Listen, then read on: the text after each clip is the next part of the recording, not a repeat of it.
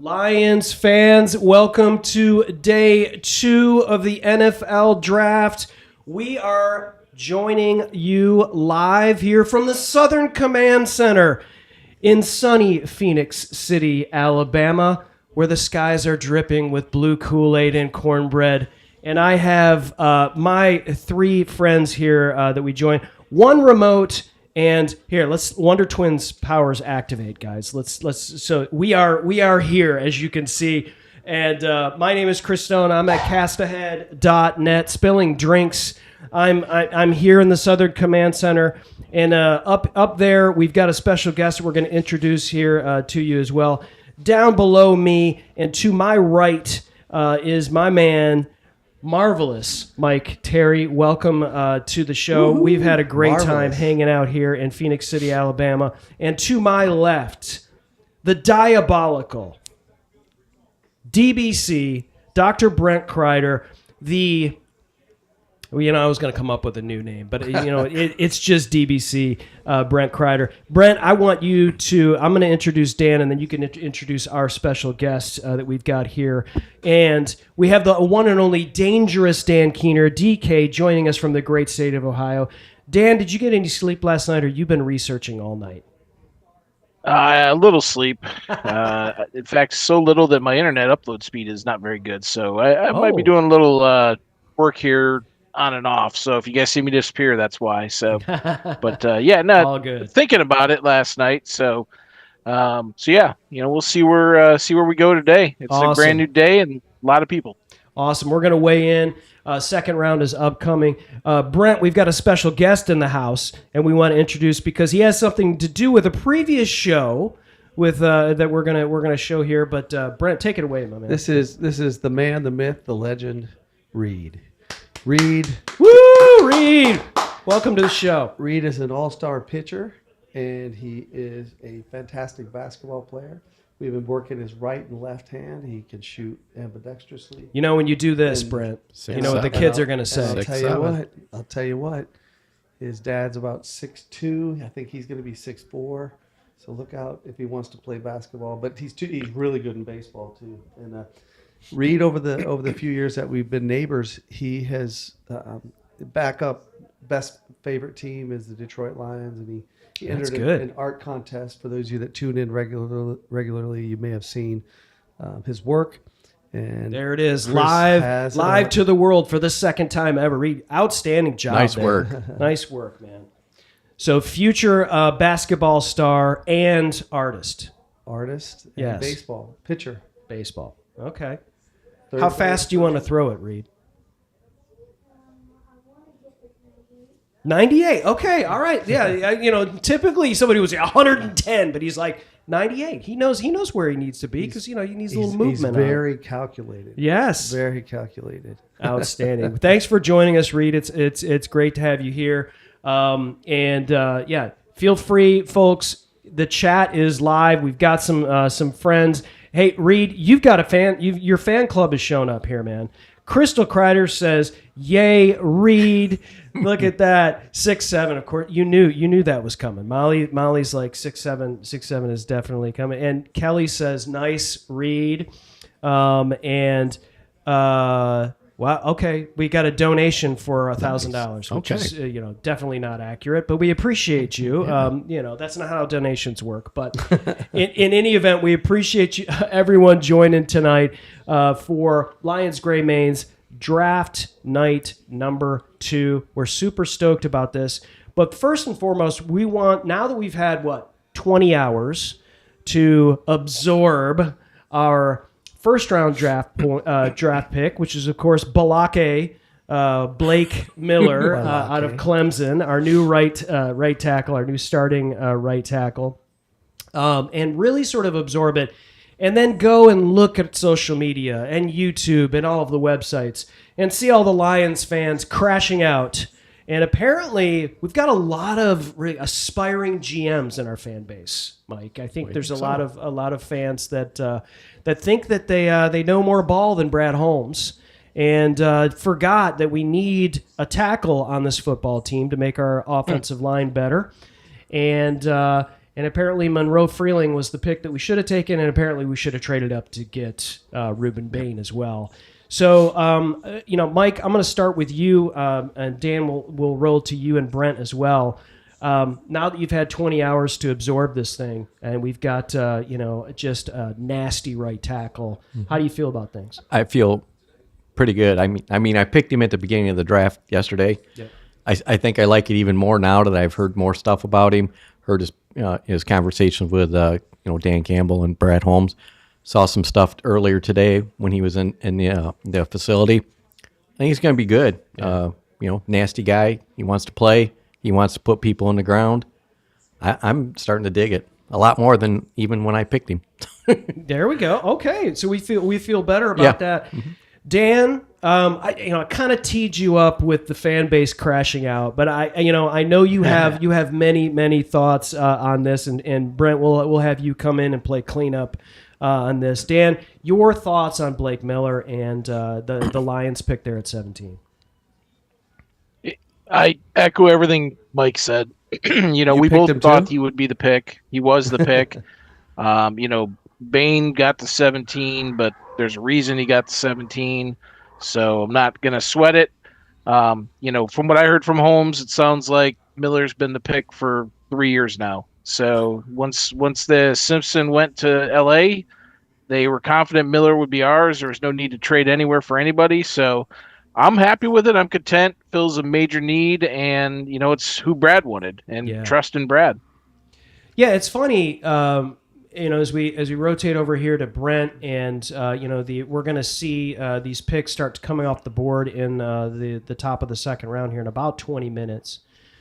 It's interesting that everybody just thought why didn't we take Monroe Freeling, right? And but we have a guy that has 54 starts, so you know what you're getting in Blake Miller. You see it like. The one thing, Brent, that I heard today from Brad Holmes is they've been watching this kid for 3 years. Mm-hmm. And Monroe Freeling has, had like 18 starts maybe? Just over a year. Yeah. So your thoughts on Blake Miller, Brent, and, how can we keep these people, from crashing out on this pick? Well, what is the Lions' center of gravity, folks? The Lions' center of gravity is being physical and running the football. What were we not able to do last year in a number of games in crucial situations is line up and run the football. And it was because of some credit coaching, but I really get more basic than that. And it is the ability of the offensive line to create gaps and seams for superstars like Jahmyr Gibbs and last year David Montgomery to run through. The Lions have absolutely no choice with the skill position players that they have, but to focus on that side of the football. Strengthen that offensive line, be able to do what you want to do, and that is play action and run the football. That's a major staple of the Detroit Lions offense is play action. I don't think that's going to change under our new offensive coordinator. So with the strength of the team, look, we lost a number of the games we lost last year were games we scored 24 points. And the offensive line wasn't up to snuff. So what does that tell me? If you're going to win football games with the defense being what it was last year, and so I think a lot of the conversation tonight is going to be about the defense, and a lot of the Lions selections these last few rounds is going to be about the defense. So that's my take. Lions offensive line had to be strengthened, protect Jared Goff, get Gibbs the holes to run through, and create play action situations to take advantage of the secondary. I love that take. We're gonna have Dan rejoin us. He's got some issues that we're gonna work on and get him back in. I love both those. I love all three of your takes. I just feel like there's a certain. You guys have to feel this way too. There's a certain type of player that Holmes and Campbell look for, and it's more than just measurables. It's more than just the tape, although that's you can't you got to look at that stuff. But they want great humans in here that love ball. And when you get a team captain like Blake Miller, and you get a guy that he missed one practice because he had surgery on his wrist.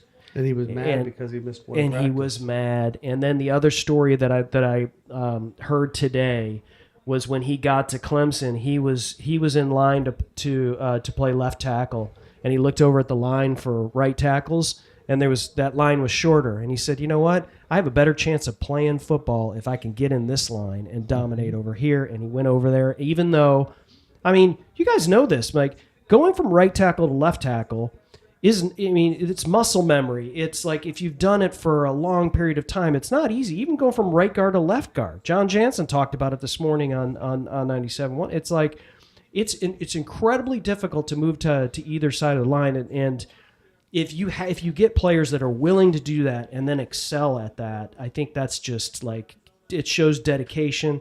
It shows they love ball, and that's the kind of players I think that we want on this team. And our offensive line got better. We have a very young offensive line. I'm excited. We're going to run the ball because we're going to run the ball and then we're going to pass off play action. And the last time I checked, that's how the Lions offense runs. But we'll see if Drew Petzing is going to do the same thing. So let's have some fun.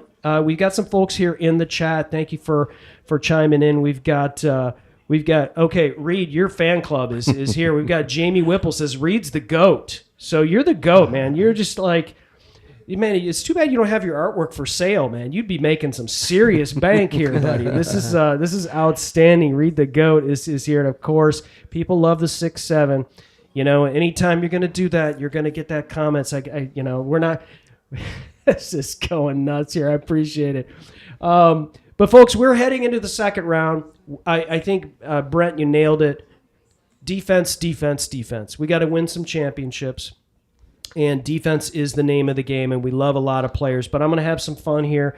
As some people are joining in, we're going to talk about some of the second-round draft picks that the Lions have made in recent history, and so we can kind of know what Holmes may or may not do, but also some of the greatest Lions draft picks in the second round in history in general, and a lot of names just really were surprising, to be honest. When we went through these numbers. What's that? Yeah, I can't wait. Okay. I was like, but let's first talk about this list, and this is a little disconcerting if I'm being completely honest. But this is a list of players drafted in the second round in the last 20 years. Of course, we know Tate Ratledge, and I think at this point he's getting an incomplete. We don't know yet. What we got with Tate, he looks like a good player, looks like a solid option for us. Ennis Rakestraw, another incomplete, a lot of injuries. Not feeling great about Ennis Rakestraw right now, but still is on the roster, and apparently is very healthy and will compete at the cornerback position. Sam Laporta.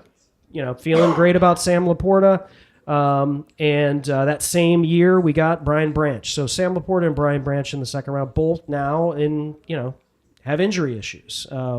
Brian Branch we won't see until likely November. Sam Laporta's got the back issue. We're hoping he'll be back. And then the second round list goes into the nether regions. We've got Josh Paschal, no longer on the team. Levi Onwuzurike, who is still on the team, hopefully will do something. Then we have a bunch of players not on the team in here. I'm not going to go down this entire list, or else we'll be crying at this point.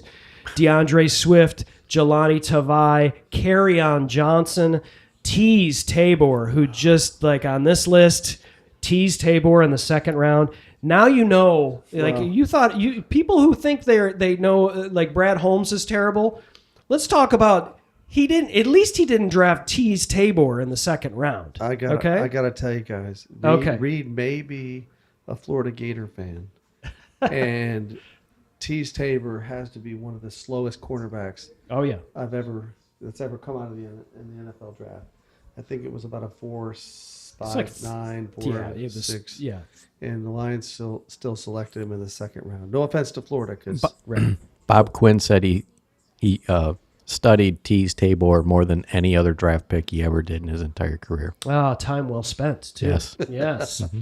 Oh, Bob Quinn, the smartest guy in the room. And so, in light of that, what we decided to do is to put together a list of who we feel are the greatest second-round draft picks of all time for the Detroit Lions. So here's the list, and if Lions fans, we're going to keep this up throughout the second round. So if you're in the chat and you're joining us, give us your vote on who you feel is the greatest Lions second-round draft pick of all time. Here's your list, and a lot of these folks, we realize if you're young, you're probably not even going to recognize some of these names. But by the way, Lem Barney is in the Hall of Fame.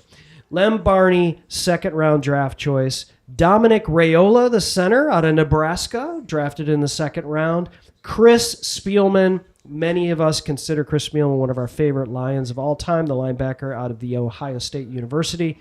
Al Bubba Baker, an outstanding defensive end. One of my favorites. One of Brent's favorites, also drafted in the second round. Kevin Glover, a member of the Lions Gray Manes Hall of the Underrated. Yep.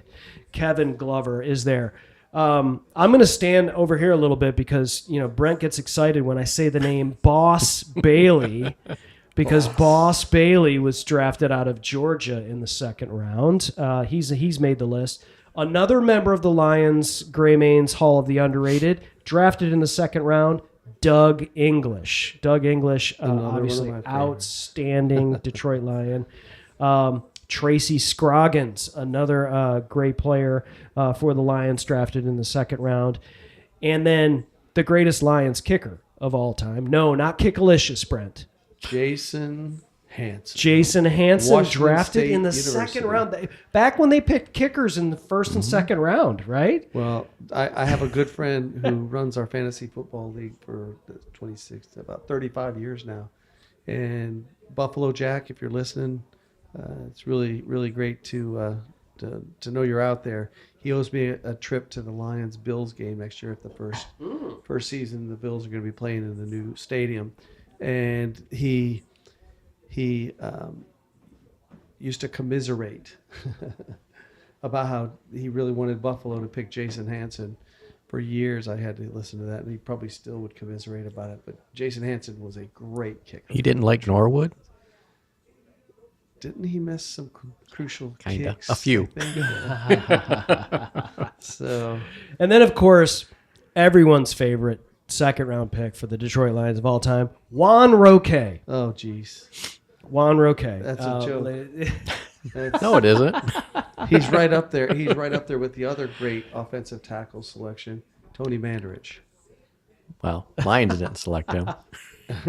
I see what you did there. I see what you did there. You like that? Outstanding. Well, we're 10 minutes away from making a pick here. Let's just recap who's on the clock right now. It's the San Francisco 49ers that are on the clock, who obviously have traded into that spot. I'm not sure the history of that trade, why they're picking first in the second. It happened last night. Oh, it did? Yeah. Who was in that spot? I'm assuming it was the Raiders? No. No, because the Raiders no. are down at 4 now. I remember they traded last night. I have to Interesting. So the Niners clearly saw what happened in the first round. And they're like, we got to go up and get this player before somebody else does. Mm-hmm. It's always the top of the second round is always an interesting spot. End of the first, top of the second is always that interesting. We got to get this player before tomorrow or before anybody else has a chance. So they traded up to get that. I'll put this up on the screen. We're still waiting on Dr. Keener, who's not yet in the house. And then, of course, the Lions don't pick until pick 18 or 50th overall. So we've got quite a bit of time, although the clock now goes down even another minute. So we're looking at 7 minutes between picks. And last night, I don't know if you guys agree with this, boy. A lot of people are talking about how great it was that these picks went so quickly. Do you guys feel like maybe there wasn't as many trades because of that, and then it just took a while for people to kind of? Buffalo clearly didn't. It didn't keep them from making trades. Buffalo did exactly what I wanted the Lions to do, and that's trade back. The Niners traded with the Jets. Okay. Today or last night? Or last night. Yeah. Last night. And so who's picking first here? This is the Niners. Niners are taking the Jets pick. Okay, it looks like the Jets are back down at. Where did we see them? Okay, interesting. Yeah, they went pretty far down, didn't they? Yeah, they did. Huh. 12. Well, that was Dallas's pick. So, wow. All right, here we go. We're getting Dan in the house, and we'll get him situated here as quickly as possible. So, if I may just comment on the Please, greatest yeah. second round pick, Yes. I think we can all kind of agree that Lem Barney is probably the greatest second round pick of the Lions. Yeah. Maybe one it's of the greatest tough to second round argue. picks of all time. I'm on the fence about that because Juan Roque. Well, it's tough. It's tough, but I might have to agree with Yeah. you. So, and then just for a personal favorite, Chris Spielman is probably my favorite second round pick. Yeah. He's probably my favorite Lion right there with a couple others. But yeah, I think we could probably all agree about Lem Barney. He may be the greatest second round pick in the NFL history. Yeah. Maybe. Wow. Maybe. Well, he's I'd a have to Hall- look, Hall of but he's a Fame Hall of Famer. Corner. Yeah. Sure. Well, I mean, in the history of the Hall of Fame, there are a lot of second round picks. There are. I don't know them off the top. of my Right, head, yeah. But certainly for the Detroit Lions, Yeah. there's only been 4 guys. We're number 23. Three. Well, before Lem, I think it was Warren. But Yeah. Wow. Lem Doesn't Barney, matter. Lem Barney. Started One with of him. my personal favorites, Yep. Billy Sims, and of course Barry Sanders. Barry Sanders. Yeah. And I really kind of wish Jimmy Gibbs would wear number 20. They'd pass it on like a. I think that number may be retired. Well, should have been retired after Lem Barney. Yes. Yeah. I Yeah, think Billy I Sims think- wore it. Barry I Sanders think the wore it. Lions would. I think the Lions have been one of those teams that are committed more to the circle of honor. Yeah. The circle, and you get honored. And I think if the right person came along, they certainly. It would be. Yeah. I mean, it would be a good tradition to have Gibbs wear that. Yeah. Yeah. That's a good call. All right, so Dan, how we feeling, buddy? Can you Well, I hear was us? feeling good till Oh. internet decided to play havoc tonight. Uh-oh. My upload speeds are all impacted. I'm not sure what's going on. I tested it when I was offline rebooting, and I was getting what I expected to get. And Okay. as soon as I joined this Zoom call, it like cuts it in half.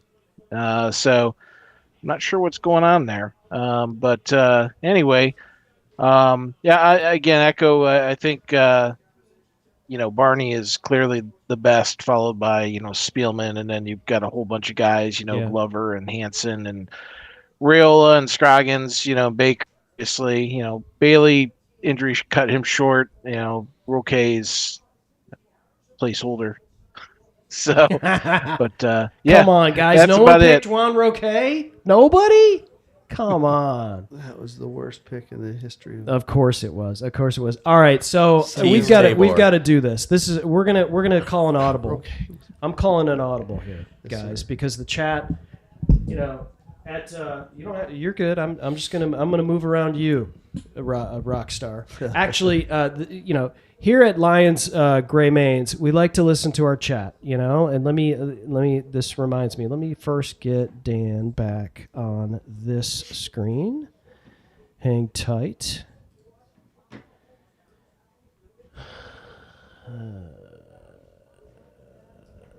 Okay. There we go. And there we go on vertical. All right. So the chat is calling for this. We're trying to talk about the second round. We're trying to talk about Lions, but Jerry Williams says Reed is an all-star. The Molly Kreider says let's hear Reed. So Reed, I'm just going to take my mic here and I'm going to put you on the spot. But listen, your fans are here, man, and so let me switch over here to Brent's screen so we can see you here with Brent. So the people want to hear from you, Reed. There's a smile, and I think he's happy. I think he's happy to that. If you can move a little bit more towards Brent for me. Now, you said that your two favorite teams are the Detroit Lions and the Tennessee Titans, right? And I'm assuming Jahmyr Gibbs is your favorite player for the Lions? Yes. Why is Jahmyr Gibbs your favorite player for the Lions? I just really like the way he moves in space. And my friend is an Alabama fan. Oh, okay. Okay, so you your friend you heard your friend talk about him because he's an Alabama fan. And so you're like, now that he's a Detroit Lion, you can kind of cheer for him. So your college teams. So who's your favorite college team to watch? I bet it's the Florida Gators, isn't it? Yes. So do you have any Florida Gators football players that are your favorite that may be in the pros right now? I think the only person that got drafted is Caleb Banks. Caleb Banks, yeah. Caleb Banks went last night. He's a Florida Gator? Yes. Okay, who did Caleb Banks get drafted by?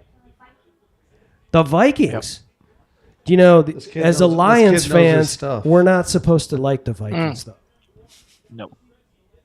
So if Caleb Banks plays for the Vikings and he plays against the Lions, who would you want to win?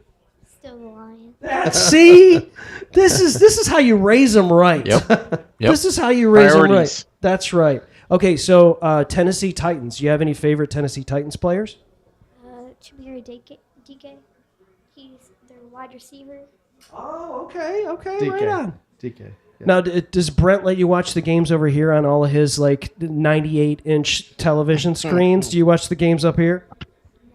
Oh, my That's gosh. good. He Good. knows he can come over any time. We Brent. play basketball every weekend. Brent. We hang out. Let's he's a great let's guy. face it. Let's pretend Brent isn't hearing. Does he call you Mr. Kreider, or what does he call you? What do you call me, buddy? Mr. Brent.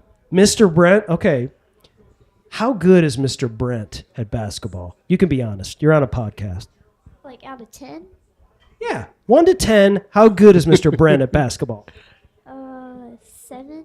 Oh. Whoa. Okay. Okay. But He knows- he knows. I'm almost 60 years old, and I'll tell you what, this kid is amazing, absolutely amazing. He's going to be such a great athlete. Well, he is a great athlete. Yeah. But what I'm trying to do with him Yeah. is the things I learned in high school and college and basketball and playing in all those competitive leagues over the years, impart that knowledge in him. There you He's go. a tough little guy. That's good. He's a tough guy. Thanks for doing that. I know we put you on the spot. You're a future YouTuber and podcaster. We appreciate you doing that, Reed. And listen, like when the fans want to hear from you, we got to respond. We got to respond to you. job. So yeah, good Way to job. go, Reed. Good job, buddy. And he knows his stuff, guys. You Yeah, can he tell there. does. We often go through best lists as we're playing, hooping it up and everything. We'll go through the best list of NBA players or Yep. college players and things like that. He knows his sports. I liked his analysis of moves in space. Moves in space. That's nice. Yeah. Dan Keener, who's your favorite Tennessee Titans player? And by the way, his dad went to the big house with me for the Michigan Ohio State. Oh, I know game. that answer. We went to the big house for the Michigan Ohio State football game. Yeah. Reed's dad and I did this past season. What is your answer, Dan?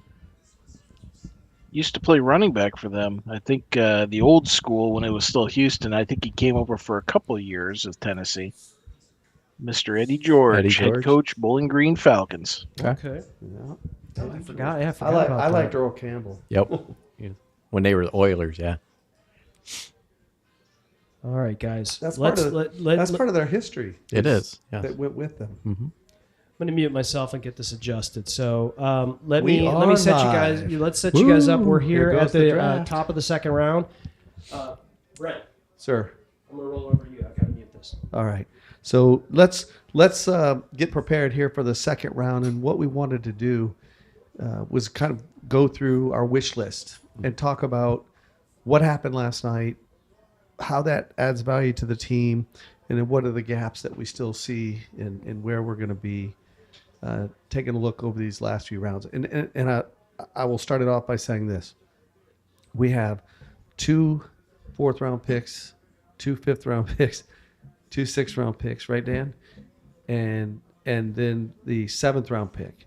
And what the Lions are going to need to do in those later draft picks is build those backup special teams at a number of positions. And if I had my way, the Lions would address either edge, safety, linebacker, and potentially cornerback, but defensive tackle, and in all of those selections that they're going to make. And the reason that I was so bullish on the Lions trading back was that they could have stacked up a number of players in the second round range, like what Buffalo is going to be able to do here. And so as we were going through this list, we are going to get a good player. I think Dan said it best as we were getting live here tonight, that we are going to get a good player. So Dan, why don't you start us off with a little bit of insight into where your head's at with where we're going to go in the second round? Yeah, we're picking 18th in the round, right? And I went through and kind of looked at the top 32 players that were left on the board. There's a big hunk of those players. Half of them are positions we probably aren't going to pick, such as cornerback, wide receiver, and other offensive positions, interior offensive line. So, we clearly, I think our top two needs are edge and linebacker. I don't know. It's cutting out.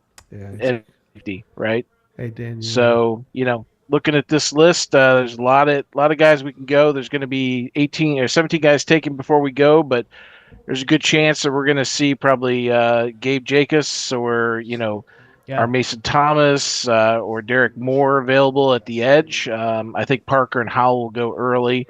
As far as linebackers go, the guy you love, Rodriguez and C.J. Allen, are both sitting out there. Anthony Hill's out there. Jake Galday's out there. They're all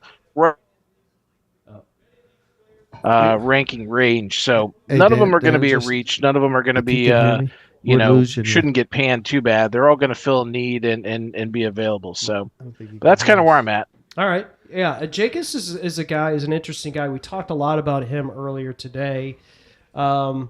Do you guys, obviously edge is a huge need. There's no question edge is a huge need for us. It's definitely one of the needs. So is Jacobs a guy that you guys feel comfortable with at 50 if he's there? Well, is he that Mike quality? Yeah, I mean, Zion Young, we feel like it's going to be gone, right? Yeah. Yeah. I mean, Jacobs fills a need. He's sets the edge. He's run stopper. I would be okay with it. But there's that little group of people that are going to be there. We said it earlier today. You take the defense and throw a dart. You could, you could get anybody that's in the right value there for the defense. But I'd be okay with Jacobs. Yeah, there's three Big Ten dudes, four Big Ten guys, three Big Ten guys, right, Brent, that are there. Yeah, well, and Jacobs, Derek Moore, and I think you brought up the guy Danny Dennis Sutton from Penn State earlier this week, right? Well, I think if we start at the top of the list here, let me just kind of run down what ESPN has, and this will be of course vary service by service, but you got Jermon McCoy, which we've talked about a little bit, Emmanuel McNeil Warren, Toledo safety, Avion Terrell Clemson corner, Denzel Boston, wide receiver, Washington, Caden McDonald, Ohio State defensive tackle, Zion Young, Missouri edge, Cassius Howell edge, and then you go down to Gabe Jacobs, who's about 16th on the best players available, T.J. Parker, who's about 23rd, and then Michigan's defensive and edge is about 28th on the list of available edge players, and then our Mason Thomas. So you got depending upon, we know how Brad Holmes is, he falls in love with a particular player, and if he's been scouting somebody for 3 years, then there's nothing, and I kind of like this in some ways. There's nobody that's really a reach if it's a player that they're interested in and fits the culture. Now, do we know if Brad Holmes has been scouting Gabe Jacobs for 3 years? No, that was that was the comment he made last night. Right? Yeah, I'm just making the comment. No, I was just asking. We have we were joking around on the boat today about this, right? Yeah. Mm-hmm. Nobody knows what's in Brad Holmes' mind and where his head's at. So I know Dan, you did the list a while, but do any of these people that we've talked about, if they had official visits with the Lions? It's good. It's a good time to look at that list. Quite a few of them did. Yeah, there's a number to Dan's point, and I kind of cut him off, and I apologize, Dan. But he was listing out. There's a number of Big Ten edge guys. Then I just wanted to highlight all the players that are in range, regardless of whether they were necessarily at position of need. Right. And so now we're sort of boring in on Gabe Jacobs. I think everybody here likes the idea of Gabe Jacobs. I personally am more bullish on a starting linebacker than I am a backup edge. But this is why we have this podcast, is to negotiate and debate these points. There's So go ahead, Dan. I have the list if you're ready for it, Brent. Fire away, buddy. The guys we talked to at Edge that are in this group. So yeah. Yeah. So right off the bat, Parker, TJ Parker, who hasn't been selected, he was one that we had a visit with him. We had a visit with Zion Young. We had a visit with Danny Dennis Sutton from Penn State. Visit with Derek Moore.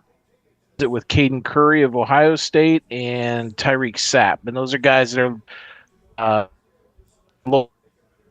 who's gone. So those are the guys we visited with that are in the first, the second to fourth round range that are edges. And then as far as linebackers go,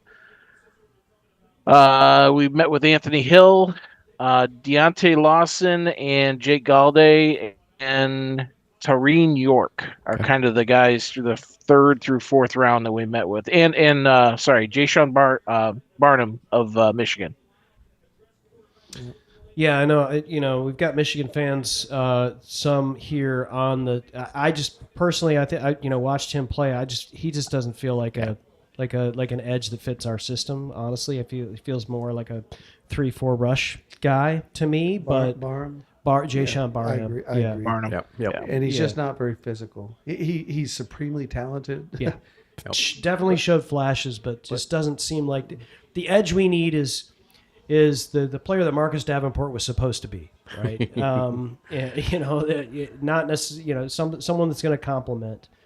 All right, so San Francisco's on the board here. We've got 2 minutes to pick, and we're seeing a lot of Carson Beck talk. So this is, this is a crazy pick. If this is the pick, if San Francisco, this is me nudging you, Dan, to get that early pick. Yeah, I got it. I'm waiting for it, but we don't have it yet. Okay. They're picking though. Didn't they just sign? Well, Purdy is signed to a massive extension, but you know how the contracts with the quarterbacks are. A year or two into it, you can cut them and minimize the amount of, or you could do a Tua and cut them for $90 million. Yeah, cap pay hit, right? $90 million. All right, pick is in. San Francisco 49ers. Are they going to take Carson Beck? What, Carson Beck, didn't he just turn 38 years old? I was going to say. I don't know. I mean, his girlfriend would be in the right state for her work.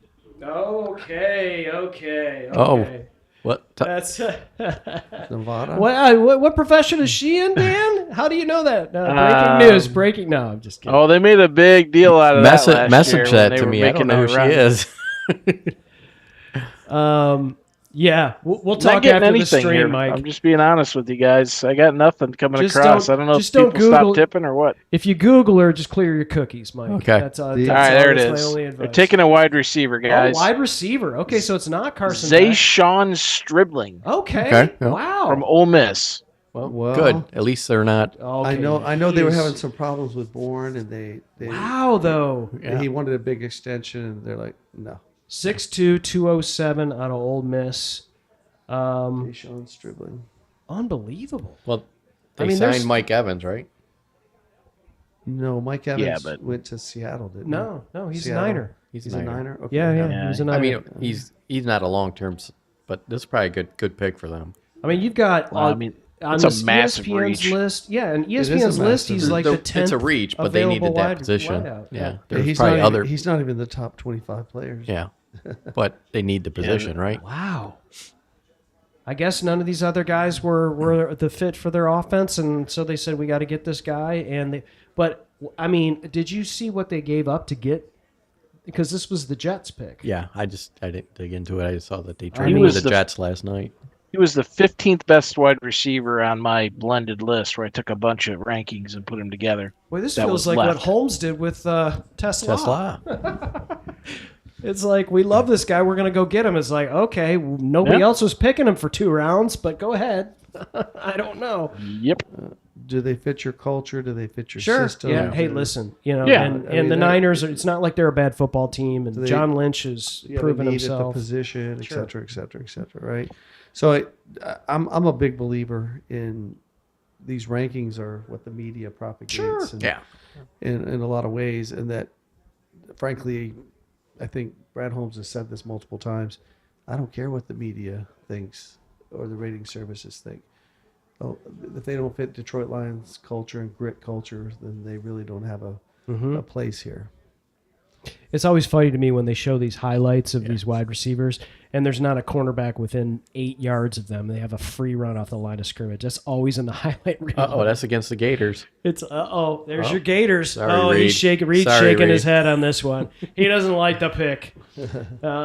See, there's nobody covering that guy for 10 yards against Georgia. It to me that just drives me nuts. It's like let me see him with a guy actually can catch on the him. ball with his hand. He's a good hands catcher, and he can catch when no one's around him. He's got some speed. But if he can create space, right? Yeah. That's as much as Shanahan doesn't look happy.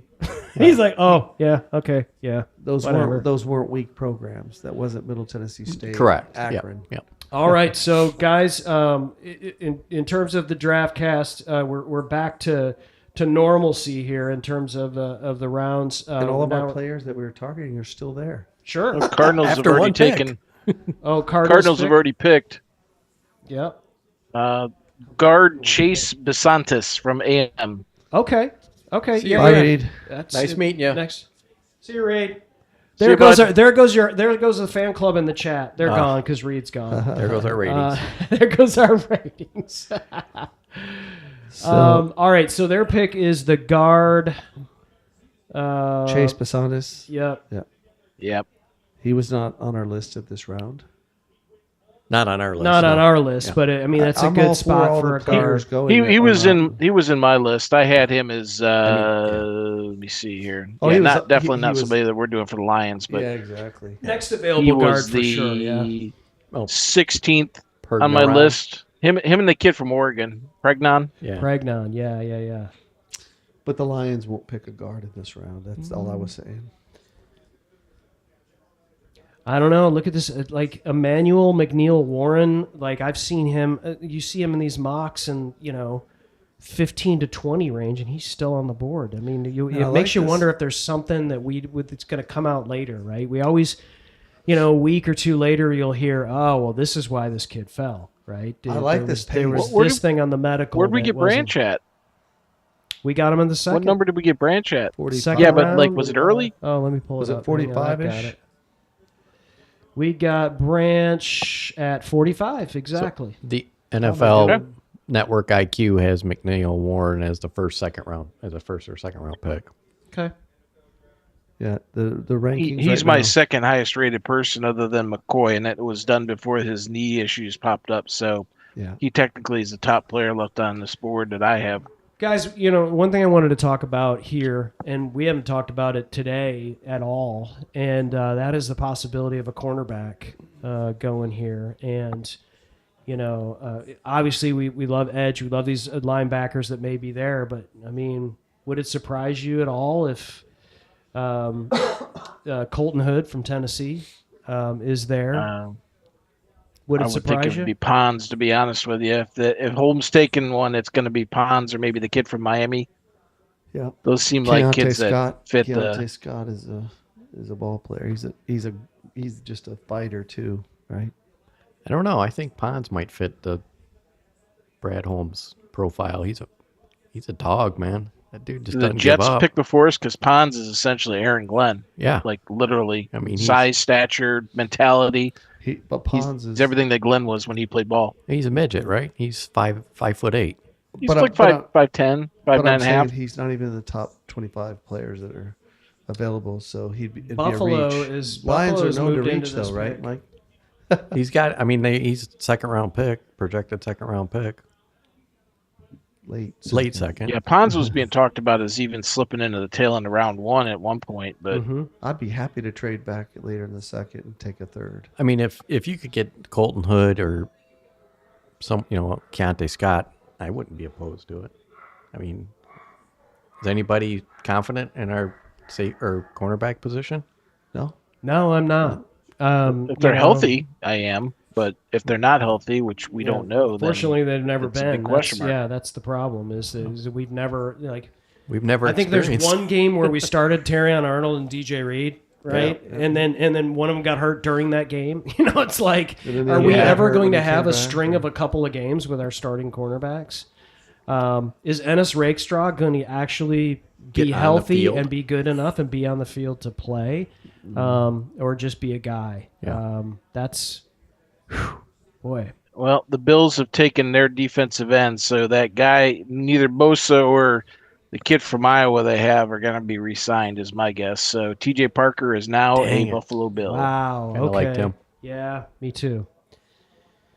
All right, Zion But Young's he wasn't my kinda- favorite. I'm just being honest with you. The guy had 5 sacks. He Okay. and he's more of a like multi-dimensional end. He's not a dynamic rusher, but he was more of a run guy. Mm-hmm. Yeah, 12 tackles. Which 12 and a half honestly, tackles that for might be what loss. we need right now. So Yeah, Dan, Too late 12 and a now. half tackles for loss. He said he's very physical at the point of attack. He's huge. And he tested 6'4". well at the combine and was Senior Bowl standout. Yeah, and they said he can move down into the inside as well and play from the inside for 265, 6'4". Yep. Yeah. But I liked him. I liked him late. If a couple of the Was names Jim that we Kelly? talked about are gone. No, Shane Conlon. Shane Conlon. okay. What's the P for? Oh, It could be Permian if he's from Texas, South Carolina. T Parker. T. Parker. Parker. Yeah, T T.J. Parker. T Parker. Parker. That looks like Permian's. Yeah. Odessa Permian. Yeah. Hey, guys! Look, the Bills made a pick. Wow, and they didn't trade They back. didn't trade back. Yeah. And wait do you see what they're going to get with these 3 picks coming up. You're going to be, I would like it. I would like it. I would Yeah, like him T.J. too. Parker was one of those guys where like, yeah, like But we can't, you guys. We can't draft another Clemson player. We've hit our quota of Clemson players for the draft. Clemson hasn't played well enough in the last couple of years to warrant drafting another Clemson player. What's crazy is it's not like they didn't have talent, right? There's talented players on that Clemson team, and we wouldn't be talking about T.J. Parker and Blake Miller. And, Texans. yeah, Texans traded up guys, by the way. Oh, okay, all right. So They that's, gave up 36 and 117. I'm sorry, they traded 38 and 91 and took back Vegas's 36 and 117. So swaps of picks. They desperately need an offensive lineman. Texans. The pick is Actually, they're So not the doing that, Raiders. Brent. They're taking Caden McDonald from Ohio State. Yep, that's a good pick too. Says the Raiders traded for Caden McDonald. 36 pick. they traded with Houston, and then Oh, Houston trades to traded Houston. back. Yeah, Okay, Houston okay. traded with the Sorry. Raiders. The Yeah, Never Michigan mind. clock's in the way, so you can move it if you want. No, I'm good. I can pull it up on here too. All right, chat. Sorry. I've been we've been going nuts here, dealing with some of the stuff. Let me pull. We've got some folks in the chat. Second round is going like crazy, and Cobra Kai is in the house. We appreciate you Cobra you Kai. joining, and James Hicks as well. Let's scroll up here.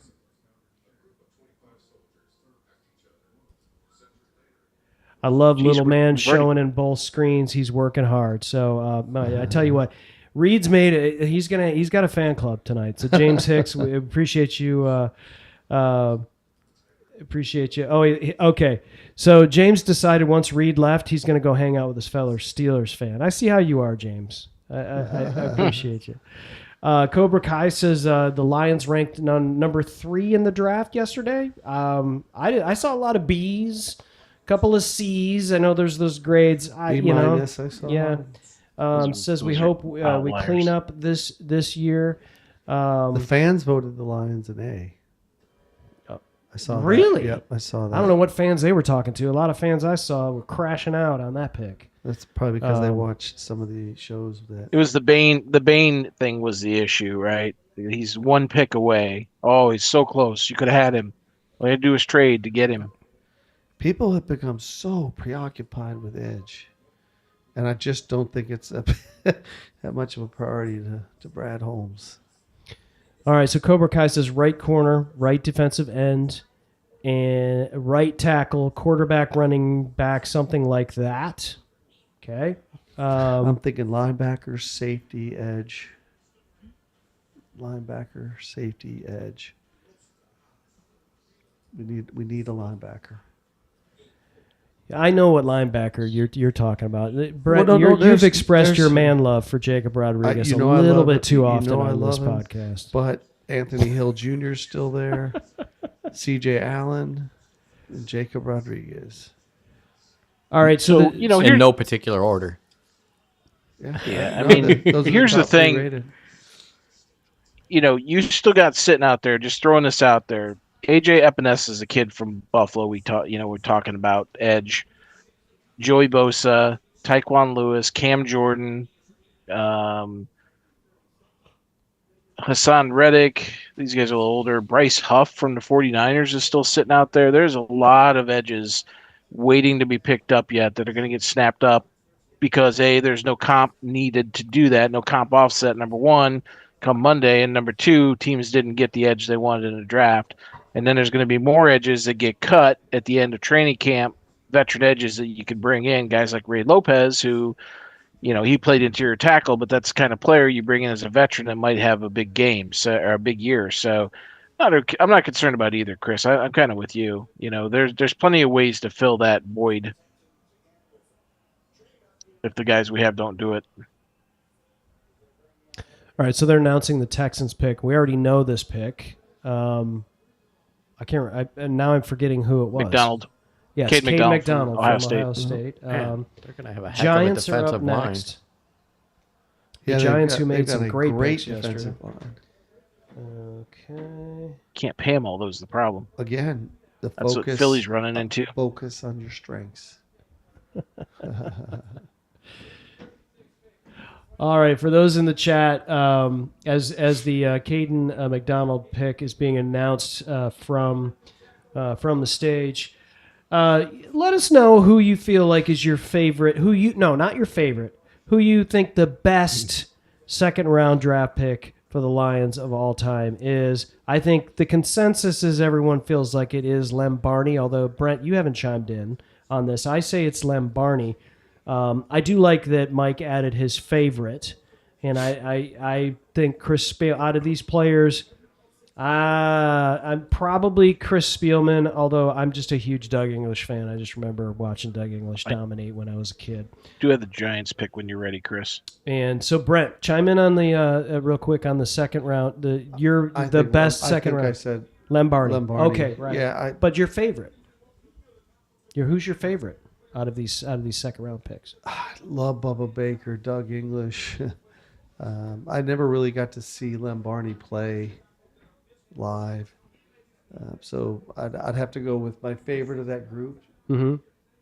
Glover, English, Baker, Spielman. You can only pick one. I'll go with Spielman. Okay. I was just trying to work my way through it because all those are really great players. And okay. All right. So, chat, let us know if you've got any thoughts on the second round picks. And the pick is in. Thanks, Dan, for that. The pick in is Colton Hood is going to the Giants. At that point, that's pretty incredible. Caden McDonald is just very emotional. Yeah. Very emotional on the stage, hugging Roger Goodell. He was in the green room last night and decided to stay for tonight. Oh man, yeah. Well, I remember Invited Brian him Branch. back. That happened to Brian Branch, right? Because But he was cry there. like that. He was pretty. He had a chip on his shoulder. He said He was pretty Yeah. mad. Good. There's emotions, angry or sad. Mhm. This overcome with emotion. All right, so there goes one of the cornerbacks we talked about, Colton Hood. At this point, gone. The Tennessee cornerback. Dan, thoughts on this going to the Giants here? Good for us. It is. Every pick that's not somebody that we want is a good for us. It pushes somebody to us that we need, right? Right. Yeah. I'm with Mike and Chris as they were talking about the possibility of us drafting a cornerback. It's certainly not beyond the realm of comprehension that they would consider drafting a cornerback. Oh, With the value- Avion Terrell's still available out of Clemson. Of course, Jamal McCoy. Yeah. That injury is scary. Brandon Cecile. Brandon Cecile. Cecile. Cecile, is that's a, we've this is how we're pronouncing his name, Dan. It's Cecile. Cecile. But you got to say it with the Alabama accent. Southern accent. Cecile. That's right. Okay. We've been here in Phenix City a little bit too long, so sometimes we got to say Phenix City. And then, of course, my favorite pick when it comes off, I don't care what team it goes to, congratulations for drafting Ephesians Prysock. The name, the Key and Peele name of the draft goes to Ephesians Prysock. We need to see him do that name. Is it Ephesians? Yeah, it's probably not pronounced that right. Ephesians. Get Keegan Michael Key on the phone. Well, I also like Hezekiah Masses. As a player or for the name? The name. Yeah, Okay. the all-name Hezekiah. team. The all-name team. Yeah. Is Ephesians Prysock and Hezekiah Masses. We should do a Lions all-name team show. Well, Boss Bailey's got to be on it. Boss Right? Bailey, Well, yeah, absolutely. he would be He's on there. gotta be, yeah. The boss. The guy's name is I mean, Boss. Harry Colon, guys. There's Harry nobody else. Cohen is another all-name team. Yes, absolutely.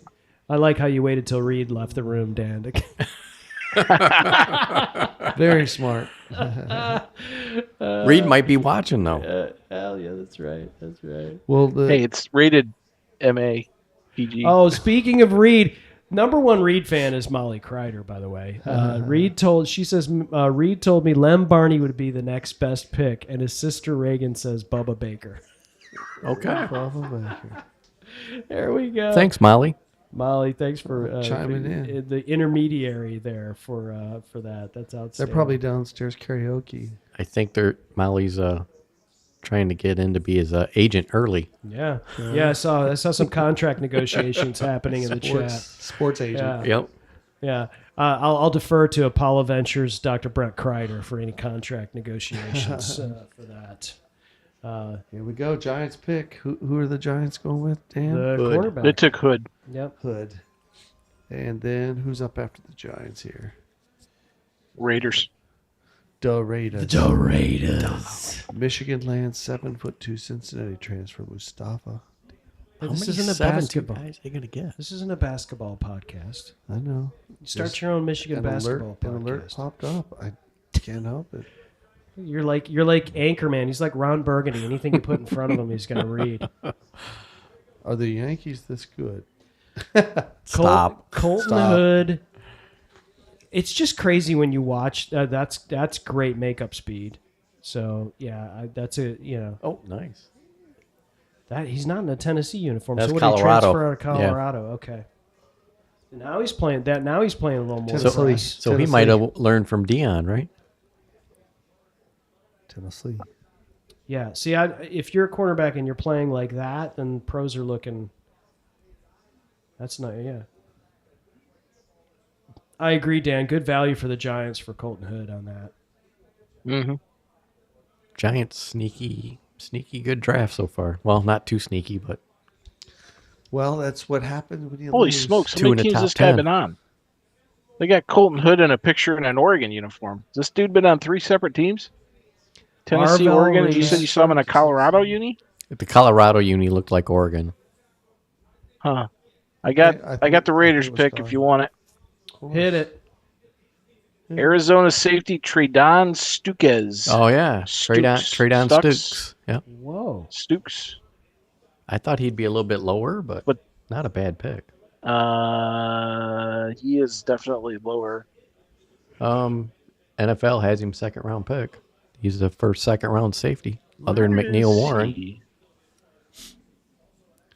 Well, They picked him that's over the question is, McNeil what's he Warren. still doing there? Yeah, Well, we still got Emmanuel McNeil Warren, Adrian Terrell, Zion Young, Cassius Howell, Anthony Hill Jr. I had him at 63, Mike.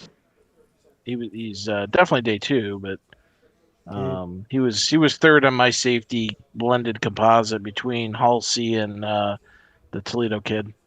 yeah. NFL has him fourth on safety. Did they? Yeah. So about the same safety ranking, looks like.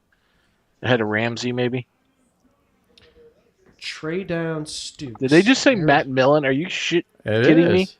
Matt Millen. Boo! Oh, boo! Penn State. Boo! Boo! 4-time Super Bowl Drop champion. Patricia out there too. Yeah. Killer of dreams. I mean, it's too bad they didn't pick a wide receiver because that'd be poetic. That would be justice. poetic, yes. Oh, the worst was after he finally was fired and they woke up old man Ford and he was fired. Then he went to Fox and he would call college games and he would sit there and talk about how he was scouting these players and how these players. And I was like, no, I don't believe a word you're saying. Like everything you say is false. Arizona trade. Ruiner of dreams, Matt Millen announced that pick. I'm sorry. Okay, All the I Raider feel greats, and better they now. couldn't have found anybody else. Oh, I got too much caffeine pumping through my veins right now. Browns have already picked. Fire away, Dan. Who is the best wide receiver left in the draft? Best wide receiver, Denzel Titus Denzel Young. Boston. Two of you said it. One of you didn't. Denzel Boston. All right. Yeah. He's no longer, and again, another player that He fell. Yeah. pushes somebody Yep. that of need to us. So Yep. I He think the fell. Stooks guy is the only one that really is a position of semi-need so far, right? I mean, Yeah. So let's look at who we've got. Parker here maybe. available. I guess Parker, but yeah. Let's see. God, On my list, we've got Cassius Howell, Mason Thomas, Zion Young, Gabe Jacobs, We're Yep. getting to the point where we're going to get a good player. Derek Moore are still available. You've got this, yeah. I mean, we're C.J. Allen, We're Anthony Hill, 10 Jacob picks away. Rodriguez, 10 picks, yep, Jake 10 picks. Galladay. I mean, right there is 10 players. boy. I hope that Brad doesn't take McCoy if he's sitting there. Yeah. I mean, at some point, whether this kid's got a knee injury, it's going to miss a year or not.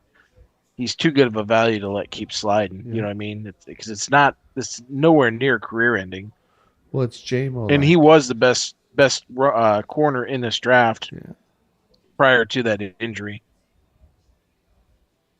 well, then he's Well, perfect. last year, He's year perfect for before. Brad Holmes. You know, he's injured. Well, A I mean, fixer-upper. if He's give me a fixer upper.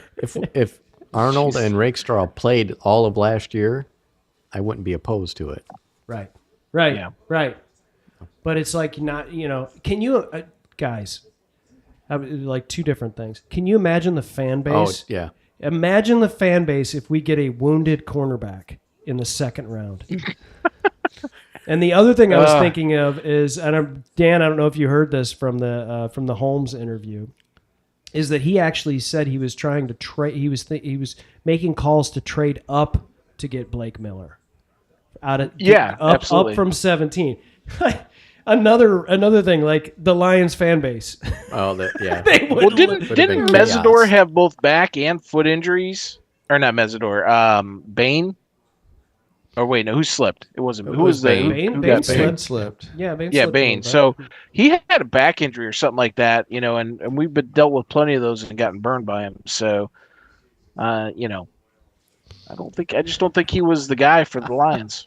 Molly, I like day 2 Molly Kreider. She's cracking me up in the chat here with the goats and the real ones. Like she's like agent for Reed. The Lions should pick Tyreek Sapp. This is amazing. John G says, "Here we go, Steelers. Here we go." Oh, sorry, wrong chat. Nah, whatever. You're welcome to hang out here. Yeah. Wave your yellow towel and be a Yinzer. You can hang out here. We're good. Molly says, "Go Titans." So apparently the whole NFL fan base is in our chat. Welcome. I think in. Reed may be influencing that. All right, I got the Chiefs pick in now, gents. All right. Oklahoma edge R. Mason Art Thomas. Mason. Yep. Okay. What do we think about that? Oklahoma. 28 pressures for a kid that's 6'2.5", 241, which was 187th in out of 852 edges. I'm not impressed. I think we discussed it in a couple of mocks, and somehow we went off of him for some reason. He was Yeah. And I can't remember why. Was it production? Like there was something about it, and I can't remember. But his pass rush production is definitely lower, and his pressures were not good, right? Because remember, he's a smaller guy. He's not like he's huge. So I'm trying to pull him up right now and see if I can find him here. I think he had 6.5 sacks and 26 tackles and 1 pass defense, 2 forced fumbles. So I mean, he played the season, but at 241, 241 pounds, he did regress from the year before. Chiefs play 3-4 or 4-3. They play Brent, are you with us, Brent? Yeah, I think they're 4-3 because they got what's his face. All right, so Chris Jones. The announcement. That guy kind of looks like Jones, Amon-Ra St. Brown with his Denzel Boston. Yeah. Boston fell. I mean, I thought Boston was a first-round wide receiver. So why is he in the second round, do you think? Sure. You never know. So the Browns have no quarterback, and now they have 2 wide receivers with 2 guys that can't throw to him. They've got 5 quarterbacks. Which means they don't have exactly. What do they got? All the masseuses for their primary quarterback that can't play? There we go. They got Shador and Dylan Gabriel. He is a Pro Bowler. That's right. He is a Pro Bowler. Dylan Gabriel. That's great. Yeah, we talked about we were having a discussion earlier on the boat, Dan. We were talking about the level of talent on particular teams. Because a writer was saying that the Lions have 3rd best talent on the roster. And they do. And yeah, I mean, we talked through it. I mean, at first blush we were like, that seems high, but then we went through all the teams or whatever, and so it was a good discussion, but unfortunately that didn't turn out into playoff. But it was just kind of funny. Is that Brent was the first one to say, well, how many Pro Bowlers? And I was like, Pro Bowlers is not a gauge for anything anymore. It just isn't. Other than you get bonuses for the players if you get voted into it. But it's just, and the Shedeur Sanders making it the Pro Bowl is a perfect example of why. I mean, he just. Well, Bengals just replaced Trey Hendricks with a guy whose arms are shorter than Trey Hendricks' one leg. Cassius Howell. Brent, any thoughts on Cassius Howell? He was productive. He's physical. He is absolutely somebody that would look good in Honolulu Blue, but he's not available. Dan doesn't like him because he has short arms. Aiden Hutchinson has short arms. Not that short. T-Rex. Maybe we should call him Cassius T-Rex Howell. Guys, we still have Zion Young on the board. We still have Gabe Jackas on the board, Derek Moore. So there are edges here. Brent, I don't think you're going to get your husband drafted here at linebacker. I think we may be getting an edge possibility here. 8 picks to go for us. 8 picks to go. Why would these guys all be still available?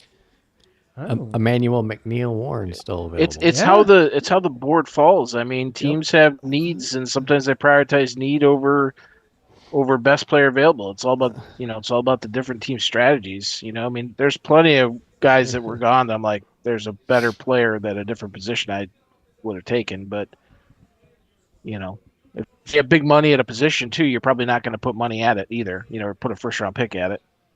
Well, if there's people looking for receivers, there's still a few more out there. We're not, obviously. Yeah. No. Still a Pregnon is still available at guard. A couple DTs defensive tackles are out there at the 2nd round. Yeah. There's kid 4 from linebackers. Intrigues me. Lions had him in, McNeil Warren? And he was the 2nd overall ranked safety in all of college football last year per PFF. Now, again, it's MAC, right? But still, he beat up on teams he should beat up on. Pons is the 8th overall ranked cornerback in NCAA, and Jacob Rodriguez is the 1st overall ranked linebacker. I mean, you have some absolute studs just sitting there. Keontae Scott, 3rd overall cornerback. So that's 4 guys, and we've got what I say we have 6 picks, Brent.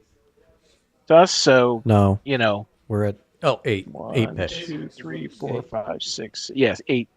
Saints are on the clock, I believe. And Saints just chose. The Saints took Christian Miller, defensive tackle from Georgia. Yep, he was one of the 2. All right. Lee Hunter's the other one.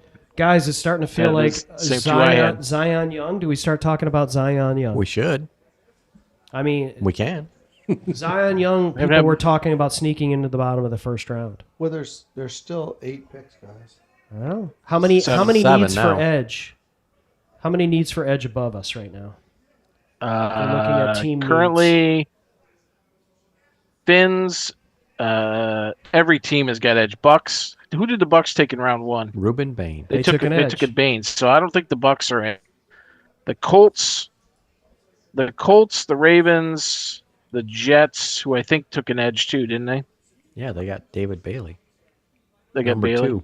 Yeah. So it's a real really it's the possibility. Dolphins and the Ravens and the Colts. And anybody that wants to jump us. That's right. That's always a possibility too. Of course, this is where Brad is like, I'm gonna go get my guy. This is that range. He's within about 3-4 picks. And if he sees a guy he absolutely wants, he's gonna throw that, one of them force and jump up a couple of picks, or a 4th and a 5th. Don't you feel like Miami's going to do something dumb here? I'm sorry if you're a Dolphins fan, but I just feel like this is the time of the draft where they're going to do something dumb. I don't know. I'm feeling a dumb thing happening right now. Well, the Vikings pick in front of the Lions, so. Oh, they do. Yeah. But you know who picks after the Lions 2 picks? The Packers. Ah. Yeah, Vikings don't need.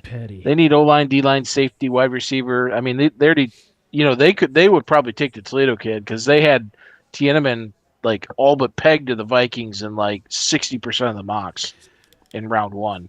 Did Dan? Did we, of the players that we kind of are sort of targeting? You mentioned Zion Young. They talked to Jackus from Illinois. Did they talk to? Jackus, that's a good question. I don't know if Jackus was on that list. Let me see here. And then McNeil Warren, we know they did talk to. Anthony Hill, they did talk to.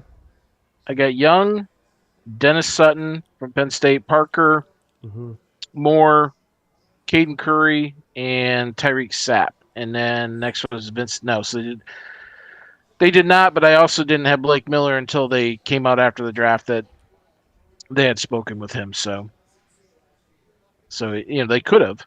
We just don't know. Right. I mean, there's some good players available here, some decent values here.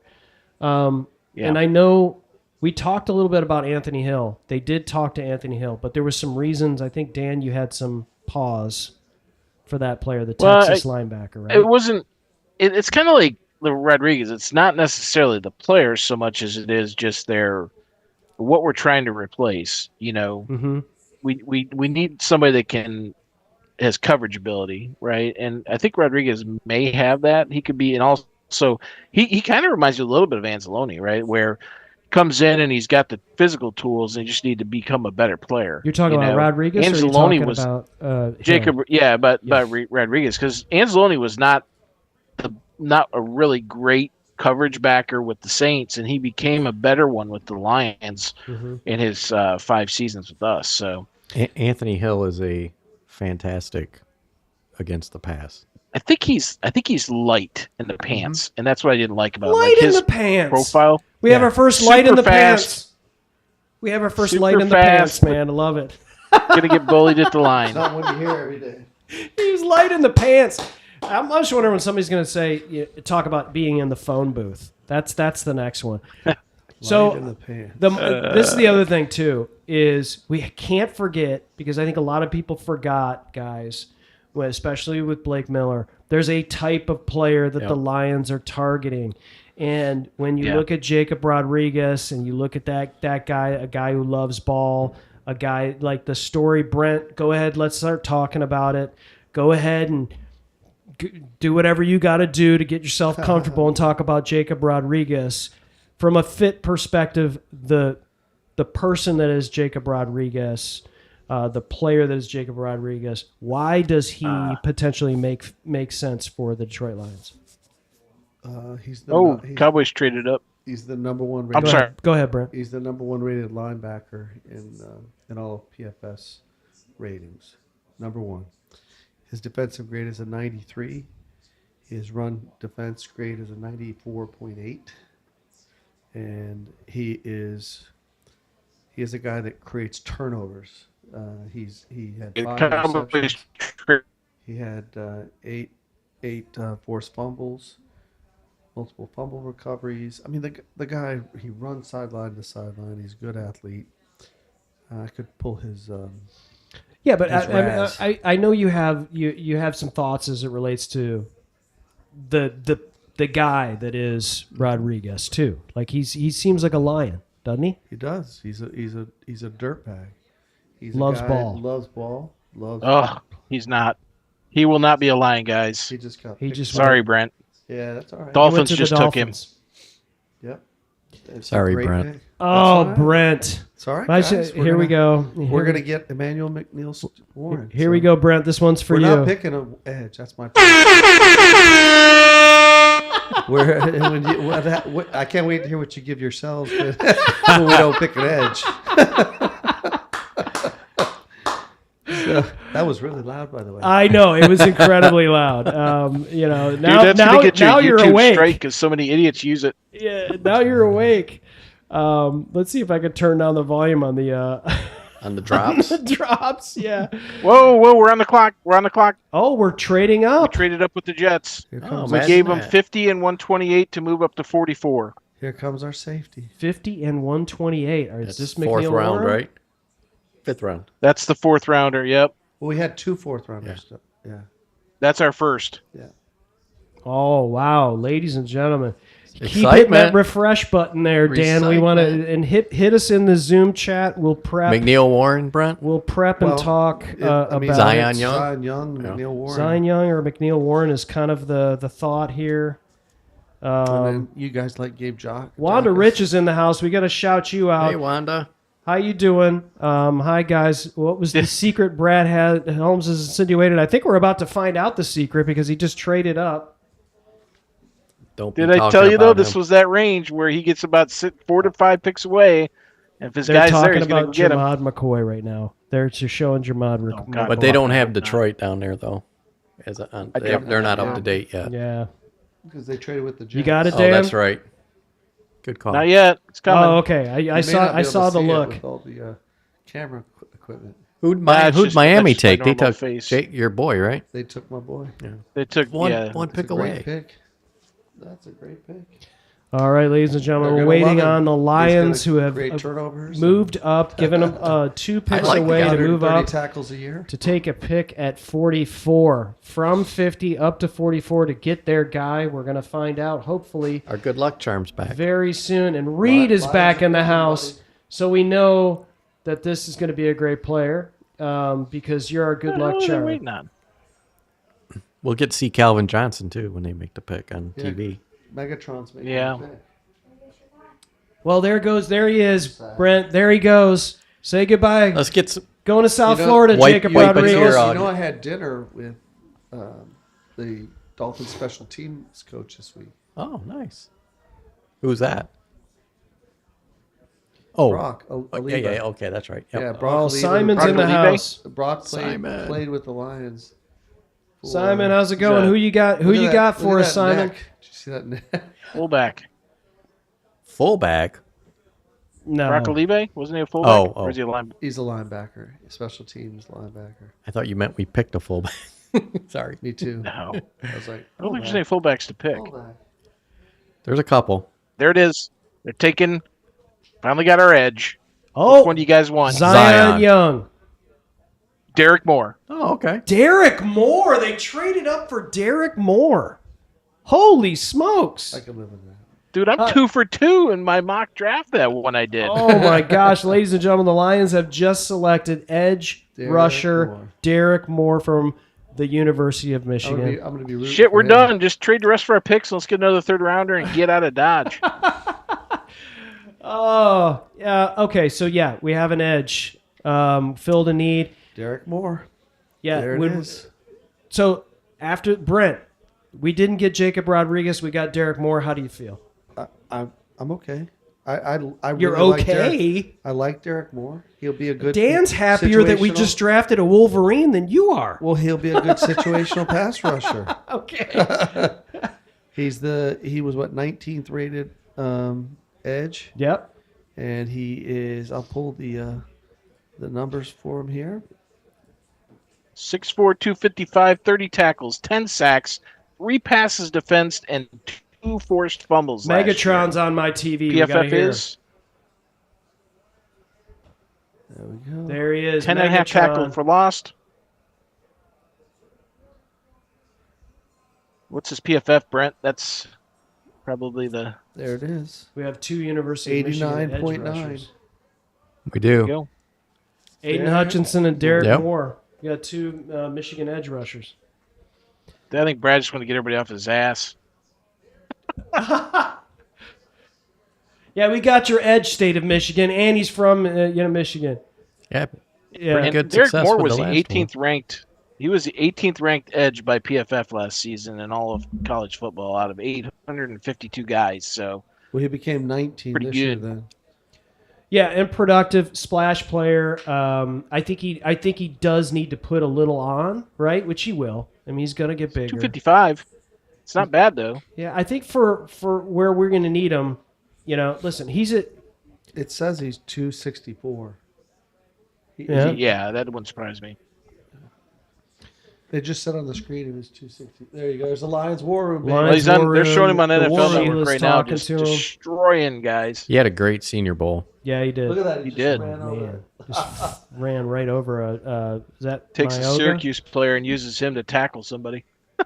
Oh, So NFL has him that ranked was as Mayuga that just got freaking flattened. Mm-hmm. Yeah, will be a plus starter eventually. eventually. All right, Lions fans, let's hear from you. Simon says, at last, a pass rush. And, of course, Molly's got to chime in and says, Reed is the GOAT. Lots of goats. Simon is super happy that Michigan has that. And has someone hijacked Molly Kreider's YouTube? Because all we're getting is goats. The goat is back. Now we need his sister. We're being hijacked here. Molly's Awesome. out of control. Folks in the chat, let us know your thoughts on the Lions draft pick, and if the Lions fans crash out like they crashed out last night with the Blake Miller pick, and then they're just gonna crash out. Yeah, they're just SOL fans. Yeah, exactly. I mean, listen, what do you want? We needed a tackle. We filled it with a guy who can come in and be a day one starter at right tackle. Yeah, we need an edge, right? Two huge needs. We still do have other needs, but you can't tell me that there was anybody else on this board, that was a better pick than that. I was thinking Zion Young, but okay. Obviously, They did their diligence. They had Zion Young in the building, so they knew.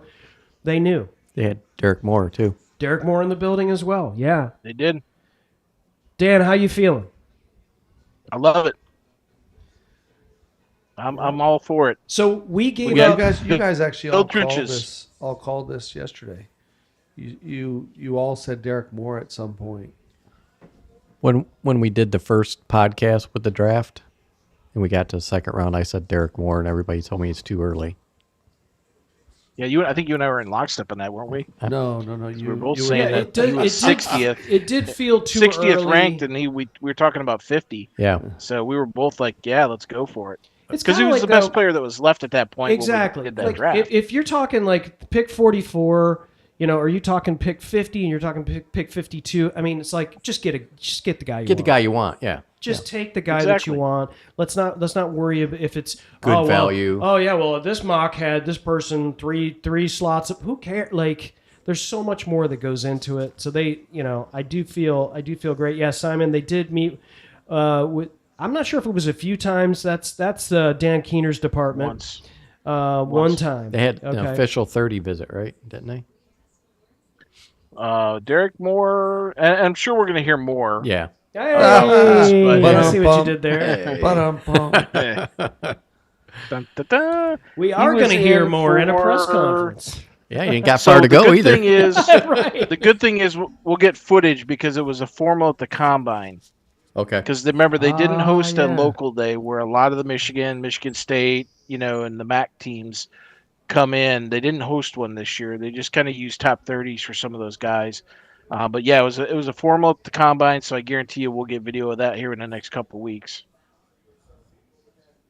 I'm pretty happy with it. I mean, like you said, we got an edge. He fills a need. He's can put a few pounds on, set the edge, stop the run. He'll team up good with Wanham, I think. Well, one of the major weaknesses is consistent pass pressure, not Aiden Hutchinson. There's not too many people that are Aiden Hutchinson. No. The pressure the Lions put on quarterbacks is only Aiden Hutchinson. Oh, yeah, I see what you're saying. Yep. Okay. I thought you said he wasn't like Aiden.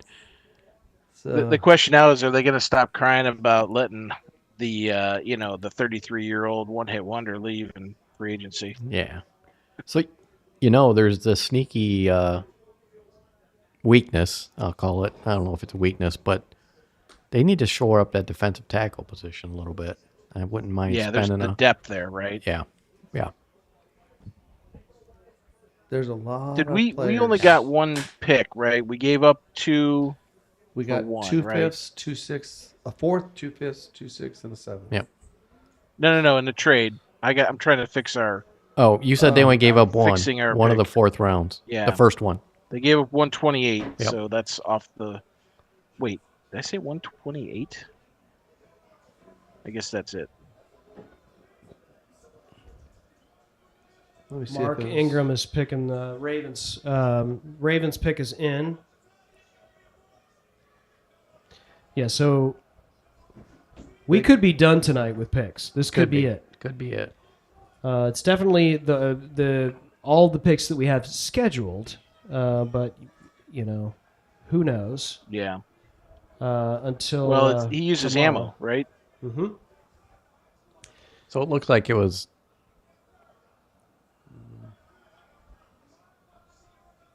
I mean, it was Dallas to New York to Detroit, the pick. So do we know yet who he gave up to move up, or what? Yeah, we do. Picks? Which ones? Talking about. What are the There's numbers? one first, fourth round pick, the second round pick, and the first fourth. Yeah, we traded our 50 in the first fourth round. So we have fourth, fifth, sixth, seventh left. The 128. We gave up 128. That was the Houston pick. That was the Got it. second, fourth. Got it. Yep. Oh, it's the second. And 50. So we're not a ton. I mean, that's not bad. No, that's not bad at all. Mm-mm. Zion Young went to the Ravens. It's a good spot for him. Yeah, and it's good. And that's probably why the Lions traded up. What if they thought the Ravens were going to pick Derek Moore? Because Derek Moore and Zion Young are both sort of the same type of player. Yep. And Like you said, they talked to both of them. So yeah. Derek Moore, Detroit Lions. Well, everybody should be happy. They got their edge. let's see what the Twitterverse is saying. Led Michigan in sacks with 10 and earned all Big Ten honors in 2025. Primarily wins at the line of scrimmage with the use of speed to power. Good. He can straight arm defenders, hold the point of attack, and snatch to disengage from blocks. Primarily uses the dip and rip technique and needs to develop better. I saw him plow Mayoga at the Senior Bowl practice, so it looks like he's working on that. He had a really good Senior Bowl. Looks like we lost Dan. Dan's had some internet issues tonight. I don't know about if it was just me, but I kept losing Simon. earlier. Ravens like Michigan guys, so he's right. Although Jim's no longer their coach. John's not there anymore. Yeah, or John. Yeah, that's easy mistake. But make. Minter's there though. Right. And look, we can turn our attention after we talk a little bit more about what this does to our team and our depth on the defensive line. But there's still a lot of good players out there in those fourth, fifth, Yeah, sixth, and I know you've done a ton of seventh research on round. these guys, so I'll be interested to hear your thoughts on that. Simon in the chat says, Brad heard the calls for edge. We were 31st in time allowed to pass. I love this pick. It's a great point. I mean, it's a massive need for us, and you can't get mad at the fact that that we're fulfilling needs with great. These are good ball players. That's right. Guys, we watch Michigan play every Saturday, and when they weren't playing on Saturdays, we watched them then too. And that dude jumps off the screen, Absolutely. made plays. And so I'm excited to see him make plays for the Detroit Lions. He no doubt in my mind that he's a player. And look, he's got a chance to play under Woonham and develop a year. It adds to our depth. If you suffer an injury, you can roll him in there. Barring any unforeseen, he's going to be a rotational player, right? Probably right out the gate. I mean, it depends. Yeah. It's all up to how he performs in the preseason Yeah. and works his way into the rotation.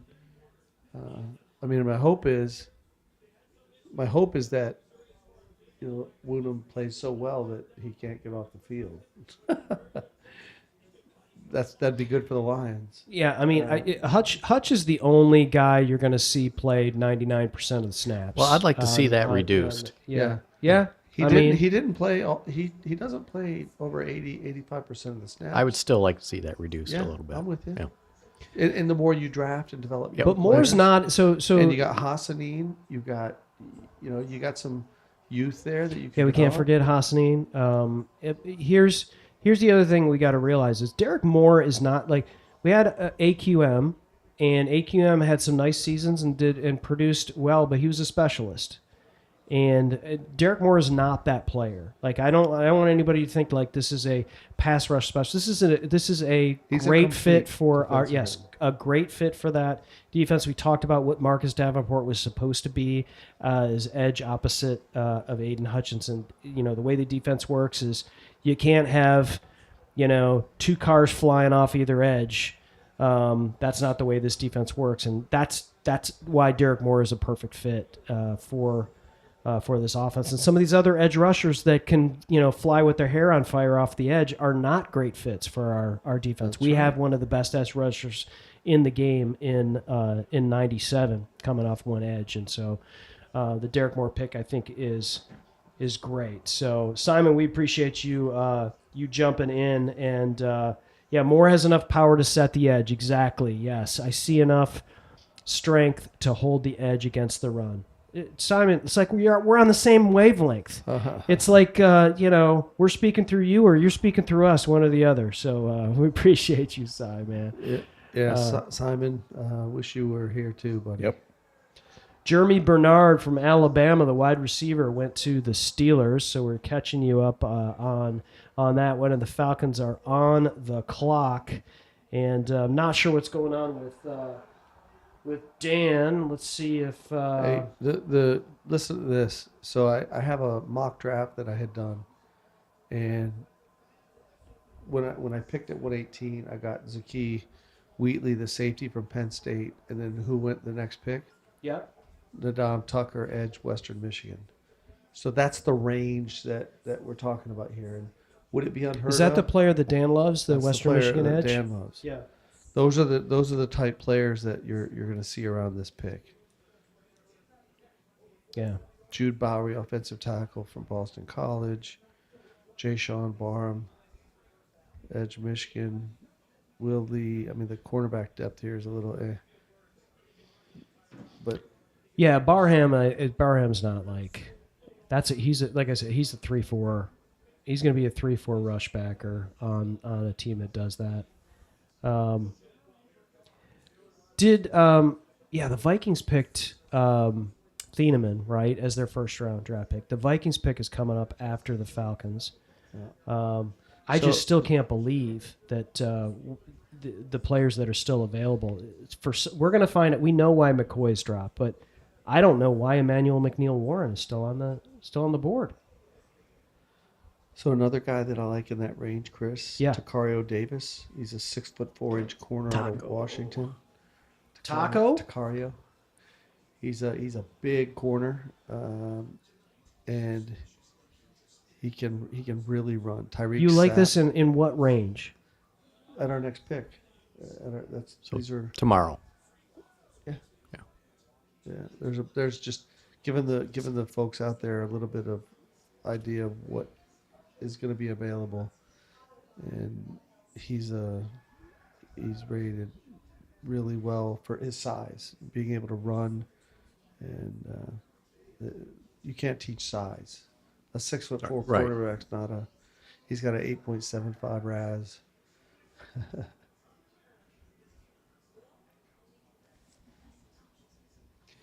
Yeah, Dan's got some internet problems, so he's working through it. The Falcons pick is in. I need to step. Okay, here we go. Speaking of, all I had to do is say his name like Beetlejuice, and then we have Dan Keener join us. DK, and he'll join us. Let me add you to the mix, I'm back. buddy. Yeah, there you are. Killing me, man. Having issues, and then I hope they fix the issues. That's why it completely went out. Good old Spectrum. Ah, Spectrum. So Cox. Ephesians Prysock. Cox Communication, that is. right. I knew exactly what you meant. Good stuff. All right, yeah. Thank you for dropping those photos. Let's. Yep. I got that in before they cut me off.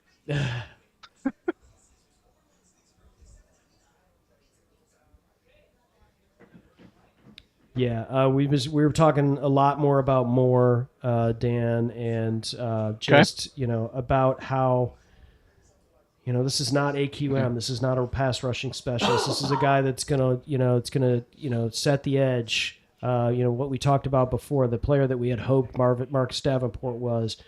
Moore's a playmaker, but he is not. He's not a guy who's going to set his hair on fire and fly off the edge. We got 197 on the other edge, so. This feels like a great pick, but also from a number of plays perspective, Hutch is the only guy that plays 99% of the snaps, right? From a snap count perspective. So Moore is going to come in, but I don't think we're expecting him to play 100% of the time. So there's going to be some rotation there with some of the other guys. Wanham, being one of them. So I kind of feel pretty good about having DJ Wanham and Derek Moore, over there on the edge, and just kind of let those guys battle it out, situationally, whatever we're talking about, both the right fits physically and playmaking, and hopefully, Moore becomes that player that, locks in for a number of years for us. Any thoughts on Derek Moore?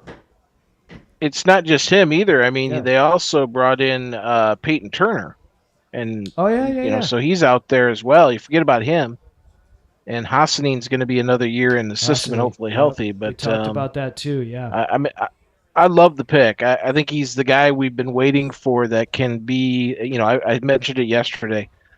Guy's not going to be flashy. He's not going to give you 18 sacks, but he's going to give you 6 to 8 sacks a year. He's going to stop the run. He's going to set the edge. He's going to tackle well. He'll be fundamentally strong opposite your bell cow over on the other side, right? Yeah, the sack cow. I love it. Yes. Falcons pick is in. I down talked the Dolphins before they made the pick, and they actually made a really good pick. So I'm not going to dog any other teams so that they'll make bad picks. Dolphins dog 'em. Dolphins got Proctor. Yep. The Dolphins got my boy. Yep. They ended up picking Rodriguez. And who else did they get in the first round? I don't know. No, I don't. They got their second pick was. Oh, there goes Terrell from Clemson. That's another player that kind of fell. I felt like wasn't Terrell projected higher than this? Oh, he was projected at one point as the second best cornerback. With McCoy coming back and not being able to test, he was the second best healthy cornerback and was projected in round 1. Yeah. All right. All right, I need to get caught up since I got The booted. Vikings. Let's see what we got here. The Vikings are on the Young, clock. Trotter. Ooh, that's interesting. Trotter went pretty high. Mm-hmm. Akeem Messador. Let's see. Nope, that wasn't it.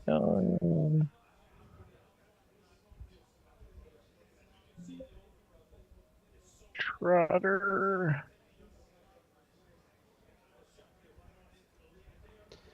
Derek Moore, Detroit Lions. They got Chris Johnson in the corner. 4'4", 40 guy. Who the hell? Where are these wide receivers are getting picked? Man, these guys are like not on the radar. Bernard. What's so funny? I mean, he's there. Like he's got picked at the right spot, right? But it's like I heard nothing about the guy. You know what I mean? I'm sorry, Dan. What was that? Like Bernard, right? The wide receiver. Uh-huh. I didn't hear anything about this guy, even though he was picked right where he was ranked, right around 50th, right? I guess it just shows you, when you're not focused on that position, we just don't necessarily pay attention to it. Yeah.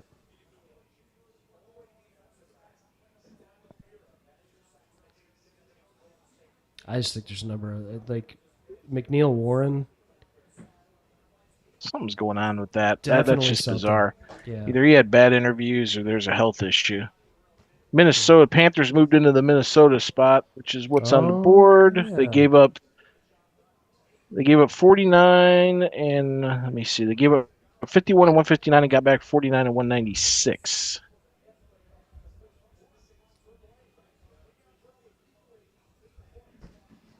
Would you trade the rest of your picks for a player that you really wanted? No.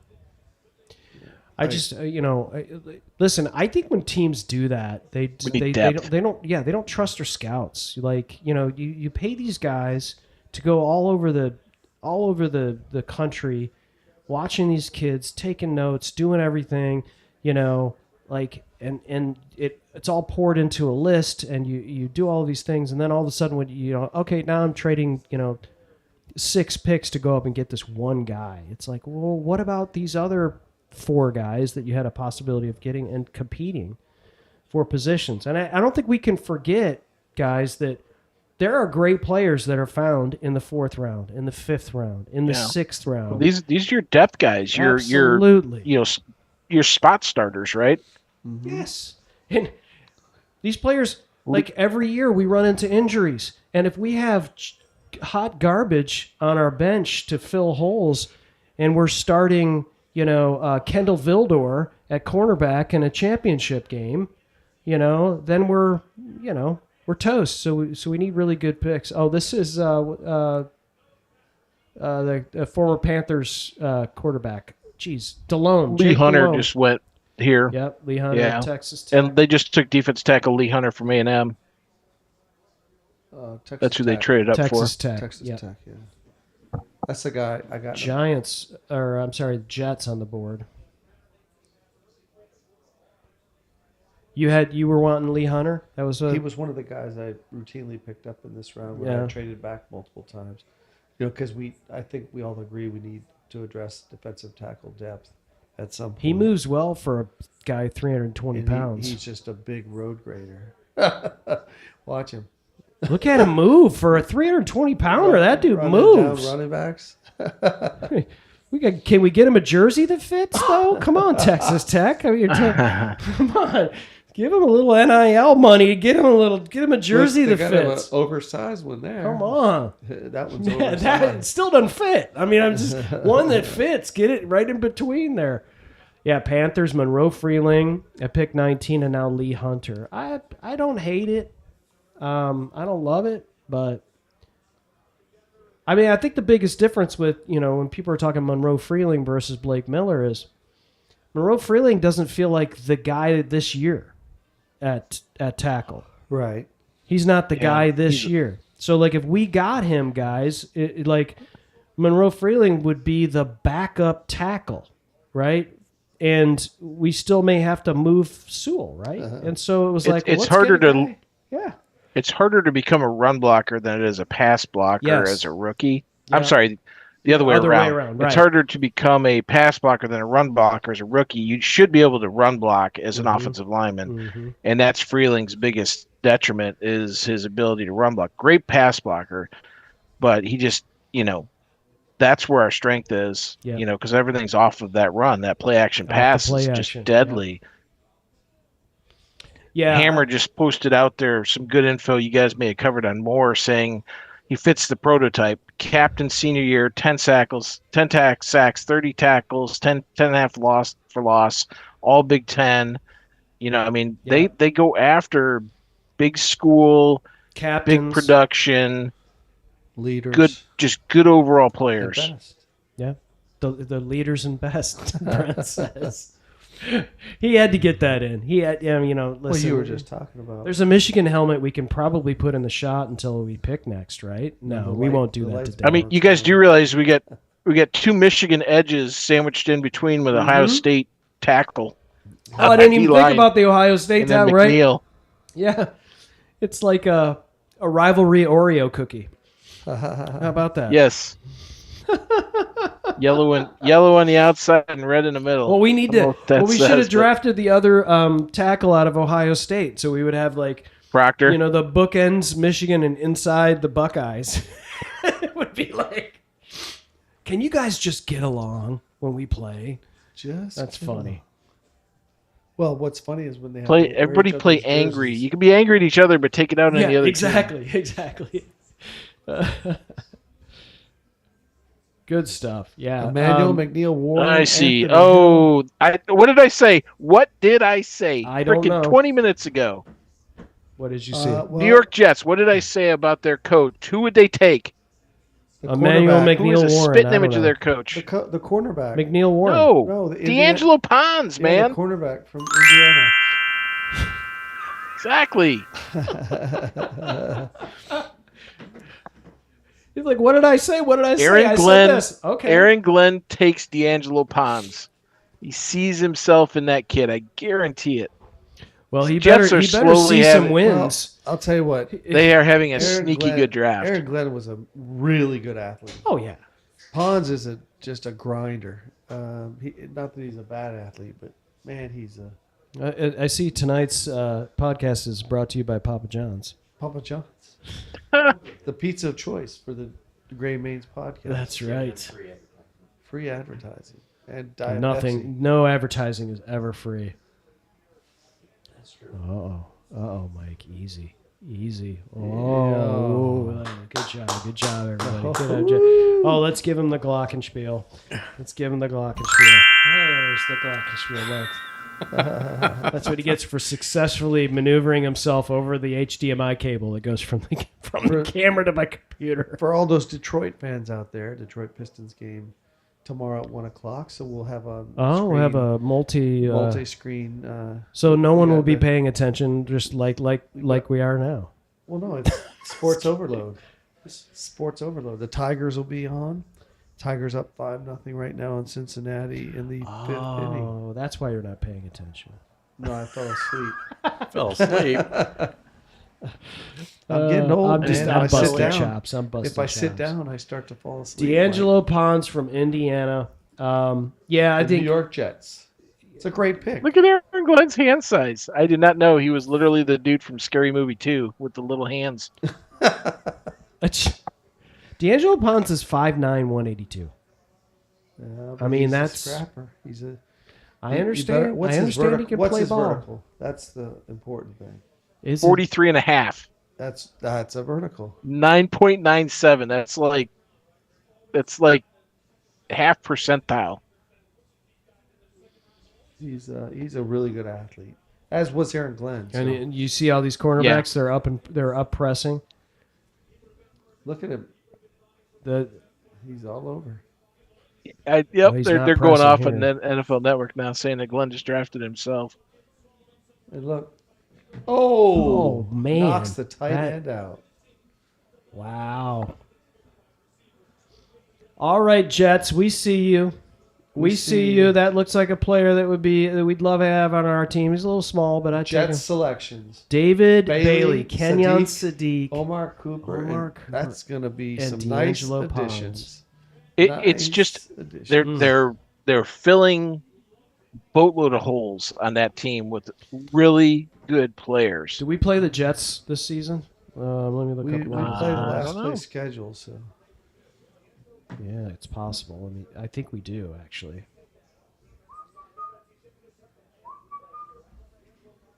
Pulling it up. Not that I'm scared. Yes, we played the Jets at Ford Field. oh, So is that the first time we've played Aaron Glenn since he's gone? Yeah. Oh, dude, that's going to be a battle. Amon-Ra St. Brown versus D'Angelo Ponds. They're going to be talking at each other and yapping like crazy. So is Ponds all of the highlights I saw him on the edge, but he's size wise He's he a seems slot more guy. of a slot guy. But all the highlights show him as edge or playing on You heard his vertical, right? That Brent asked about. He could play the outside, but he's given up 3, 4, 5, 6, 7 inches, but he can make up for it with his jumping ability. well, Soda Pops. I in the think he house. struggles with big dudes. Soda Pop. Soda Pop says, I thought we were targeting Jackus versus Moore. I think we all love Jackus too. I think he was definitely Zion Young. There's a lot of fans here in terms of edge. So those three guys plus Rodriguez were a guy that we thought was potentially going to fall to us at 50, and then Rodriguez went and the trade up came, and we thought this is maybe Zion Young, but it ended up being Moore, and I'm not unhappy about it at all. I'm not upset about that. No, definitely Zion not. Young's more of a Everybody speed just rusher wanted guy, a and Moore's more of a edge. overall edge. Yep. Appreciate you joining us, Soda Pop. Thanks for joining us. Terry Anderson says, love the Moore edition. Terry, thanks for joining us once again. There goes Jake Galday, the other Jake linebacker. Galday. We talked about him as well. Linebacker off ball at Cincinnati. The Vikings? Player. Yeah, Went to Minnesota the Vikings, took Galday. yeah. I hate that he went to the division. And he's a scrappy. Let's just hope he sucks. I don't think he's going to be a bust. Watch how he zoop. Well, I didn't say be a bust. Let's hope he sucks. he can be great against everybody else and stinks just when against he us. That's plays all I us. care about. When he plays us, yeah. Of course we hope he sucks Right. when he plays. Let's see if he can tackle Jahmyr mean- Gibbs. Yeah, that's what I was gonna say. I don't know if Galladay could tackle Gibbs. I mean, See, this is that thing we talked about here in the second and third round, where it's just player after player that would be nice to have multiple of these folks. Ponds, Hunter, Galday, Zion Young, Okay, who'd the Packers take? Packers. They're up. No. they are up right now Yeah. because the Says they need an Vikings edge. traded back with Carolina. So they could Let's take see big who Lee the Hunter. Packers are gonna Big take. Lee This is their first Hunter. pick, right? Yes. Well, maybe they should just forfeit the pick. The Lions can run. Maybe up they'll there. take Carson Beck and Jordan Love. They could have a developmental guy, right? Green Bay, that's how they roll. It's obviously how the Saint that got clear and louder. They loved The Los Stafford. Angeles Rams. That's how you They start checked talking in with him. quieter.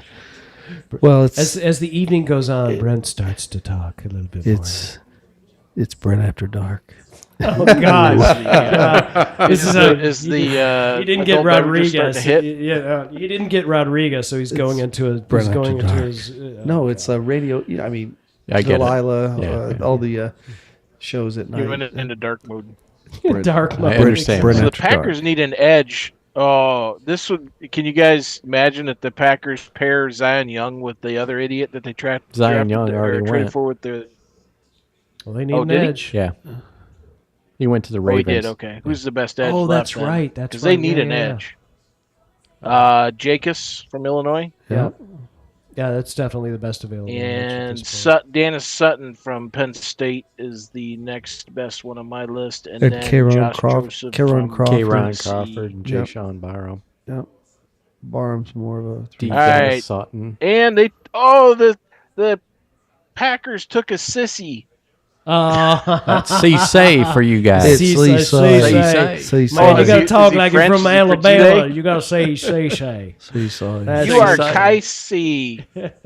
Kaisi. You know, he's from all I watched on him, he's a good player. Yeah. 5th overall find quarter. out. 6 foot 189. See if he can run with Jamo. I'm sorry, Jamo. Dan calls him Jamo, so I gotta get the name. South Carolina cornerback, Jamo. 6 foot 189. That is like exact size you want. That's in good a size. Quarterback. His comp is Desmond Trufant, Which is so a that's dang good comp. That's not bad. You know, absolutely not bad. If you So can get a comp unfortunately, we'll be seeing him twice a season. It doesn't make him automatically great, but no. I mean, guys, there's some other guys. Pregnon, the guard out of Oregon, still out there, which I think, and Jacobs from Illinois. I mean, we were talking about him a lot. we weren't. Some people were. Yeah. Is South Carolina in the SEC or the ACC? SEC. SEC. He was this dude was 188th ranked cornerback. So he was top quarter, top 25%. Yeah. Interesting. Yeah, I mean, NFL has him at second round. Yeah. On their big That was board. PFF's grade. I mean, he went right where he's supposed to go. I mean, I'd love to know what's going on with Emmanuel McNeil Warren right now. This is the guy that him and McCoy. When's someone to take a flyer on that guy? He was supposedly the third best safety, overall ranking 21, and he's still out there right now at 53. Okay. I see somebody that might take a flyer on McCoy coming up. Eagles. The Bears pick at 25 and 29, and remember they are 28, and they literally lost their entire defensive backfield. Yep. And they've restocked some of it, but I could see them taking a flyer and him having this extra pick.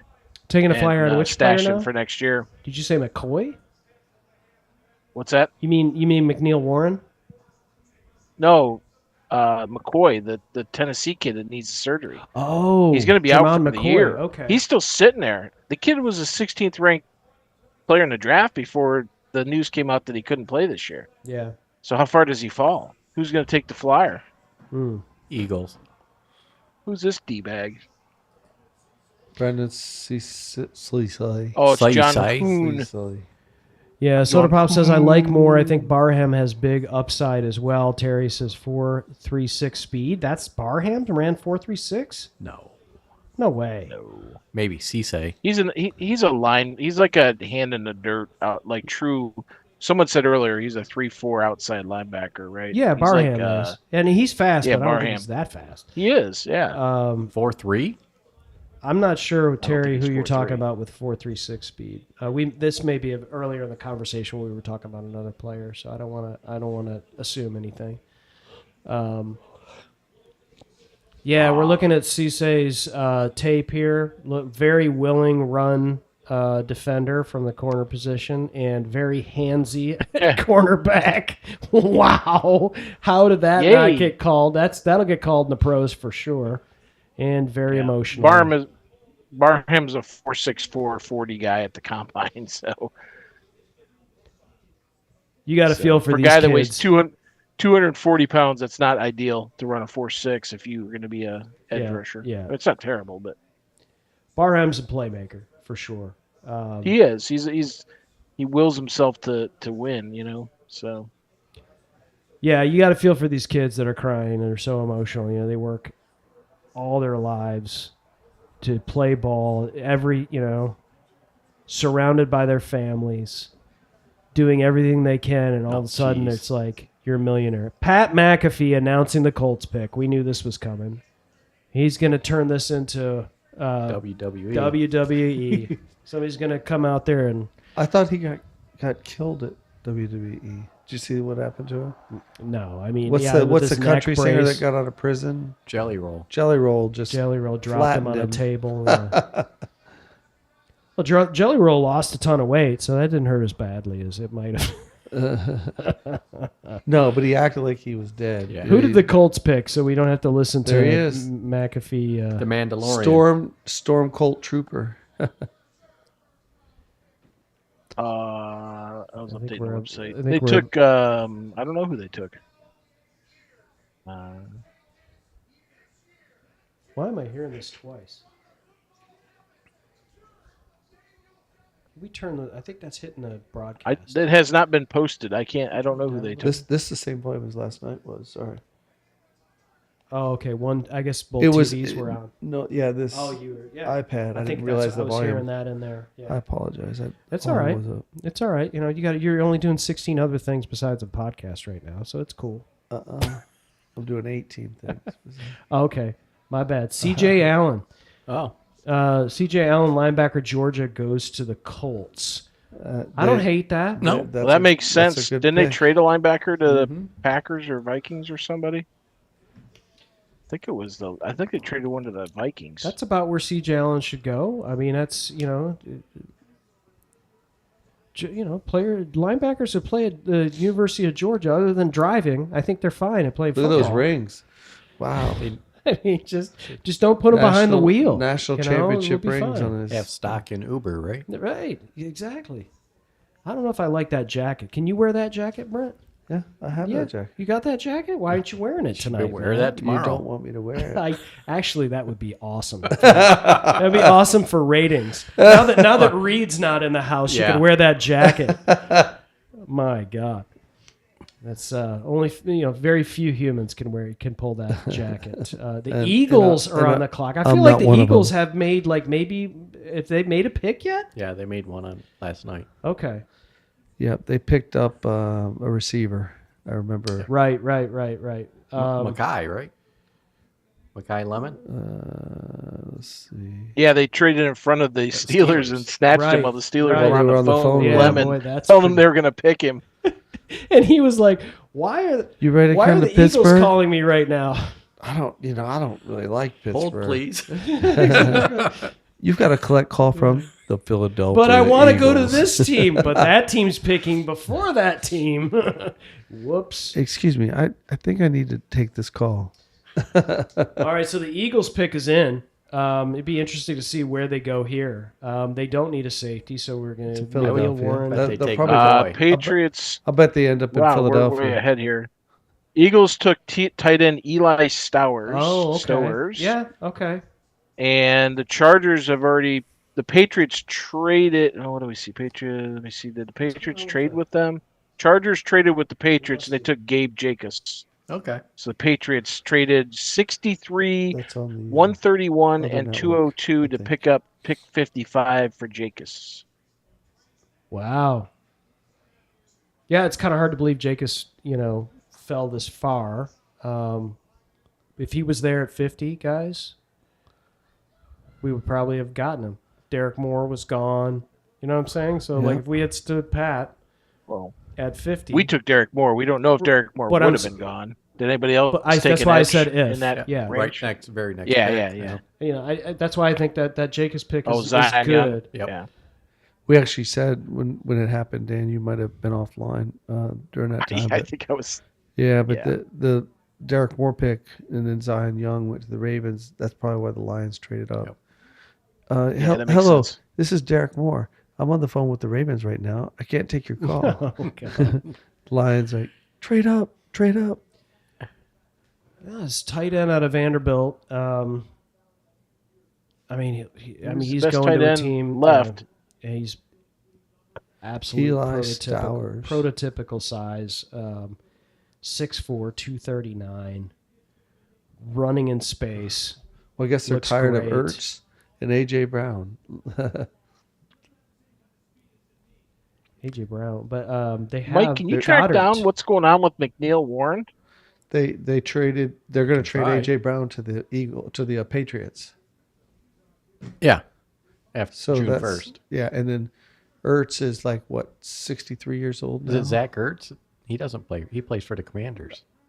He was Zach with Ertz the is Eagles. Now, Commanders, and who's the Eagles tight He's end got a now? floppy knee. Dallas Goddard. Dallas Goddard. Dallas Goddard, who is not exactly He's great. he's not exactly a one-man band.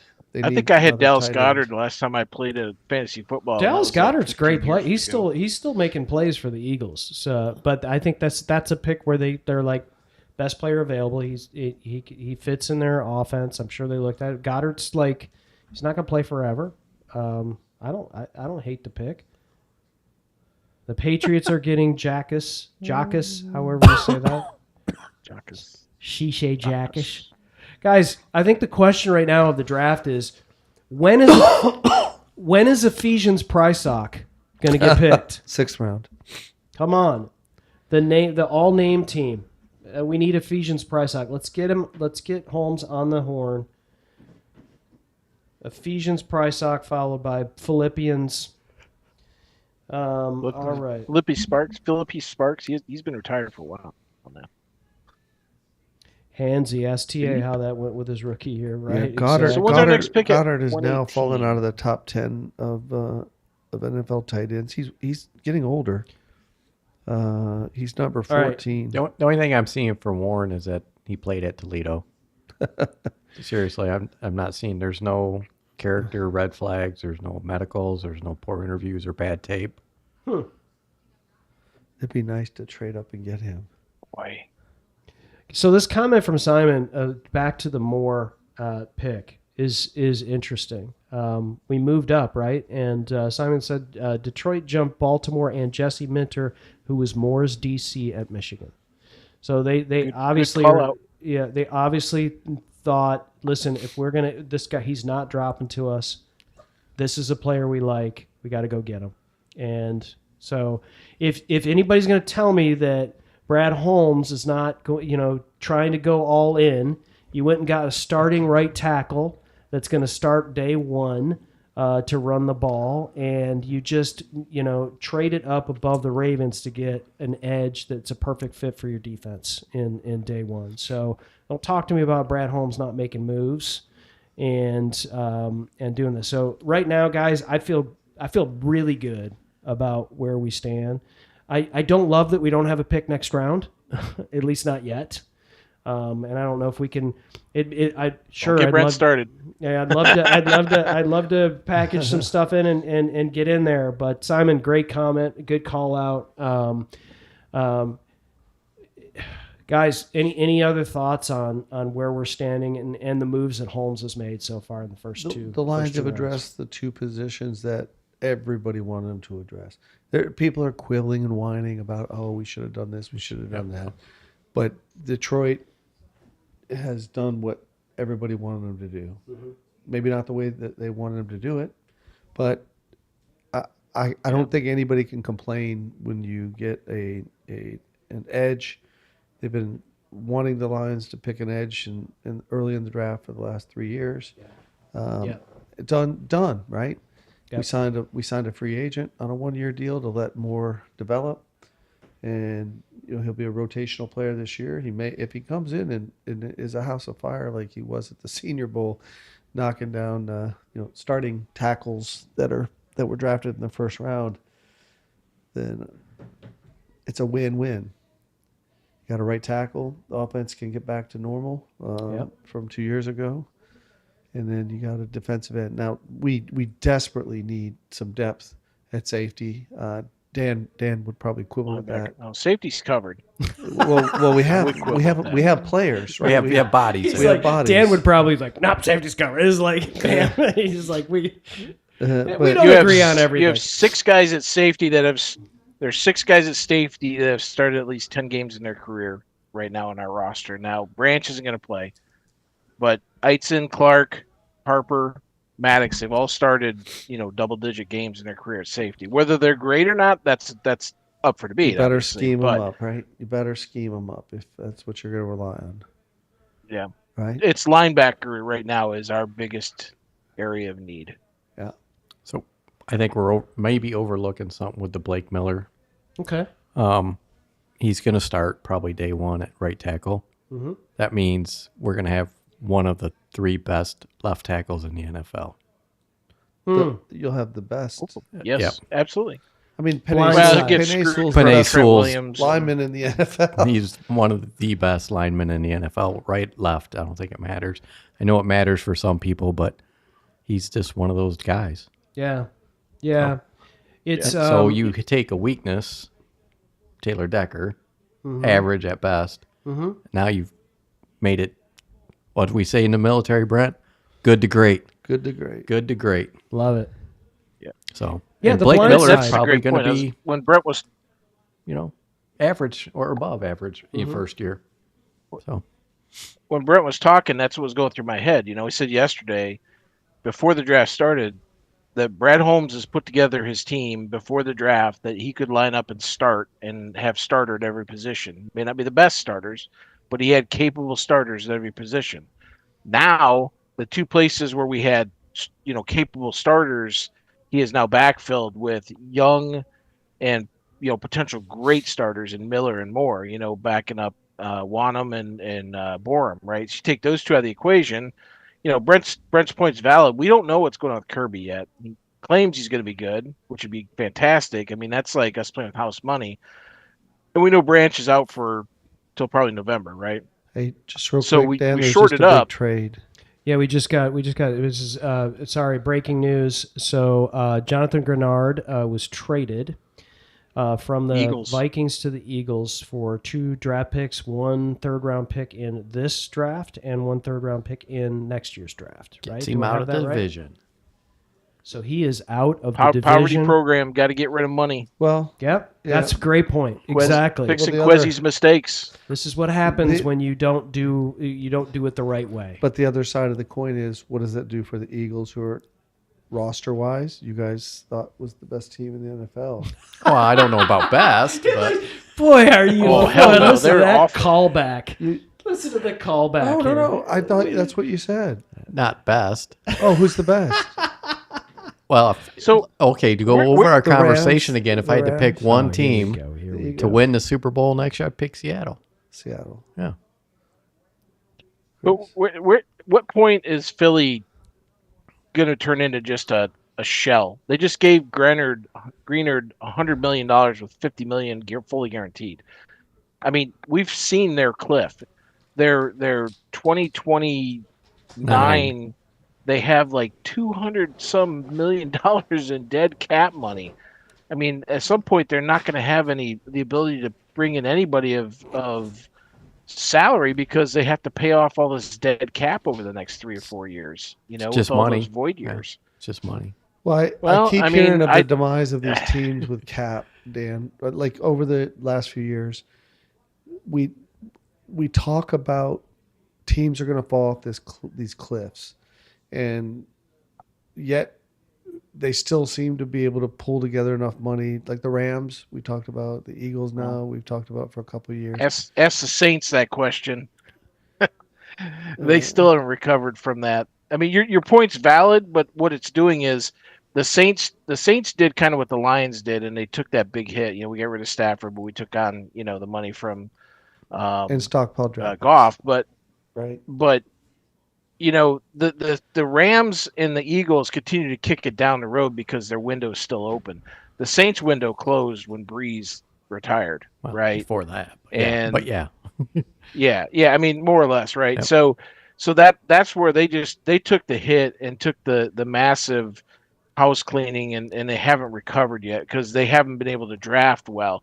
Like Les Snead has been able to replace these guys, which is, to your point, Brent, he's replaced super expensive people like Aaron Donald and some of these other guys with these youngsters that have come in and just performed. So they have good front offices from that standpoint, that they're getting cheap replacements in there to replace these super expensive veterans that either have to leave or they they retire early. Kind of, I mean, the Patriots used to do that, right? Back in the day. Yeah, they'd let guys go and they'd find a guy to replace him in the system. Well, and then it kind of stopped and they hit rock bottom after Brady was gone. So, Well, yeah, they did. I don't know. They did it really well with wide receivers, right? Their wide receivers just. I mean, there's a couple ways you can build a team, right? You can do it the Eagles, 49ers, way. Spend money, who cares about the cap? We're gonna win the Super Bowl. or there's the way the Lions are doing it is kind of with discipline, smart picks, and then there's the way the Miami Dolphins and other teams do it. Just lop it off. Just lop it off, man, and take the hit, and then go down the drain for a couple years. So well, I mean, it's there's really no clear. wrong or right way. It's just whatever works for your team, right? You look at the Eagles, like go to Over the Cap or Spotrac. You look at the Eagles and you look at their base salaries, and then you look where their money's at. So that's the difference. It's like Brad Holmes keeps lots of base salary money there so he can nibble away at it if he needs something, right?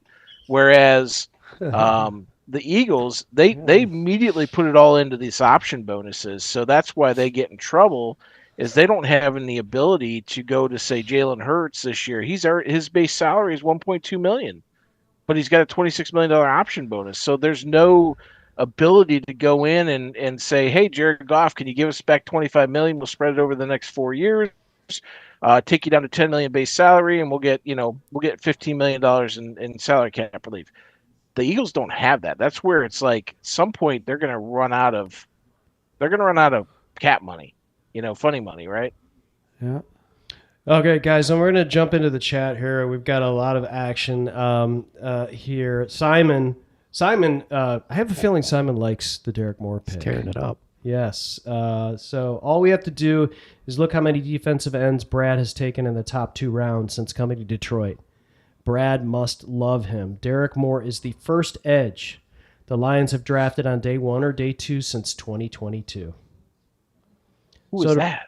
Yeah, I wonder who that is. Soda Pop says, prediction round 4, pick 118. Darrell Jackson Jr., defensive tackle from Florida State. Then in round 4, God, Soda, let's go. No, we only got one 4th-round pick. Because 128 we don't have. Yep. So Soda you got to pick one, Pop, Soda. good try. He's willing it into existence. Yes, let's get it back. Simon says, just saw this on Moore. Finished last season with a 36% win rate in true pass rush situations per PFF, which ranked 10th amongst edge players with 100 pass rush reps. 36% win rate. Wow. That's batting 300. That's great. That's what I loved about him. Hall of Fame. He's productive. Numbers. I mean, that's it, right? Mm-hmm. Just to catch up, everybody, this is going to probably make the all-name team. Tight end out of Texas A&M went to the Jags. Nate Boerkircher? Did I say that right? Yeah, Boerkircher? I haven't seen that dude in the rankings, so I'm like, okay. I mean, it's up there, Nate, but you're not going to beat Ephesians Prysock at this point. I thought it was Boar Kicker at first when I looked at it. It's Kircher. Kircher. Let's just call him Kicker. Why not? Oh, the Bears. Just pick call is him Bo. Who are the Bears picking, Dan? So that I don't have to watch this that's a heck bear of a tell question. me. Ugh. Bear down. Bear down. It's a bear wearing a gold jacket. So, is that a gold jacket? Is that a Hall of Fame jacket? Bears. Yep, Jimbo Covert. The Browns. So the Bears took center Logan Jones from Iowa, and the Browns just traded up to the 49ers pick. Pick 58. Is Connor Lew still on the board, and they took this kid from Iowa? Center? Yep. Yeah.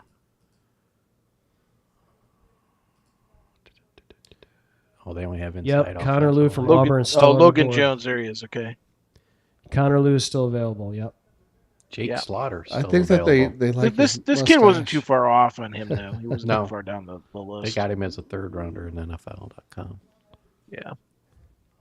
Wow, 6'2", 299. Yeah, you can't go wrong with an Iowa offensive lineman, Or unless, tight end. Or tight end. Yeah, yeah exactly. Unless it's Riley Reef. Riley Reef. Oh wow! So Albert Breer said not only did the Eagles give up the 98th pick, they also gave up a 3rd-round pick next year for Greener. That's what. Yeah. And gave him $100 million. Bernard, yeah.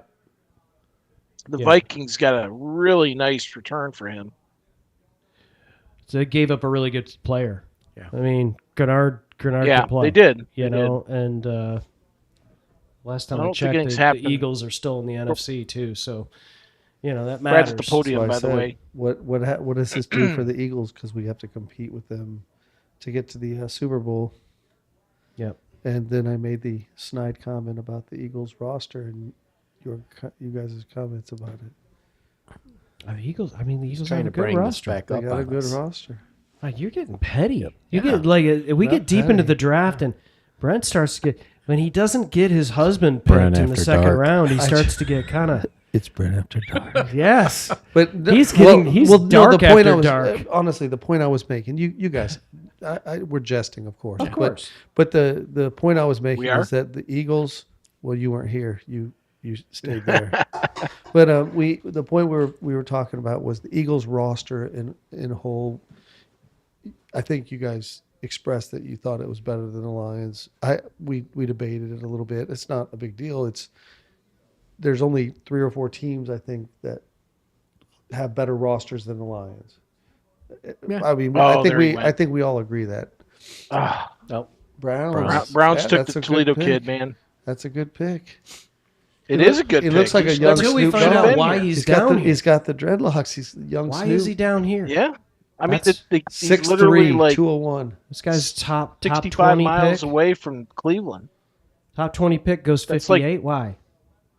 He's like the second closest Oh, person man. from Derek Moore to go to his team when they gotta, hop in his car and drive over to the facility, right? Just watch who they're playing against. Boom. I don't care who you're playing against. That hitting I don't know. translates. Oh, false start. If you can't throw the ball, the Cleveland Browns still suck. Brent, I think you could have made that interception. I don't think so. Did he pick off Shador? Because that would be like icing on the cake. I'm sorry. I disagree. I don't know. He picked off somebody that played for the University of ColecoVision. University Have of we nowhere. not I learned was like, that there are I'm some kidding. really good football teams and really good football players? sure. He looks like Kirby Joseph. I'm just saying Former the way he plays FCS. center field on this. Oh, he's staying in Ohio. Yeah. But I don't know. It's the Browns, guys. It's hard to Did you hard guys- to think that this is going to be like not his fault, but The Browns, the Browns have are a the great Browns. defense. The Browns Yep. have a really, Yeah, Well, really yeah, good Mason Graham in the defense. center of that defense. Swearinger they picked Go up blue. last year, the linebacker, right? Yep. They're And- getting a little and- long in the tooth, though. Some of their best guys, and the especially in the defensive defensive end. backfield. Yeah, I was going to say Right. at It- safeties, that's- which is yeah. why this is a good pick. Well, their defensive line is really strong. Oh yeah, I mean they got the best defensive player in football, arguably. And if they could score some points between the 6 quarterbacks that they have, whatever it is, 4 quarterbacks, then they might be able to win that division. You know what I'm noticing here, guys? I just have an observation as I'm watching the crowd here, all the Yinzers out there in Pittsburgh watching. Everybody looks really, really sweaty. It's like, don't you have a terrible towel that you can wipe your face and your head with? I mean, everybody looks so wet and sweaty. Like, come on, use that terrible towel and make a, Marlon Klein, tight end from Michigan, little goes high. to the Texans. That is high. He was definitely not projected to go that So high. here's a little tidbit of information on Derek Moore. Titans are taking Anthony Hill. He is originally Sorry. born and raised in Baltimore, Maryland. And what did he do? Oh. He went to Michigan, but He moved his mom to Michigan as a freshman so she would be near him at the university. So he went all in to Michigan. And that's what I said. That's why I made the crack about he's got, what is that, 95 that cuts across there? I mean, he's like 94. 25 minutes from Allen Park, right? God, those Michigan men, they are awesome. So Marlon Klein to the Texans, the tight end. Right. And then the Titans just took linebacker Anthony Hill. That's a good pick. Yeah. Yeah, I didn't think I he. mean, I that's didn't think the that'd spot. go to. I- 60. How many more Yeah, picks would till be we're nice up? to get. 60. Like a day and a half. Until we trade into it. Tomorrow trade at into it. 4 o'clock. 60 minus. Take 61 minus 118, Brent. Well, that's your math right there. 60 So he minus says 118. 57. 57. 57 picks. All right, let's start looking down the Well, board. that's how long we're supposed to be. Brad Holmes just wrapped up his presser, by the way, about the Moore pick. I was trying to let you guys know. I don't know if you heard me, but so that doesn't mean he's done, though. No. He got that out of the way. He could still trade into the bottom of 3. It would take next year's 3rd to do it, and probably that either the 4th or one or both of the 5ths. I'm not willing to call it yet. I think Brad's still on the clock if he sees somebody he likes. Yep. How far does Keontae Scott fall or Jamad McCoy, as Dan pointed out? I mean, somebody's got to take a pick on McCoy that's got picks to burn, right? Yeah. Who's got the most picks in this draft? Somebody had like freaking 14 picks or something Well, nuts like that. Buffalo had traded down a few times, but I don't know who has the most picks. You got it, Mike? I'll try. Yeah. Are you co-piloting that? No. I was just going to Google search. That's I'm going to ask Rocket. I'll grok it. The Lions still have 1, 2, 3. Simon, while everybody is doing this, and I see you're in the chat, hopefully you're still hanging out with us. We were doing this earlier. Would love to hear from you, longtime Lions fan, about this. Steelers have 12 selections in this draft. Jesus. They have the most picks of anybody. How many do the Bills have now that they traded down a couple That times? is a good question. It is. They probably have 9 or 10. 8. The Bills. Where did it go? I closed the window. Google. Sorry. Not coming up with anything. Let me see. The Bills. Stop. Did Simon answer the? I didn't have a chance to ask it. Okay. I'm waiting for you guys to finish. Go ahead. Fire ahead. Looks like they've got. They currently have 9 picks. It says, Brent. They started with 7. They're up to 9, so they didn't have very many to begin with. Yeah. The Steelers. I wonder what their next. We pick have is. 8 picks in total. Go ahead, Bob. Ask Simon. Yeah. Simon, you on, buddy? Simon's a machine. All right, are you guys okay? So we're asking the chat who the best Lions second round draft choice is of all time. Simon, I know you could appreciate this. Any other Lions fans in the chat, I know you could appreciate this. Your choices of the best, and you can give us what you think are the best second round draft choice, and then your favorite, right? Because I think there can be 2. Like this is the best player that we got in the second round, but this was my favorite. So here we go. Hall of Famer Lem Barney, drafted in the second round. Dominic Raiola, the center from Nebraska, drafted in the second round. Chris Spielman, linebacker out of the Ohio State University, drafted in the second round. Al Bubba Baker, Kevin Glover, Boss Bailey, Doug English, Tracy Scroggins, greatest Lions kicker of all time. Yes, better than Eddie Murray. Jason Hansen, and Juan Roque. So Simon and anybody else, Soder, let us know. Terry, let us know who you think the best Lions second round draft choice out of all time is out of that list. And then maybe your favorite and maybe why. I think most of us agreed Lem Barney we thought was the greatest second round pick of Lions history. And Mike said maybe the greatest second round, not just Lion, the greatest second round pick of all time. I did some research on that.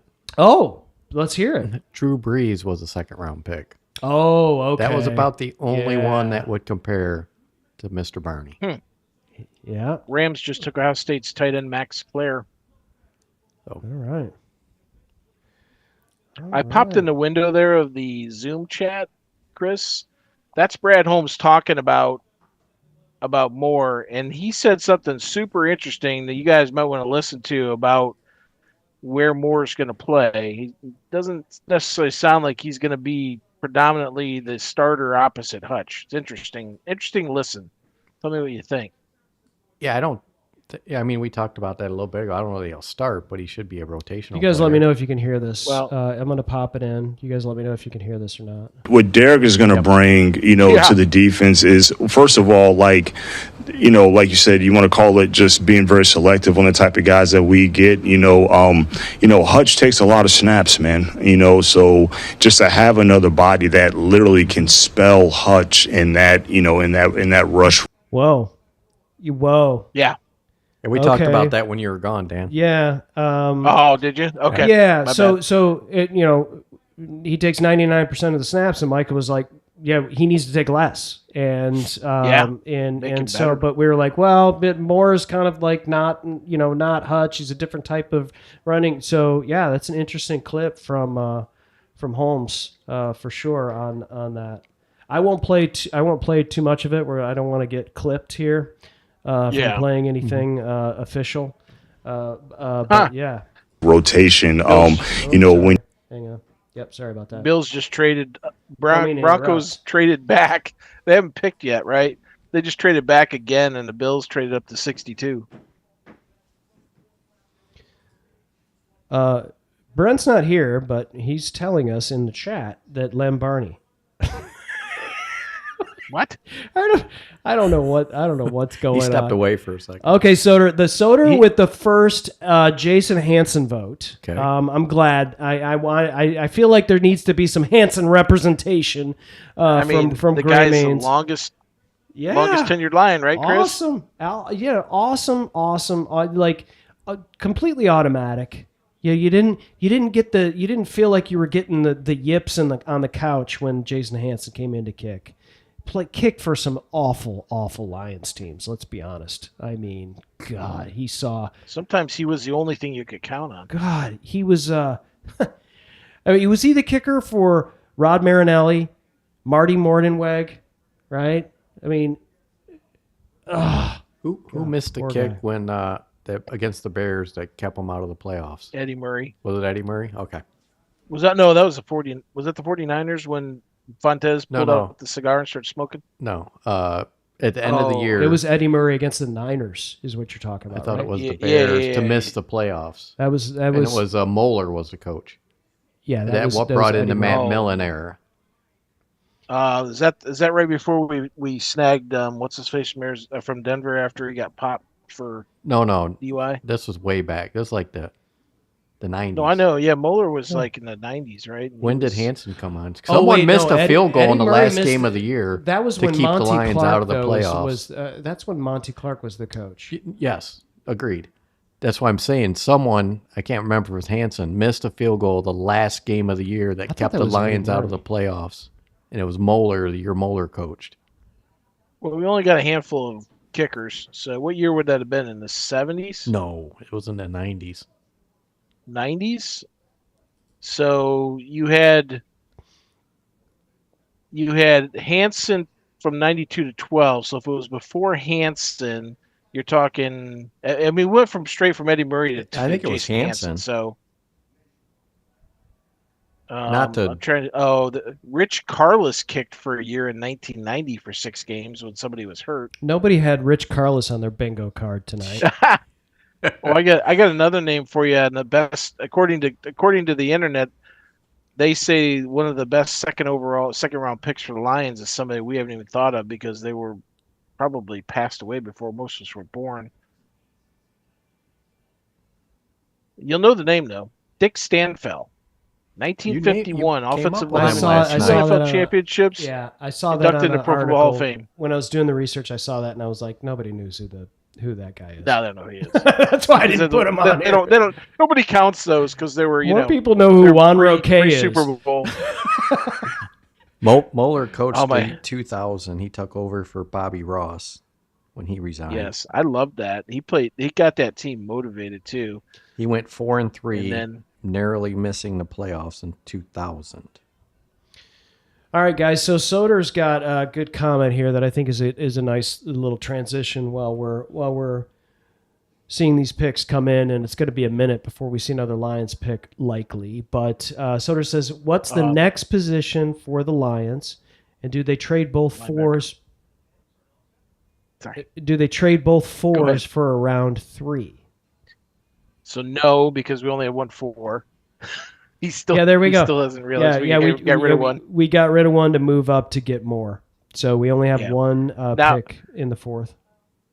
To his point, though, we could give up a next year's third, which Brad seems to think 3rd-round picks are, expendable.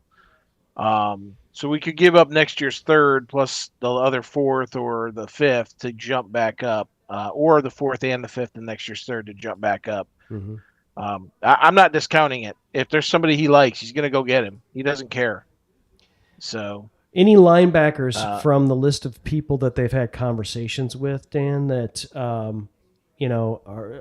left that they're like I stopped keeping track kind of the guys that are going away. So let me filter down on just the linebackers and see who we got here.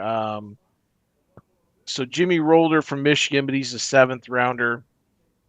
Barnum, did he go yet?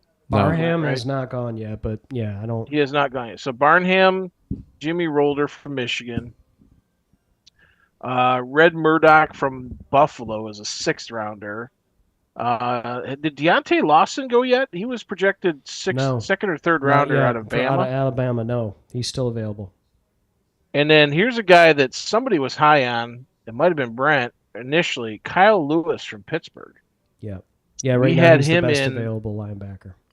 We had him in for. We talked about the Senior Bowl, and we had an informal with him at the Combine. So out of the linebackers that we talked to, Shad Banks Jr. of UTSA, talked to him twice, and Kyle Lewis of Pittsburgh, we had 2 interactions with that guy. Shad Banks is he's not projected to. I mean, he's a UDFA. Yeah. Okay. Yeah. Buffalo just took Igmignosin from Ohio State, so too many penalties is definitely it. He's always been handsy. He got better this year, but under Patricia, but he's always been grabby. All right. Let's see where we're at. Yeah, Terry, I agree. He's got plenty of room to get better. There's no question. The ceiling is there's a lot of room for more. Totally agree there. Yeah. And and we'll talk to Brent now that he's off chat and back in. Brent had to go do a press conference for the podcast. Get your earballs on. All right. So Terry says that it's Spielman is his favorite. And yeah, he's been a favorite for a lot of people. And Lem Barney is the best. I think that a lot of people, Terry Anderson says Chris Spielman has always been my favorite Lion. I think Mike and Dan would agree with you that Chris Spielman is their favorite Lion. So Brent, we played a clip. I'm not going to play it again because I don't want YouTube to take us down. But it is an interesting thing that Dan sent to us from Brad Holmes on stage doing a presser about the Moore pick, and he's talking about Moore spelling Aiden Hutchinson. Yeah, we had that conversation. Yeah, so it was like Mike was like, we were talking about Hutchinson doesn't come off the field. And Mike's like, well, he needs 2 more. No pun intended. Yeah. And so that's interesting that the first thing that he talked about was that, so maybe Wanham and Hutch, are starting, and then Moore can come in on either side. I don't know. Moore is more of a right side defensive edge, right? I don't, but Hutch moves all over the place. So gives him options at the edge, if anything. So you just nailed the Brad Holmes philosophy. Guys that can play multiple positions, do multiple roles. Who's the flexibility, right? Who's the 4th? Hassanin right now. Yeah, Hassanin. So he's actually like 5th. So you got Wanham and Moore and Onwuzurike and Hassanin at right. I have, and then at left you've got Hutchinson, Peyton Turner, and Tyler Lacey. Mm-hmm. So I think Anwu Rizike and Lacey and Hassanin are going to be the three of the guys competing for the last 2 or 3 spots. If we keep 6 edges. Versatility now that I think about this, guys, I mean, one of the biggest problems with Davenport, besides the fact that he was like couldn't stay healthy, but when he was finally healthy, he could only do one thing. And that was stand up. He didn't do Let very him well, run by him. at least this year. All right, so Jake Slaughter, the the Florida center, went to the Chargers, or not to the Chargers, went to the Chargers. Ray to be happy. The LA Chargers, though, not the San Diego Chargers. Those are Did I say San Diego? completely different. You did not. I said Oh, San Diego. okay. Because I do that sometimes. I mean, it's so easy to do. ingrained. Yeah. It's still the Chris, old Chris, Chris, Chris. It's called a senior moment. I have plenty of those, dude. Plenty. I had one today. I wondered where my phone was, and I realized it was between my hand and the napkins and something else I had in my hand. I'm like, yeah. Well, I think Chris got 10 years younger today wearing the Detroit Lions cowboy hat. Oh, yes, he did. you like Yes, that? he did. You Yeah, like you look that, good, don't you? buddy. You look like- good. Looked like Billy Badass out on a boat wearing that thing, or what? Terry He says did you until can't- my hat blew off. Somebody lost their hat. Oh, for love of Pete. I'm the Gonna guy. clog the dam, and you guys are gonna have to pay for it. What's that? Oh no, we Chris saved it for us. Yeah, we were able to. Oh, he did. retrieve it. Okay, so he It rescued didn't it. sink. It was a Nice. straw hat, so it was floating. Chris was a rescue ranger today. We were thinking about pushing him in when he was leaning over the side of the boat. Eddie missed the field goal at San Francisco. Terry Anderson. Oh yeah, I know Was that Eddie, one. yeah. Yeah. Yeah, I was confused. And the 49ers went on to the Super Bowl. Yeah. Bill Walsh was the coach, right? And Wayne Fontes put his cigar out on Chris Spielman's back. Wayne Fonts. Fontes. I wonder if Wayne Fontes knows Jamo. He's the one that changed it to Fontes after he retired. We all called him Fonts, right? I just call him Cocaine Wayne. Cocaine Wayne. Cocaine Wayne. He did have the best golf carts, though, until Patricia brought in his four-wheeler for Yeah, that- literally a half an acre of land. Wait, he had a busted up foot or something, didn't he? Or surgery? Yeah, he did. Yep. Achilles, maybe? All right, so the last pick of the second round is in from the Seahawks. Pick 64 before we head to TCU safety Bud Clark. Bud Clark. Bud Clark. There goes a player that I kind of wanted. Yeah. But not like we had a chance. Yeah. I think, I think everybody's would be comfortable. This is the one trade up that I think Brad gave decent value and got great return for it in my mind. This isn't like the Tesla where people are questioning 2/3 and another pick, to move up to get a wide receiver that no one had heard of. This is a local kid, a stud, and we didn't really give up that much to do it. And I think when we were doing our mocks, Dan, we did a couple of mocks for those that are listening leading up to this. Derek Moore was a consensus guy that we all were looking at. Whether we were trading down and we're lower in the second round or up higher, he was always in the conversation. Nobody really had a bad thing to say about fills a need. Obviously not just because, most of us are Michigan fans, but this is a good player, one that we could get in this spot.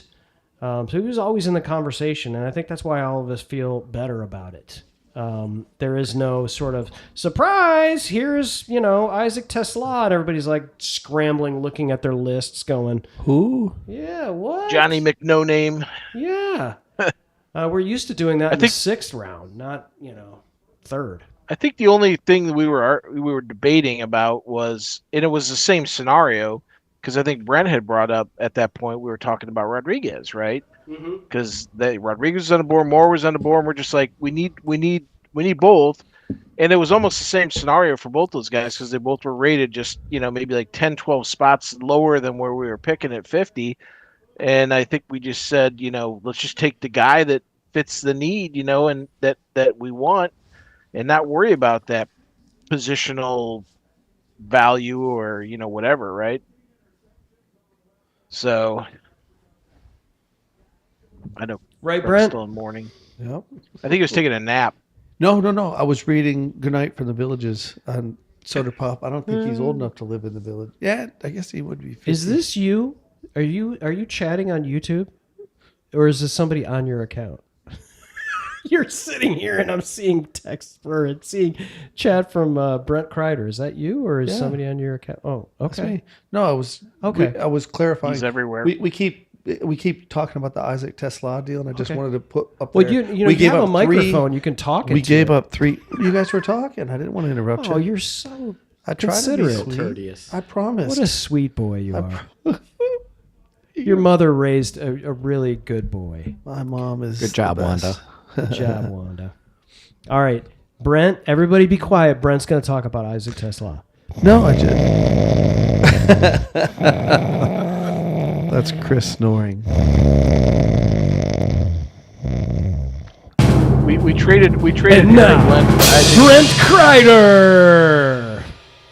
So, I think what Brent's going to say is we traded Aaron Glenn for Isaac Tesla. we With traded all of our 3. third round comps. Yeah, well, I mean, we gave up a lot for Isaac Tesla, and Yeah. part of the debate that I think we should have is Isaac Tesla worth 3 third-round picks? No. No. And I think Not yet. yeah, And that's the key. Not yet. May not be ever, may not but be definitely ever. not yet. That's a lot. Although I will say that some of those highlight reel catches, though, tell you why they pulled the trigger on that trade. I mean, Yeah, his ability is pretty darn impressive. Most of the season, he looked like a rookie. And he the looked out of the place. first game, Green Bay. Out of place. Yeah, out of place most of the time, and Amon-Ra pushing him into a position. Goff coming up to the line of scrimmage, having to worry about a guy not being where he should be. So you hope that stuff gets fixed. The talent, now you see, right? Yeah, to your point. Yeah. Wow, but still, that's a lot. That was a lot to give up for that guy. And we're paying for it now, right? We're paying for it right Would now. we have gotten him a round later? What?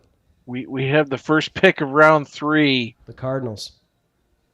and Carson they Beck. finally replaced the midget with the white trash, great white hope, Diego? Carson Beck. Carson Beck. I know. I was just being Yeah. Diego. I wonder what the rules are for the industry in Arizona. Didn't they kick him out of California because they were too stringent? Oh, they went to Nevada. My bad. Mike, you still don't know what I'm talking about with his girlfriend? No. Send it to me. Yeah, I don't know. You might have to clear your cookies. Send it to me in Slack or something. We just share it on there. Um, Oh, I think he actually broke up with her. Well, he had been with one of the Cavander twins, right? Who's the commander? But then the Cavander twins were these 2 blonde basketball players that started at Georgia and went to Miami, and Beck followed them from Georgia to Miami, and then they promptly broke up. Him and the twins? All 3 of them? There's 2 of them. Yeah, no, one of them. But his new girlfriend that he had during the playoff run was somebody called I'll just Abella put it in Danger. our Zoom. Abella something. Danger. Yep. Oh, Yeah, so you guys can Kids you don't can take Google that it. from what Kids you don't want. Google it. that's why I said send it to me in It's- Slack. Yeah, it's Brent's house. You guys aren't using anybody's Wi-Fi but his. So. There's a black Clear your vehicle been cookies. sitting out here, the whole time we've been here. So, SUV. It's probably T-Mobile trying to figure out who's using all the juice in this part of the town. They cranked the nuclear power plant up. I'm sorry. The Cardinals. Christmas vacation. Cardinals. Yeah. So they're going to have to either pay Jacoby Brissett like a starter and bring in Carson Beck and hope it's going to back him up, or Carson Beck's going to be their starter. Is that what we're talking they'll about ruin, for that team? They'll ruin him. I mean, just like every other quarterback they've drafted. And Jeremiah Love is sitting in the backfield. Unbelievable. No line and nobody to throw the ball. Yeah. Carson Beck. First pick of the 3rd round, Carson Beck. I mean, it's not. That's about the right spot for him. You know, third round was where he would have been at as the 3rd best quarterback. You know, so at least he going round 1. Isn't he like 26? He's not. Probably. He's not young. He's not a. Yeah. Let's see. He is actually not. He was born in 2002, so he is 23 years old as of April of this year. How old was he when he played for Georgia? Like 17? He had to have been. He'll be 20. He's 24, so he's still on the older side, right? Most of the quarterbacks are like 22, 23 coming out. You know, because they're usually coming out after their junior year, and I think he was a 5th-year senior, right? I remember when he was coming into Georgia that year, coming into that particular year, they were talking about him going 1st overall after that season. I mean, he's not a bad quarterback in college, is he? And not a great quarterback. No, not great. He made terrible decisions near the end at Georgia. He ended up throwing a lot of picks.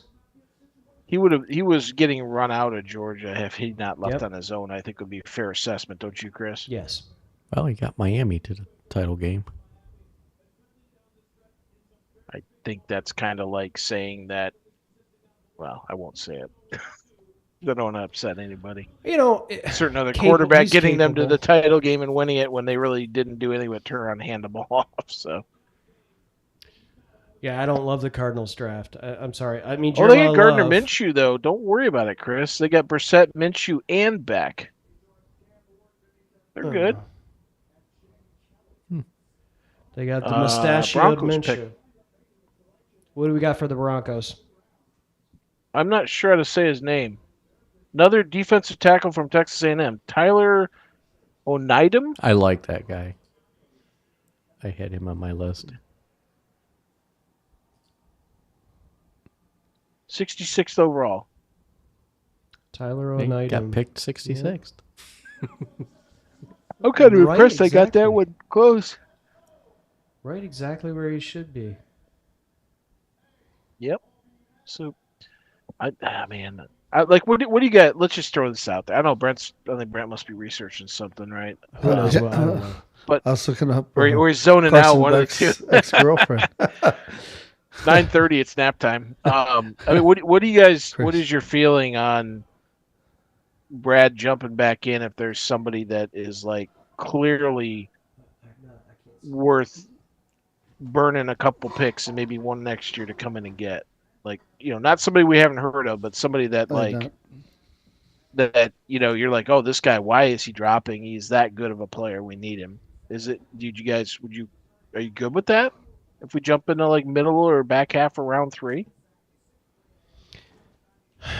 I mean, I just feel like for the right, if you get the right conversation going and you're not giving up too much, I just feel like right now we're paying for the Tesla stuff, right? It's just, and it's like we can't, at some point, you're just not going to get, you just got to sit back and eat it and be like, because when I'm looking at these players, guys, I'm not looking at these players like, oh my God, I have to have Rayshon Benny. I'm like, let's see how this plays out. We have holes to fill, but I'm not seeing players, Dan, that I'm like, oh my God, guys, like we talked about Nick Singleton, for instance, Penn State running back. Where is he being projected right now? Fourth round. Right? Yeah. We traded away. You still got one of them. Right? So, but is he going to be there for our second fourth round pick, which is 140 something or whatever? And you still got Mike Washington in front of him too. So you get Singleton, Washington, and Katron Allen. All three of those are like the next three running backs, right? Yeah. When we talked about the Singleton Katron comparison, I think we landed on Singleton because Millen's on the no, that's a replay. Back to get booed again. Carry on Crawford. Carry on Crawford, the edge for Auburn, went to the Raiders. I mean, Katron I'd trade does up not for Ephesians. Ephesians Prysock. There. Okay, thank you. I'm not trading the next Thank year's you. pick for anybody. That we talked about it earlier today. The talent level next year is much better than it is this year. What if you trade for Gerard McCoy though, knowing he's No. going to be available until next year's pick? No. Boy, can That's you just some imagine? very twisted logic. Right. I'm That's going to trade next year's pick Allow for a guy myself that's not to going to play until introduce next year. myself. Duh. That's like Holmes is like, I'm getting fired anyway. Let me get a guy that's not going Holmes to play gonna get next fired. year.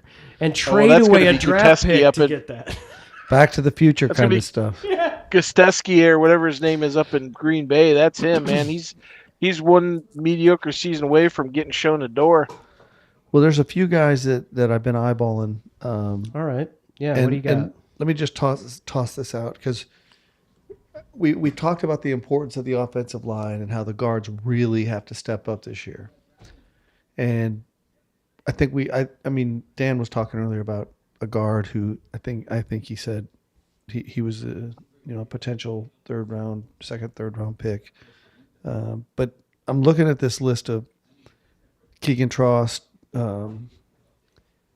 and Travis Burke from Memphis. These are very successful offensive tackles who project guard in the NFL.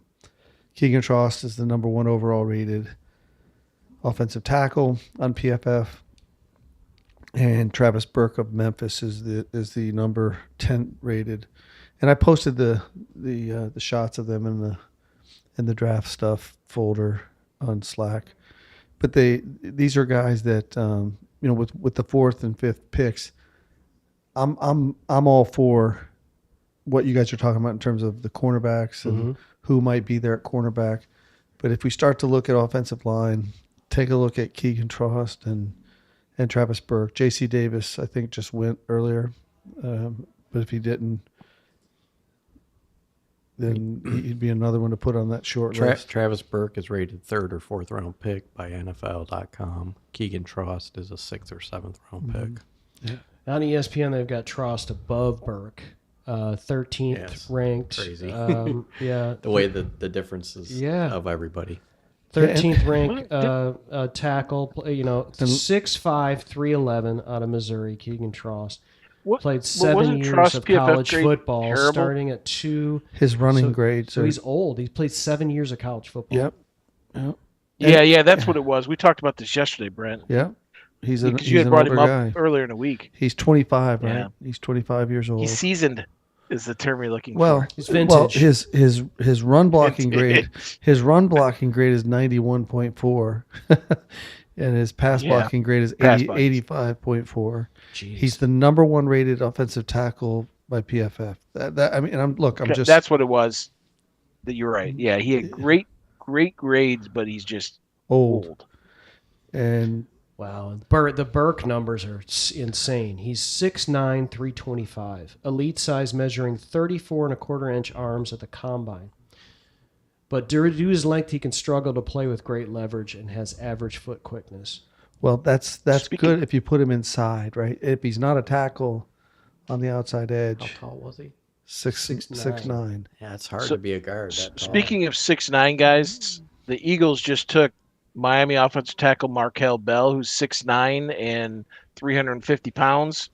And that's the kid that clip showed Derek Moore just absolutely steamrolling at the Senior Bowl. I thought that was Magoa or I said Myoga, but I don't think Myoga. so. This guy was their left tackle, Hmm. and Myoga was their right tackle. So anyway, I just want to put those names out there Yeah. on the offensive line as guys to keep your eye open for. There's a couple You of think we're Carver. gonna go it though? Well, we've got 6 picks left, right? And Yeah, but we got 5 linebackers and corner. I think you're right on about corner could use some increased, yeah, some more a some more corner, bodies, right? I mean, or linebacker. We two. could draft 4 linebackers in this draft and it wouldn't hurt my feelings. We're that like missing that many guys. Yeah. No, I think the time to debate as we get closer to the picks. I'm just throwing names out for guys that when I watch their film. These are guys that I specifically watch their film. They're road graders, and we need some nasty guys. Linebacker wise, I'm just there's not a lot of guys at linebacker that once we passed on linebacker with the second pick, it's maybe next year. We might be able to you're looking for dudes that can be special teamers and maybe develop, right? Have the traits, but maybe haven't had the time or the right system to develop into a competent starter. I mean, I think that's where we're at, right? I mean, special teams is something we haven't talked about yet, and probably we should. Yeah. It's as we start to go into these later round picks, like you're not getting day one. Let's face it, we're not getting day one starters here, right? And so if you want to make sure that if that guy's going to get playing time, it's likely going to be on special teams. So when you're looking at linebackers, when you look at these secondary guys, we got to be looking if they're on special teams, if they're playing. And back to the conversation, Dan, with the 2 Penn State running backs, that was one of the reasons why we liked Singleton over Katron. It was not just because he had softer hands, but he played more special teams, and so that's important. Yeah. That's an important part of being on a Detroit Lions football team. Well, and I'll Can you bring up the roster I just popped into the chat, Chris? Show that on the screen there. I mean, this is where we're at, right? This is our current roster with the addition of our 2 latest players, right? It's in the Zoom chat. I'm getting it. Hang on. Takes a second. Yeah. So Katron Allen though is what is it up? Sorry. Go ahead, Dan. No, he's trying to bring it up still. I'm just looking at raw numbers right now, not worried about the quality, but that's the next step, right? Is you got to get your numbers in place, and then you start improving. All right, where are we looking? I'm going to have to focus up on where we're looking. First thing I'm going to look at running back. We got 6 guys currently under contract at running back. So there's probably going to be at least 1, maybe 2 more brought in for camp, whether they're draft pick, most likely, or a UDFA. Obviously, we need a quarterback. That's very possible they could grab Drew Allen or somebody like that to try and develop. We don't know, but we do need another quarterback. But we've got 15 offensive linemen already. That's pretty well stacked. Wide receiver is just absolutely stacked. Tight end's got 5 guys. Pretty much everything on offense except for quarterback looks like it's pretty well filled out. But on defense, the linebackers, you got 5. And then I don't remember who it was that brought it up. Mike might have brought it up. We have 5 defensive tackles. That's it. We have no depth. And DJ Reader is going to go sign with the Giants potentially. So that means we still need like 2 or 3 more defensive tackles. Yeah. One more 3-tech guy, maybe, and then maybe 2 more nose tackles, right? And then that linebackers and like nickel outside corner hybrid guys.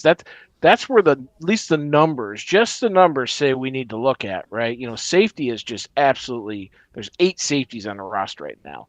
So I'm sure they'll bring some as UDFAs, but I just, unless somebody like is too good to pass up like they did with Dan Jackson last year, can't really see them throwing too much at that position. But again, I'm just basing it strictly off of raw numbers and not necessarily the quality at there, because we all know that like Seth McLaughlin at center is an unproven project, right? Sorsdal's been a bust so far. Nice is a body. Mason Miller is a very unknown young kid. They really like him. Mahogany struggled last year. So, we could improve our depth in the offensive line interior, and then, you look at the injury history at the edges, right? A lot of those guys have been hurt, Wanham, Onwuzike, Hassanin, Turner, every single one of those 4 guys has been hurt substantially over the last couple of years. Lacey and Moore and Hutch are the only 3 that have been healthy. So, could always improve your depth and your numbers there. So, to Brent's point, any position I think is wide open because, we obviously all hated Sailors returning kicks, and Small and Robichaux at running back are they're camp guys, right? We're going to keep 4, maybe 5 running backs. And Baki's been in and out of the medical tent. So, Brenda's correct, and you're correct, Chris. We could very well go and get an Allen, get a Singleton, get a Washington, just to improve that overall team depth. Because Pacheco's on a 1-year deal. You want a long-term option behind him that's cheap. Yeah, because you're giving Gibbs it felt like a flyer for numbers. Pacheco. If Pacheco feels like a flyer, like, oh boy, it would be great but he hasn't produced and he's been injured, and so it's like, well, you know what? He's cheap. Let's get him in. Let's make our running back room a little better. But man, I think Dan, I think you're selling me on this, which is I'm starting to get nervous about our defensive tackles. I mean, this you're right. There's not a lot of names listed under the DT position for the Detroit Lions. And, Reeder's running around looking to sign with another team and probably will and get paid a lot more money than he would here. And I don't feel great about Rodrigo and feel like I'd like another off-ball linebacker to fill out that. So I'd like to see a couple defensive tackles to be thrown in there. That may mean, thrown in the draft, or, who's out there that we might be able to go in that's a fit from a free agent perspective at this point. If it's table scraps, so be it. Bringing in a guy that's going to help us, because from a depth perspective, guys, Aleem, Tyleek, and then Wingo, who's like the captain of being on the inactives list every week. Miles Adams, Chris Smith. I don't feel great about the defensive tackle position. That's not enough names for me. So we got to fill that. That looks like a bigger need than I got to admit. It is a big hole. That linebacker. Yeah. Real quick before we keep going this discussion, I just want to point out something unrelated. The Bears just took another tight end. They took Loveland last year. They had Kmet, and they just drafted in the 3rd round Stanford tight end Sam Roush. He was like the 4th best tight end in this draft. So Benedict has now stocked his tight end room with 3 very good tight ends. The thing that we wanted to do to make the offense work. So I just wanted to point that out. So that whole discussion about the linebacker and not having a quality coverage linebacker, that just became even more important. Yeah. Because they've got 3 tight ends that can catch the ball and make our guys look foolish. Caleb Why Williams are you over here whispering? What I'm just being funny. He's summoning the devil. Oh no, I was saying, well, not in my house. By the way, I don't want you to think, guys, that I felt like we should have picked a defensive tackle over the picks that we have. I don't want, but because I still feel great. Right? I still feel, yes, it all is, but I feel great about the team. I feel great about the pick today, tonight and last night. I feel like those were needs that we had, but now I think this shines a light on. I hope that we're going to fill this defensive tackle position at some point. Yeah. Well, here's the reality of it. We've got 6 picks left, and if you look at it and how that needs to break down, I think we have to continue to build depth in linebacker, defensive tackle, and the niceties are improving our positioning and the interior of the offensive line, potentially safety and running back, and maybe even close to that order. Cornerback. Yeah. Well, I don't. Yeah. There's some players. You're turning the bottom of the roster, I think is what you're saying, Brett, right? I mean, we've got bodies. Now we want to make better bodies. That's right. You're constantly looking, and that's one of the things that many GMs have talked about over time is they are constantly scouring the waiver wires every week, looking to churn the bottom of the roster and improve it. Yeah. And there are some guys out here that are going to be, developmental guys that could do exactly that. I was talking earlier about the 6'4" kid, with decent wheels, physical. There's going to be some guys that are going to be. Let's take a look at them. Sorry, Dan, go ahead. Someone made the comment that we're not getting day one starters out here. Well, you know what? We actually have in the past, Brad. He's gotten a couple of dudes that have been down in this draft. I mean, Kirby was a third. It wasn't Brad's pick, but Kirby was a third rounder, right? And then he obviously was. St. Brown, everyone knows about him. Sure. There are guys to be had. Puka Nacua was a 6th-round draft pick. I mean, if you get the right guy in the right situation and right system, they can absolutely step in and be a starter right out of the gate. Some positions are harder than others, but so to your point, Brent, you could hit. I mean, wasn't Mahogany started for us? He Here we go. obviously regressed last year. I've got it right injury, here, Dan. So here are our 4th-round draft picks in the past 20 years. Giovanni Manu, Sione Vaki, Amon-Ra St. Brown. Derek Barnes was a 4th-round draft choice. Logan Stenberg. Okay, listen, they can't all be hits. Okay, that's where you just but our 4th-round picks, are already better than our 2nd-round. Deshaun Hand. I didn't hate the pick at the time. Jalen Reeves-Maben. So Germ was a 4th-round pick. An outstanding, great special teams future president, by the way. Yeah. Miles Killebrew, who still I think wasn't in the NFL. Injury. Yeah, he had a neck injury, I think it was. Yeah. And he was been a Pro Bowler multiple times for the Steelers as the Pro Bowl special teamer for the AFC the last 10 years. So Vaki, listen, Manu is Manu. I feel like that was kind of cute. Manu's one letter away from manure. You know that, right? Yeah. Phonetically, anyway. Right. Just add an R on the end. So there you go. Not a great track record. I mean, the Amon-Ra St. Brown that's a home run, right? I think the Vaki may be a single. Derek Barnes may be a double. Especially outside at that of place that, in the draft, right? Yeah. Outside of that, it's a little, but listen, you're in the 4th round. There's a reason why these guys are here. They haven't developed yet, and you gotta do it the right way. Hey, Chris. Yeah, man. Did you know that Tom Brady was picked in the 6th round? Oh, who? Not Tom Brady. Tom Brady. Not Tom Brady. Hi, everybody. I'm all Tom right, Brady. guys. We got. I'm ignoring the chat, and I apologize, but Terry and Simon are in here ripping it up. Terry's got a question. We've covered this a little bit, but I think it's worth having a conversation. Jermod McCoy, if he's there in the 4th or the 5th. Dan's smiling a little bit because he's so we know what Dan thinks because Dan's talked about this. Brent, if he's there in the 4th or 5th, knowing this player is not going to play next year, are you going to take Jermod McCoy? I would consider it. Yeah. Okay. Yeah, I would consider it. I think that when you have a chance, I mean, look at JMO. JMO was going to be out for the year. You knew it, and they still picked him because of the upside of the pick at that point in the draft.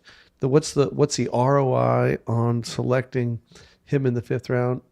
To me, it's a no-brainer. You pick because you're going to get potentially a special teamer, potentially a guy that doesn't make the team, and you have a player who has the potential to start and be a high-quality starter for you. But at the time when they picked JMO, they were up and coming, let's say, right? They weren't as a team. Yeah, they could afford to take a shot like that. Well, and we're not talking 1st or 2nd round here, but now it's just going to be Brad Holmes fodder if they picked McCoy at anywhere. Oh, he picked the injury prone guy again. Yeah. And there goes your boy Taco. Yeah, I just noticed that. Did they pick him? Yeah, Bengals did. Tacario Davis went to the Bengals. Sorry, it's not Taco Tuesday. I would consider 5th, 6th, 7th, but I'm not trading anything. You're not going to get that far. There's no way. Yeah, I'm not trading anything. The Steelers got a bunch of picks. I guarantee they take him. They're always looking for cornerbacks. They've got 12 picks. And if it happens to fall, maybe. But yeah, I'm not going to trade anything for him myself personally. So. Yeah. Where's the pick though? Is it 118 in the 4th, or is it you wait until the 5th? I wait till the 5th, at least. So that's the line for you, 5th round. You're 4th. Your line is 4th. I'm 4th. Look, we're not going to get anybody in the 4th round that's going to come in and start next year.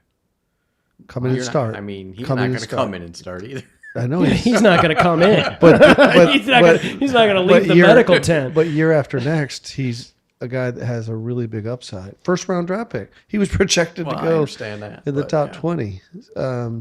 He may never play again. Yeah, I'm with. No. This is a simple bone plug used to help repair his thing. It's a very the surgery is not career ending by any means. It's just it got screwed up when they did it, and they just have to redo it. Terry, did you have bone plug on your bingo card?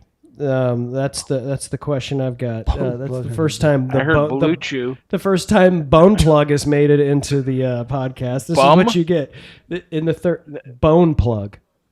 I was gonna say plug. You need to like. No, better, my friend. Bone plug. Yeah, I mean, listen, we're this is we're straying outside our comfort zone on our ratings. Yeah. So Terry says he'd take McCoy with a fifth.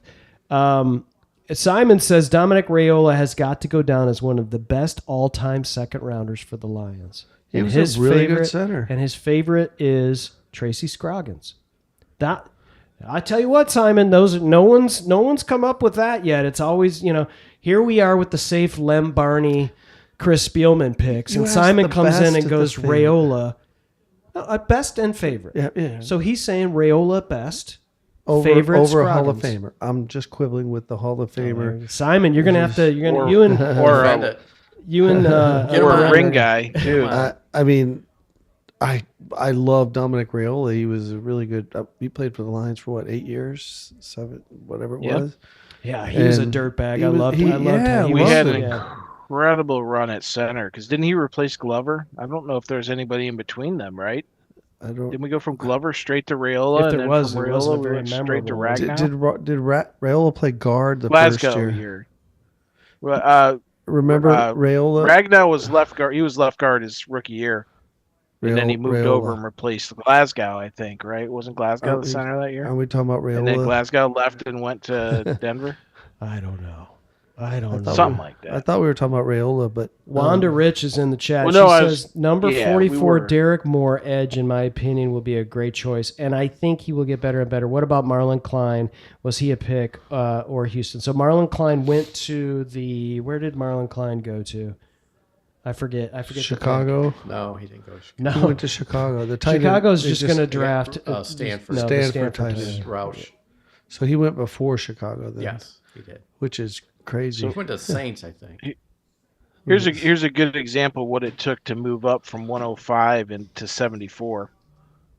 Because the Saints just did it with the Browns, or the Giants just did it with the Browns. They gave up 105, 145 in next year's fourth to move up to 74. So that's kind of your ceiling, because we're going to keep moving past. We're at 118, right? So if we get another 5 or 6 picks down the road here, then we're looking at kind of those similar numbers. But I don't think we have that 145 to work with, right? New York. We got rid of that pick. We have 118, 157. So yeah. So if we're looking to get in, because there's only 4 comp picks in this, so there's 36, with the 4 comp picks. So if we're looking to jump up, we do it with like the Rams at 29 or something. That's kind of now what the pick what's going to cost, which isn't terrible for next year's fourth, but yeah, I'm not giving anything up for next year.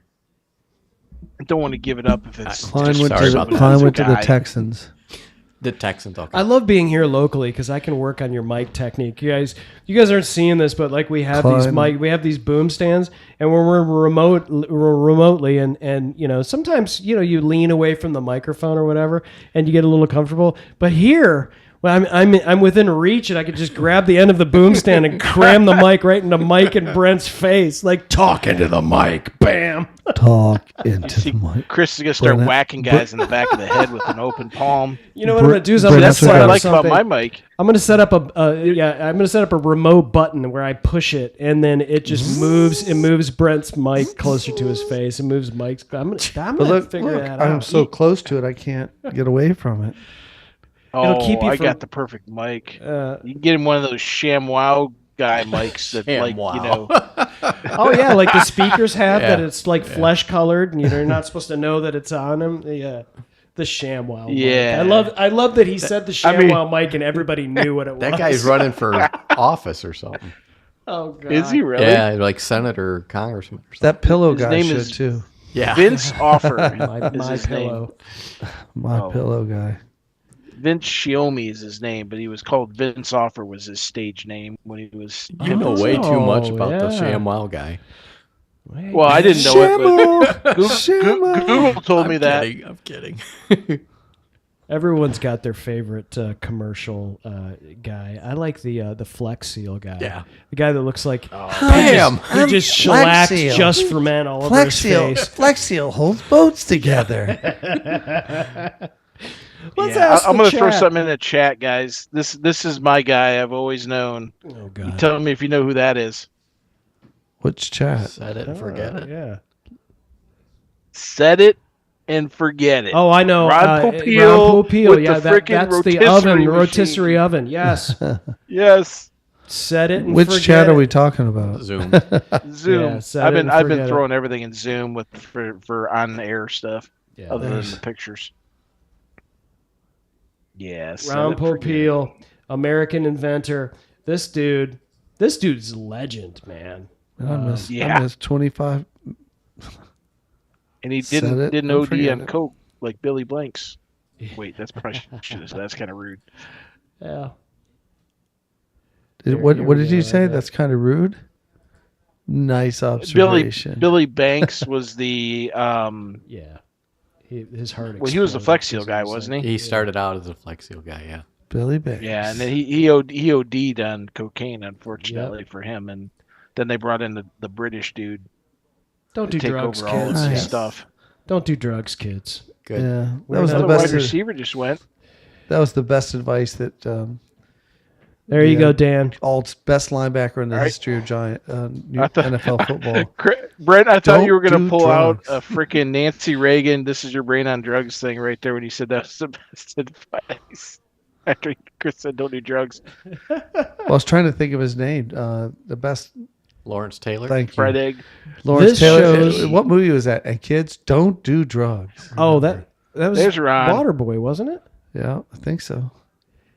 Dude, Yeah. I would go for a rotisserie chicken right now. Although I will say this. I love rotisserie I don't know how it got cooked. When you put two birds like that side by side, I don't know how they got cooked in the center, where they How do we touch do? How do we go from topic? I can't keep up sometimes. Well, you're not listening to Dan and I are talking about like the rotisserie oven. Just don't set it and forget it. We're having 3 different conversations right now. It's scintillating for all of our Everybody's our listening viewers. to us. Simon has something that I thought we should make mention. Brad Holmes on the This is a Brad Holmes quote on the Ravens' potential interest in Derek Moore and the Minter connection. Kind of got the sense that they were in the edge rusher market. Yeah. And they were. And they were. And the question was, are they going to pick Derek Moore? Are they going to pick Missouri's? next available. You knew Minter was going to pick Moore. I mean, that's It Well, if he depends. didn't, that's I an mean, indictment. Look, yeah, exactly. and he'll never say. I mean, at this point, he's like, no, man, Zion Young. Yeah, he Like, was our it's guy. all Zion Yeah. was our guy. We were Like, locked but, in on him. You know, Yeah. it's still The Lions Lions are season. way off. Yeah. Oh no, you're way off. No Vandalay industry here. This Yes. is. We were all in on Young. Nice reference. We're gonna drape ourselves in velvet. It always comes back to Seinfeld. It does. Everything. Boy, they're It's a show about nothing. When he said I could use some rotisserie chicken, I almost went, Kenny? Yeah. where's the closest Costco? No, to you when the guys? light. Get one Remember of when the those- light Yeah, went yeah, out? And that he was- goes, yep. Kenny? Kenny And he had Rogers grease roaster, yeah. all over his face. Yep. I had I pictures. think you need to send her out tomorrow to get like 2 big rotisseries from Costco for you guys. That should be your lunch. who would we send out to do that? I don't know. You got. I don't. You tell me who you got there to do that. I don't know how far away Costco is. I It don't- might be an hour. I don't for send- all I know. I don't Publix 5 minutes away. I don't send anybody out to do anything. I just Would You're you a man. like You for do it me on to your do- own. We're got a run of wide receivers going here. Yeah. How many in a row? Four They're of like- the last 5 picks. No. Oh, 3. look at the Steelers. Who are They they went getting? for the hometown hometown quarterback. They take the guy Again? They take Aller in the 3rd round after taking a significantly better quarterback last year in the 5th round, who actually won a national championship. Who's that? Penn State. No, They who'd took they Aller take for last Penn State. year? They took Ohio State's quarterback last year. But he's talking about a different quarterback. Who'd they take last year? Ohio State's quarterback. I don't know if he's any better. The than kid that they Aller. brought in from Oklahoma State. Yeah, I know what you're talking about now. I can't remember his name off the top of my head, which is terrible. But he's was slated to start with Aaron Rodgers, being all finicky right now, about what he's doing or not doing. I'm sorry, Drew Aller. I got no. I mean, at this pick. Get your mic in your face. At this pick, Brent after dark. Brent after dark. Okay, nice. pick 76. I think that's a good pick. It's The Penn State time. overrated quarterback. Look at that touch. Man, he's the Oh, of best course, ever. yeah. Let's pull in his best highlights. I want to see how the Throwing Steelers off his react to back this pick. foot, getting lucky against Boise. I mean, Have they announced it yet? Yes, they have. yeah. Oh, they did. Okay, so they're all excited. Yeah, It's all the not like- Yinzers it's got not like all the Kyle Yin- Allen. Yeah, they're all or- whipped up. The Yinzers are like, Yeah, they just. They're waving the terrible towels. he's about as local as you can get to Look at that Pittsburgh outside of touch. West Virginia for Oh, did a he top grow up in the quarterback. area too? Well, He went no. He grew up Oh. he came from Ohio, Oh, but okay. he went to Penn State. I want to say he was like a Cleveland St. Ignatius or Cuyahoga Falls or something like that. well, just a few years ago, they picked Kenny Pickett from University of Pittsburgh. Oh, how'd that go? That guy on the Worked out left. pretty well, didn't it? That guy. Look at that guy on the left wearing the Michigan hat. Yeah, look at that. No, I have a feeling it's not a mission. It's not a block M there. That'd be hilarious. That's a real, Watch his, that's you the guys. Michigan hat you get watch from these Temu. highlights and see who these highlights are against. That's Boise. I know. This is That's Oregon. what I was saying. And he's throwing off his back foot Michigan against State. Boise. That was Ohio Michigan State State. right there. All right, now I'll give him this one. That's Caden Curry. Of course, if Curry had longer arms, that would have been a sack because he's got short arms too. Packers pick is in. Why is it all Who's about Packers length picking? for Dan? It's all about the grip. Let's Brent, get not the back length. on to football here, guys. We're dangerously Packers close. traded. Packers selected Mizzou D tackle Chris McClellan Oh, because they traded up with the Bucks to get him. Oh, They wow. gave up 84 and 160 to jump up to 77. Okay, so we're up in 30, 41 We're not up till tomorrow. picks. 41 picks. We're not until tomorrow. 41. It's funny though watching these teams like counteract each other. Remember that one year when we took Calvin Johnson and the Packers took like 3 cornerbacks in their next 4 picks. They still couldn't stop him. And they still couldn't stop. I think they picked 2 cornerbacks in that draft. It might have been 3, but I'm pretty sure for sure 2. Maybe one was like a safe, like somebody they converted to safety. Yeah, but they definitely took 2. but they couldn't. Yeah. They couldn't cover him with 3 quarterbacks on one play. It's just like us needing a really, really good number 1 rated linebacker. Can we get him some tissues? You are just so bricked up right now, Chris McClellan. What is Who bricked is up the mean? top free agent linebacker? That's a good point, Brent. Who are the top free agent linebackers still left? That's a great question. That's the right question. It is the top free agent linebacker. There's a lot of 30-year-old dudes left. There is very little that are under the age of 30. There's very little here. Devin White from the Raiders is 28. Kenneth Murray from the Cowboys is still not signed. Are you kidding me? I thought he was like their best linebacker, wasn't he? Well, their defense was terrible, so that's Well, not yeah. saying a lot. Giants, Bobby Okiri. He's a street free agent. They cut him. He played 99% of snaps last year. Matt Milano from the Bills is 32, and of course our guys are out there. Cunningham and Turner are still there. I still wouldn't be surprised if we brought Cunningham back. I think they really liked him as a depth guy and a Simon breaking special in here, teamer. guys. Non-lines, Kayvon Thibodeau just posted goodbye on Instagram. Rumors the Giants are in trade talks. Still remember the Hutch Kayvon debate. Yep. I think we got that one right. Well, there was the big. Everybody in Detroit was talking about trading for him today. Like I'll 97 I'll take him. 6th round. No. Yeah. Wait, remember you guys? Kayvon Thibodeau was the guy that was debating against Sewell, and we were all like, "This dude's a turd. He falls into no turd policy because he No. doesn't want to play ball." Kayvon came same year as Hutch. Not Yeah. Sewell. Remember, there's no, the, no, I the thought Jag, that was no, the that Jags was Tavon took Walker. him. Huh? What? That was Ja- Tavon Walker. wasn't Kayvon Thibodeau. Was the it? same Thibodeau draft was as Hutch. Oregon. Yeah, but he was picked. Who? We're crossing streams. Yeah, but who was picked ahead of Hutch by Jackson? Tavon Walker. Tavon Tavon Walker. Walker. And then Yeah, Kayvon and Thibodeau the went next year, fifth. and the Giants picked him 5th, right? But Isn't that the what's year the debate? I don't understand the debate. The debate was there were Lions fans that wanted Thibodeau when he was coming out in the draft. And who did we pick? Penny Sewell, I thought. piece. That's the piece that I couldn't. That's what I'm connect. trying to figure out right now. He was in the 2022 draft. 2022 draft. That was All when right, Hutch was 22 picked. draft. We took Hutch. Travon Walker. It's Travon. Travon Walker went 1. We took Hutch 2.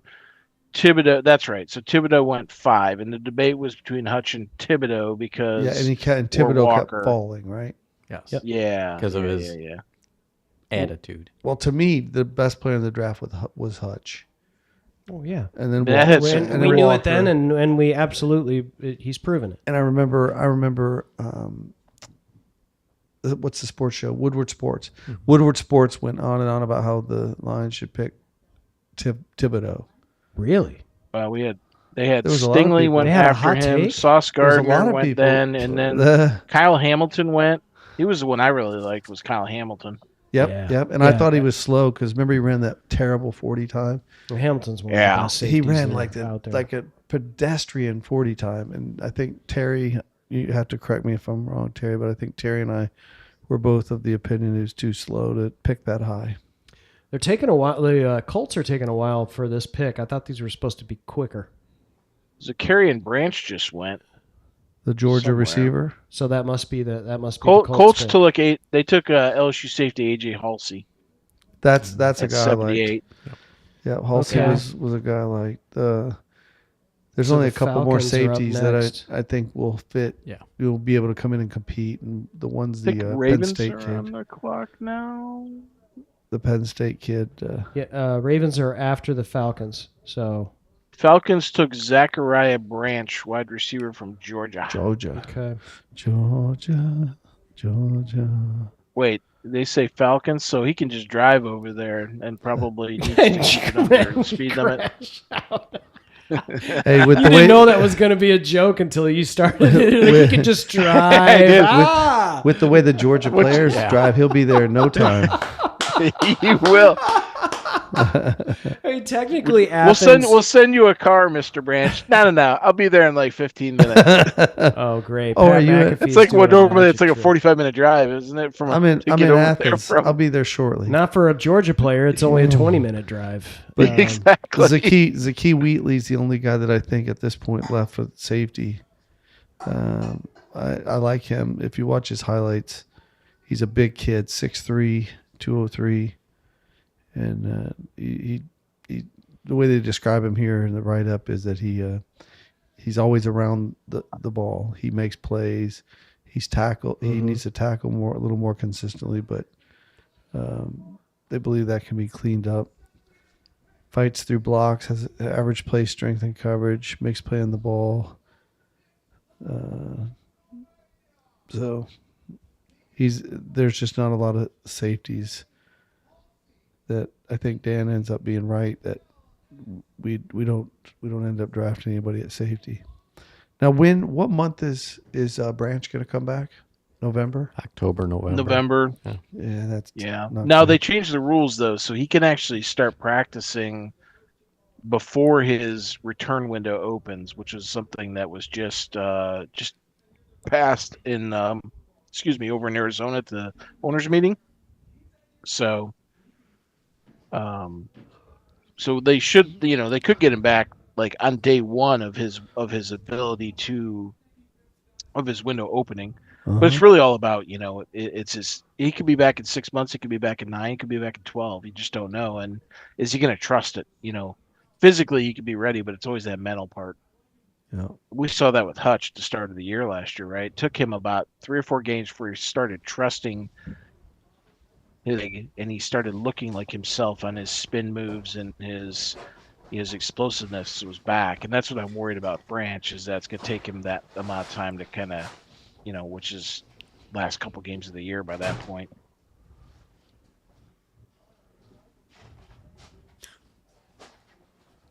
Yeah, there's another kid that I had forgotten about, Jaden Kennedy from Oregon. But Dan, I think when we talked about him, Kennedy, yeah, we had talked Taffy's about him. out there. Yeah. Where's Kennedy at? He's way down there. He's a 54th best player available on ESPN. I'm not sure that NFL.com has him listed as a safety. I bet they've got him as like a nickel, because he's not on the list. Let me check the Who are we looking for? Kennedy? Cornerback. Kennedy, yeah. They've got him as a cornerback, and he is the 5th highest cornerback left on the list right now. It's interesting that they went that route. Ray Sean Benny's there. I know we chatted about him a bit. He's the 58th player on the list. Filled that defensive tackle. He's right at 300 pounds, 6'3". Got Big Citrus still. Big Citrus. Dominic Got Orange. Big Citrus, and he can. Big Citrus. Mm-hmm. Talk to me about Big Defensive Citrus. tackle. Dominic Orange. Dude, I love that. All name team. Big Citrus. All I wanted is Ephesians prize stock. I thought you wanted Hezekiah. Him too. Not before Ephesians, man. He's not. Ephesians prize stock. Ephesians is higher on my board, man. What's interesting? Someone's proposing that the Patriots trade their 95th overall to the Bears for Cole Kmet. I think they're going to need 95 to get A.J. Brown from the Philly. I thought that was already agreed upon. It's going to have to be next year's picks. That's New England. Yeah. New England, yeah. It'll have to be next year's picks, because they're not I don't think they're making that trade till after the first, because of the salary cap. Kmet's not the interesting with Kmet. I don't think they can get rid of it. They are so strapped right now. The Bears are. I mean, they got about 5.9 million. I'm sorry, they got about 10 million, but they need most of that for their rookies. And Kmet, to get rid of him, he's gonna not only going to take a $11 million dead money hit, it is also another $3 million, because there's no savings unless they do it after June 1st. So after June 1st, they can get rid of him and save $2.3 million, but because they spread it out over 2 years. So I don't think Kmet's going anywhere. Yeah, USC receiver. Jacoby Lane for the Ravens. Lane. That's the guy that everyone says is Amon-Ra, like runs really good routes. Is that him? Yeah. Runs really good routes, and I don't think he had Mr. Olympia as his dad. Yeah. Did not.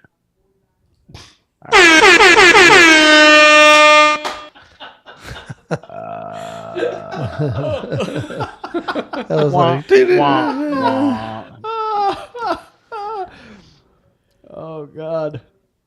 We are halfway through this round, so Brad's making a move. Now we're in his when you area. did that, we went from we lost like 40% of the people listening. They all just laughed. Chris bailed on us there for a second too. He did that, trying to make it look like we did it. No. I will fully claim that. 37 picks till we're up. Is that all? Yep.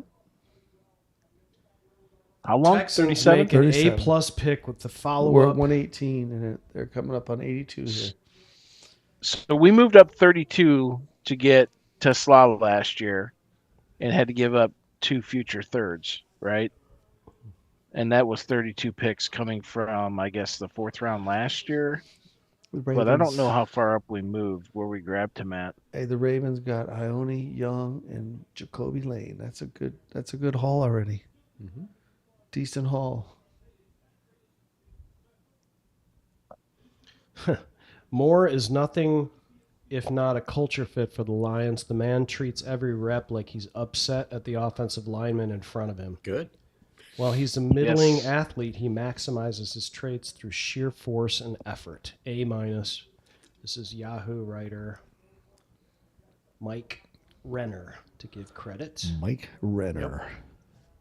Nice. Hello, Mike. I tell you what, I've just been noticing. It seems like there's an inordinate amount of like geographical picks going on here, right? Mm-hmm. We took more. The what's his face just went from Georgia to Atlanta. Aller went from Penn State to Pittsburgh. Yep. It just seems it's like I don't know. I noticed that I didn't know if the Lions were like cheaping out or what they're doing. But several teams canceled all their top 30s. They didn't, or their local days. Like they didn't put the money into hosting and bringing all those people in. And I'm just wondering what the story is there, right? It's like that coupled with teams drafting kids that are in their wheel. Cleveland did it, right? They Cleveland took Toledo's kid. The Toledo guy. McNeil Warren. well, they also took an Ohio State kid, didn't they? Earlier in the draft yesterday. So that's They picked that's pretty two high. They locals. picked pretty high, so there were a lot of Ohio State guys taken early. Let me check Cleveland here. It was not Cleveland. It was it must have been was it the Bengals? They were projected to take them. Nope, my mistake. They didn't take either one of them. So, but yeah, it just I don't know, just jumped out at me. I'm seeing like a handful of these. I wasn't expecting to see that. Well, Miami, they took or not Miami, Tampa took Bain, right? Even though it's across the state, but it's not that far across the state, as Brent knows. Get across Alligator Alley pretty quick, right, Brent? Cross Alligator Alley. South Florida, Tampa. Finally is got 9 hours. Terrell. South Tampa to where? South Florida to Tampa is like 9 hours. South Florida, or Tampa to Miami. University of is Miami is South Beach. is about 5 hours. 5? Yeah, I was thinking of just What are cutting you, across like the driving state with in a general. Georgia Bulldog? Man, you drive fast, man. But from Orlando to Tampa Miami to Miami is 3 4 hours half. and 19 minutes, cutting across Alligator Alley, and that's going on the Orlando. You just go straight down the Florida Toll Road. 75. The Yeah, Florida Toll Road runs from Orlando right into Miami. There. I mean, it would be like hometown pick would be more like UCF. yeah. That's what I was thinking. I thought Miami was going to take him. Just being honest, I'm surprised that Miami let Bain go. They had a need. Miami took Brent's husband. They did, and that's They not will close. forever be hated by Brent Kreider. Now I'm going to become a Dolphins fan. Oh, you should hate them for taking the pick that you wanted for the Lions. That's the way that's The supposed Lions to were work. going to pick him anyway. They were going to pick. This is an Derek interesting Moore. comment. Jacksonville has now drafted 2 players in round 3 that were not ranked inside the top 150 on consensus boards. Maybe they know So that's like a something Brad no Holmes one move. else knows. Yeah, maybe they know something we don't. I don't. Brad Holmes doesn't pick necessarily people out of the top 50. He just picks them at the wrong place. Well, Albert Determined by Regis, who? though, a defensive tackle from According to the how many pundits. Texas A&M defensive linemen is that? Like 8? Well, I think a couple guys you said Texas A&M were Texas Tech, but Were they? yeah, Let me pull it up here. yeah. I mean, Texas like A&M, Romeo they have Height. I had- think you had said he was Texas A&M and he was really Texas Tech. but- Oh, okay. yeah. I mean, So- it wasn't a big deal because I think everybody knew. It's just you were moving quick, trying to Yeah, they had Howell, and then they had Oniden, There's and then there's now like they've had 3, Regis. right? Yeah, there's like 3 Yeah, of that's them. three of their linemen. Yep. And Concepcion Texas and A&M has Basantis gotten really good recruiting Bork. classes. Like 4 years Best ago, money can buy. best recruiting class ever. And yes, it was money best. There's a lot of money Best in money can buy. Texas. Yeah, They were ahead of the NIL curve when the door was cracked open. They kicked it wide open that year, and I think they went 6-5 for their efforts, didn't they, or 6-6 or something? yeah. You know what's crazy is there's here I always do this. I'm sitting here looking at pick 82, and we've got Emmanuel Pregnon, the guard out of Oregon, sitting there. Overall rank 47, third guard ranked, and he's not picked. You wonder why? The value of guards. The value. Well, of guards. or he has injury history. Well, no, I think Chris was just saying. You know, I mean, it's possible there's something how we many don't know. guards? in the How many medical. guards have been selected though? Vega.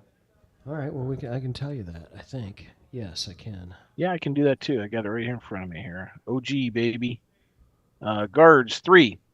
Yep. Ione, Basantis, and Rutledge. That's it. Who we talking about?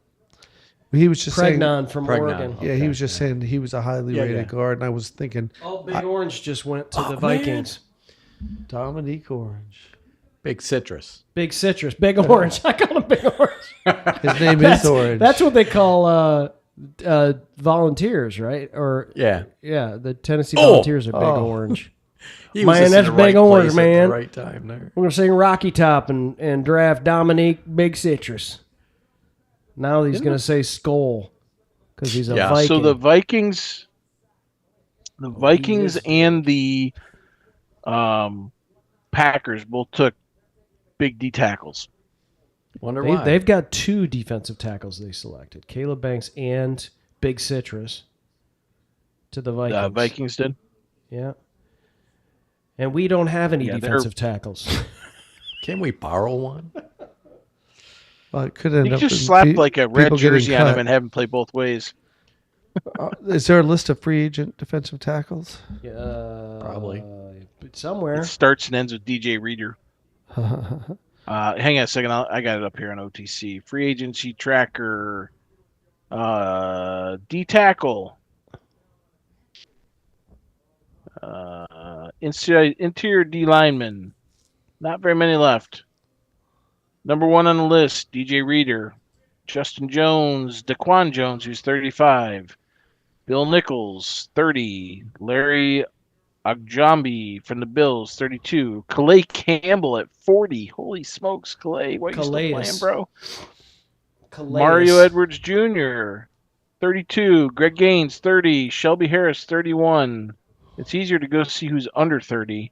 There's 1, 2, 3, 4, 5, 6, 7, 8, 9, 10, 11. There's only 11 guys under the age of 30, and 2 of them are 29.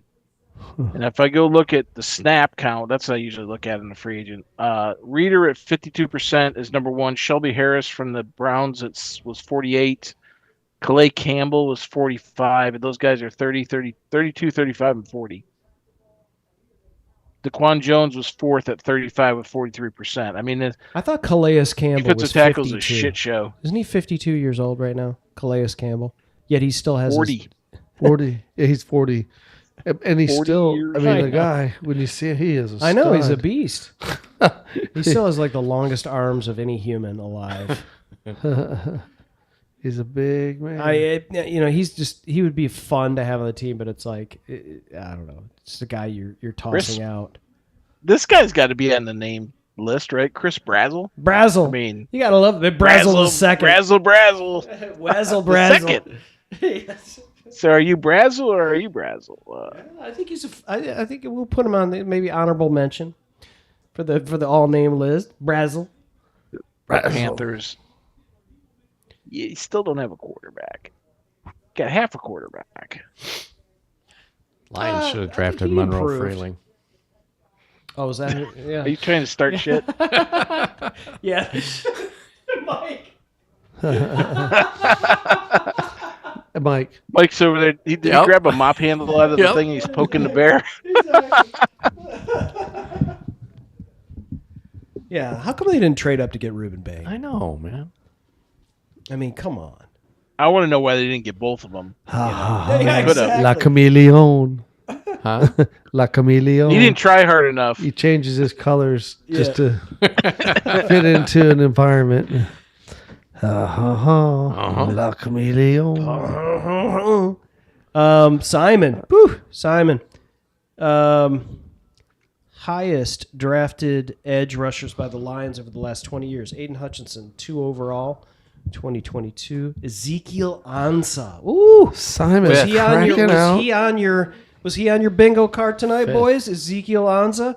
Kyle Van Noy. Don't remind me that we drafted Kyle Van Noy 40th overall in 2014, and Derek Moore That dude 44th has played overall. so well since he left us. Yeah. Kills me. why weren't Kills those me. on the producers list?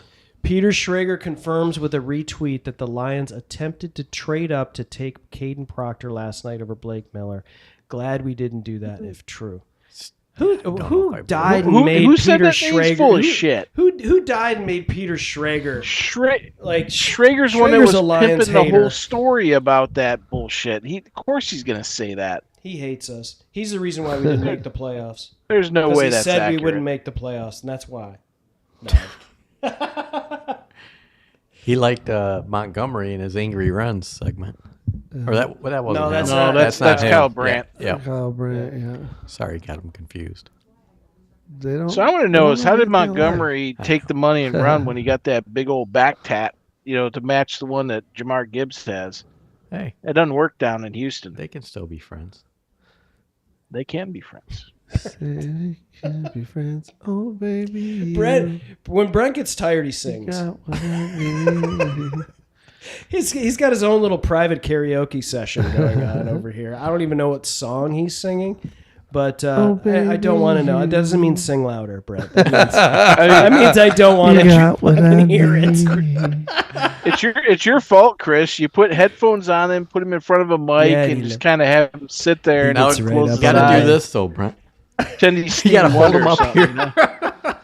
Just We are the world. Yeah, We are the because I children. need you. Dance We are singing. the You guys ones is like that- we gotta do 3-4 hour streams more often. You guys are like we got the bands back together, ladies and gentlemen. Mike Terry's gonna bust out Let me his go over guitar. here really quick. I'm gonna play all right, bass. I'm good now. Oh, baby, you. Oh God! No. Okay, I'm taking the mic away from you. You're Turn the him off. one that I I'm making a producer's decision. Right here. Bismarcky. Don't make me hit. Don't make me hit the DJ horn anymore. Oh, that thing is obnoxious as heck. You know what else is obnoxious? You singing Bismarcky. I don't think that's That bad. is that. That's Could be not a worse. You bad could pull thing. out some other Atlanta guys. Isn't CeeLo from Atlanta? Him and Yeah, CeeLo Green. Yes, sir. From the I'm game. caught in a trap. I can't walk. Brent. Trial. Right. What? Brent, you made me do it. drop trout. There we go. Jesus Christ, we're running off everybody that's It's signed the up. sound for the show equivalent over the of a last big hook. 6-9 months. Well, the good news is we still got Simon. Ted Hurst to the Buccaneers, Georgia State. What about That Terry? if He's that still- isn't a freaking Brad Holmes style pick, grabbing an HBCU, I don't know what is. So Georgia State, Third round. that's in Atlanta. That is they play at the former Turner Field where the Braves once played. Is that in the parking lot portion where the home run thing is painted, or is that in the other part? The old stadium. The I Well, don't- second I stadium, remember right? they elongated it for like track, or wasn't it? Kid can play. Kid and play. They're not from Atlanta. Kid can play. The player Ted Hurst can play. I'm looking at it right now. Ted Hurst. Center Park Stadium. Isn't that like Center Park? Isn't that like the guys that control parking for? Ford Field. Hey. I'd like to know what did if- they do with Hank Aaron's? Didn't they have a spot out in the old parking lot? What did they do with that? Because I don't see it on the map. Well, that's Fulton County Stadium. Yeah. You're looking at. Fulton County was well, torn that was the down. old Fulton County, but Turner the Field parking was. lot of the one they just changed used to have like a memorial out there where there was like a space basically that you couldn't park in, and it had all the stuff. It had like the little memorial plaque and all that stuff for where he hit it at, but I don't see it on this overhead map. This has to be the highest drafted player for Georgia State. This has to be. I don't know.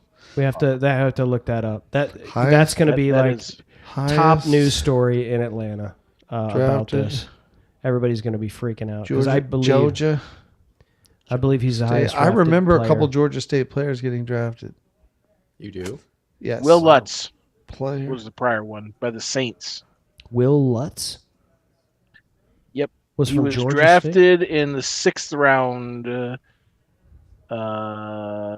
List Nope, of that's Georgia not. State Panthers in the NFL draft. That's Let's not see what this says. I got Travis Christ- Glover, Robert Davis, Ulrich John, Christo Balukidi, Balukidi.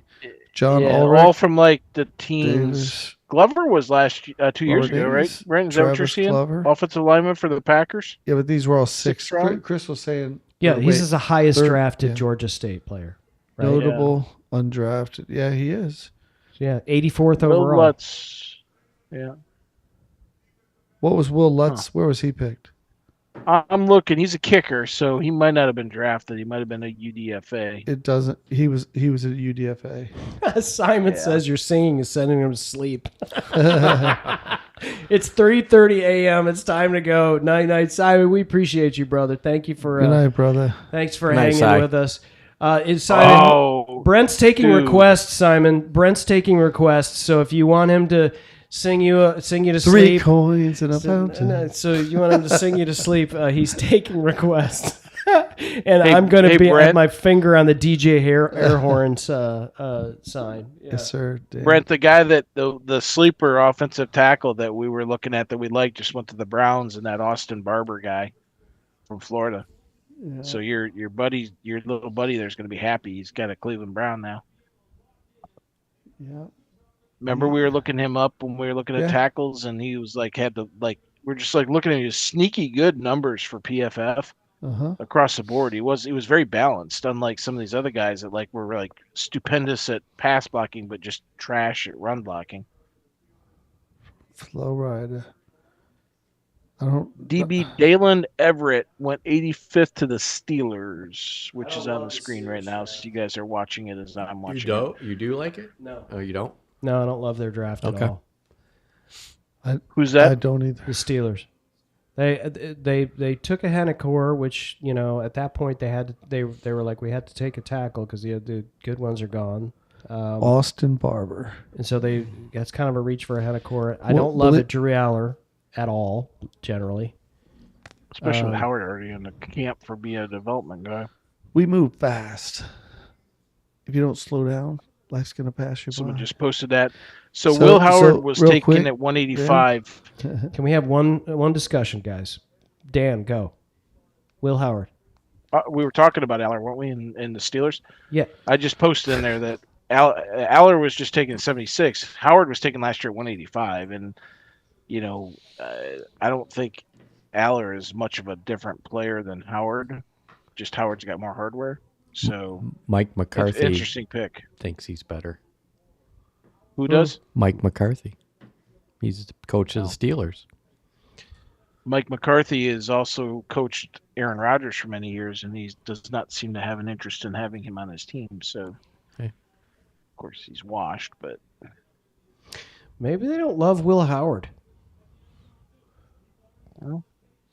I'd take him Okay. as our backup to learn behind Goff because he's like that prototypical size. I mean, we always talk about, or at least I always talk about, your backup quarterback should be the same type of quarterback physically and stylish as your primary, so you don't have to like go from with us a pass, play action, deep throwing, passing attack to having somebody like who's a running dual threat quarterback as your backup. Because now you got to retool your offense and call plays that your team isn't used to running. You want the same dude in there. Mm-hmm. So Generally, I really yeah. would have liked to have grabbed him last year in the later rounds to be a development guy. Yeah, I would agree with that. You don't want to like a super running quarterback as your backup quarterback unless you have a package of plays for him. But like when your starter, like when Jared Goff goes out, you want to bring in a guy that's like a Lamar Jackson clone. You know, it's a completely different thing. I completely agree with you there. That's why like Mariota is a good backup for Jackson, or I don't know if he's Jackson or Jaden Daniels, but he's a good backup for that because he's a similar. Even though he's an older guy, he's still a good runner, like a good threat on the ground, right? Mm-hmm. So there's a pick, Dan. I'd love your take on this that we just saw is happening here. Oh, if it's who we just took, that kills me. I wanted him in the 5th. He is Dan Campbell. Kaczmarek is what you're talking about, right? No, that's not what I was talking about. A trade. The Dolphins just took Will Kaczmarek. At what pick? This is the 3rd round, 87. so 87. they just took him at. Because he played the team that plays in Columbus. Well, no, it's we're looking for that guy that can I'm saying literally he played like Dan Campbell played. Like he gives you 2 to 3 touchdowns a year and maybe like 15 catches, and he's just a great blocker. And they took him at 87 overall. He was projected to go in the 5th.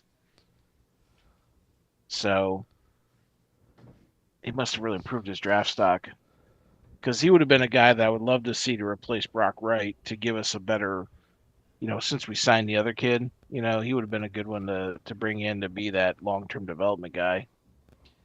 The reason why I was talking about that trade, it was Chargers Browns, and I believe the Browns traded into this pick 86, and in order to do that, they had to give up 2/4 to move up into that spot.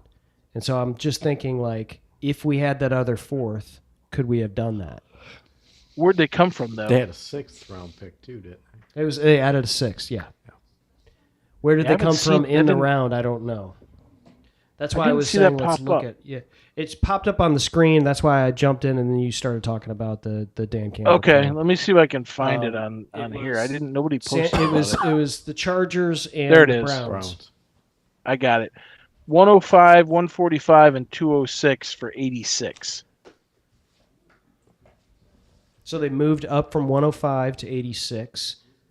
Is that right? They gave up 145 and 206 in the process. So that is 145 is a 5th.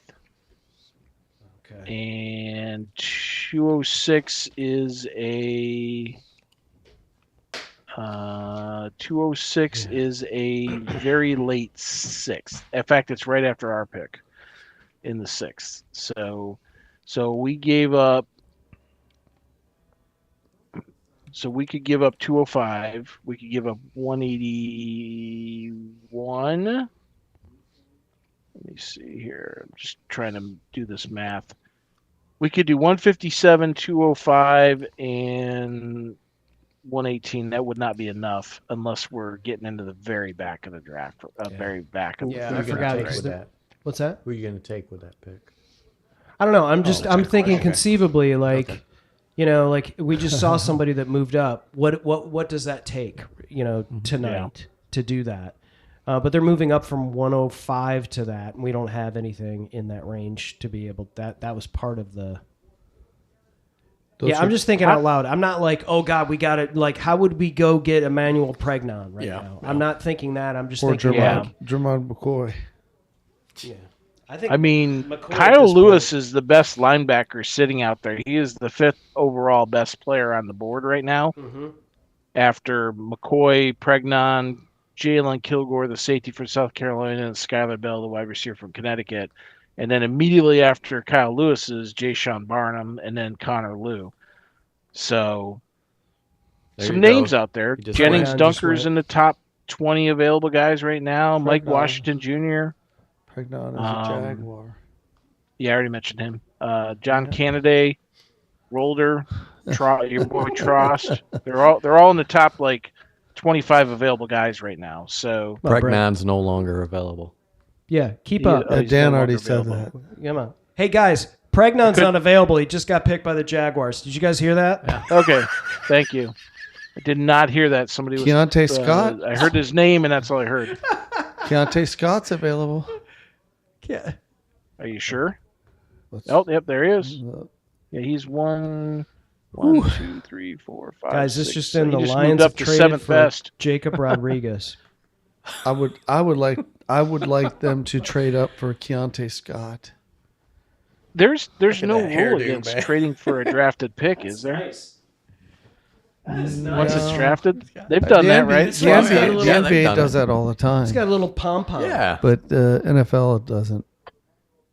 It's happened, I think. Like you can trade and say, "I'll trade you whatever for Jay Well, that Barnes." happened with Could be a bitch and force your way younger out of Manning, right? out of one team.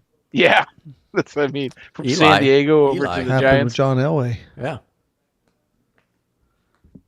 How about The Dunker Bears out took of another Iowa? wide receiver, Who? Xavier Thomas from Dunker. LSU. for Dunker? the Bears. Dunker, the He's got mullet, a lot, the mulleted a man. lot of injuries. A lot From of injury Iowa. history. He Yeah. has the Yeah, medical he's bad. record like he was in Vietnam or something. He's perfect for us then. He's absolutely perfect for He's us. got the haircut and everything. Yes. He's the guy they So- sent out to clear the landmines. You guys are proving my point. He crawled You've around. sold me on it already. Xavier Thomas. Well, the next grouping. 49ers pick is in, so we'll see who they took. Let's see, we're what, How many Like I more- said, if there's going to be one team that we're going to get in with, it's the Rams here in two How many picks are left in this round? About 10. Okay. 1, 2, 100, 3, yeah, 4, there's 5, 100. 6, 7, Roger 8, that. 9. is what it ends. Plus the Raiders are on the clock. Oh, so you 10. mean pick 100? Mhm. Okay. Yeah. Yeah. So the Niners pick, I don't know who that is, but it's in, and then we've got 10 picks left. How we doing, fellas? Alex Middleton. Alex, how are you, bub? Good to Who's see gonna you take it? in the middle of work. Who's going to take a flyer on McCoy? Do you think it'll be the Vikings with back-to-back picks at the end of this round?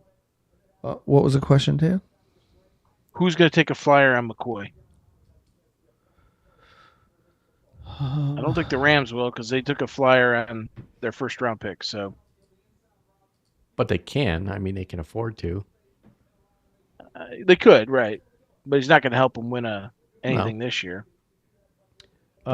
Alex, to answer your question, Keith Abney has not been selected yet, the cornerback out of Arizona State. Right now, it ESPN is. has him as the 10th overall available player.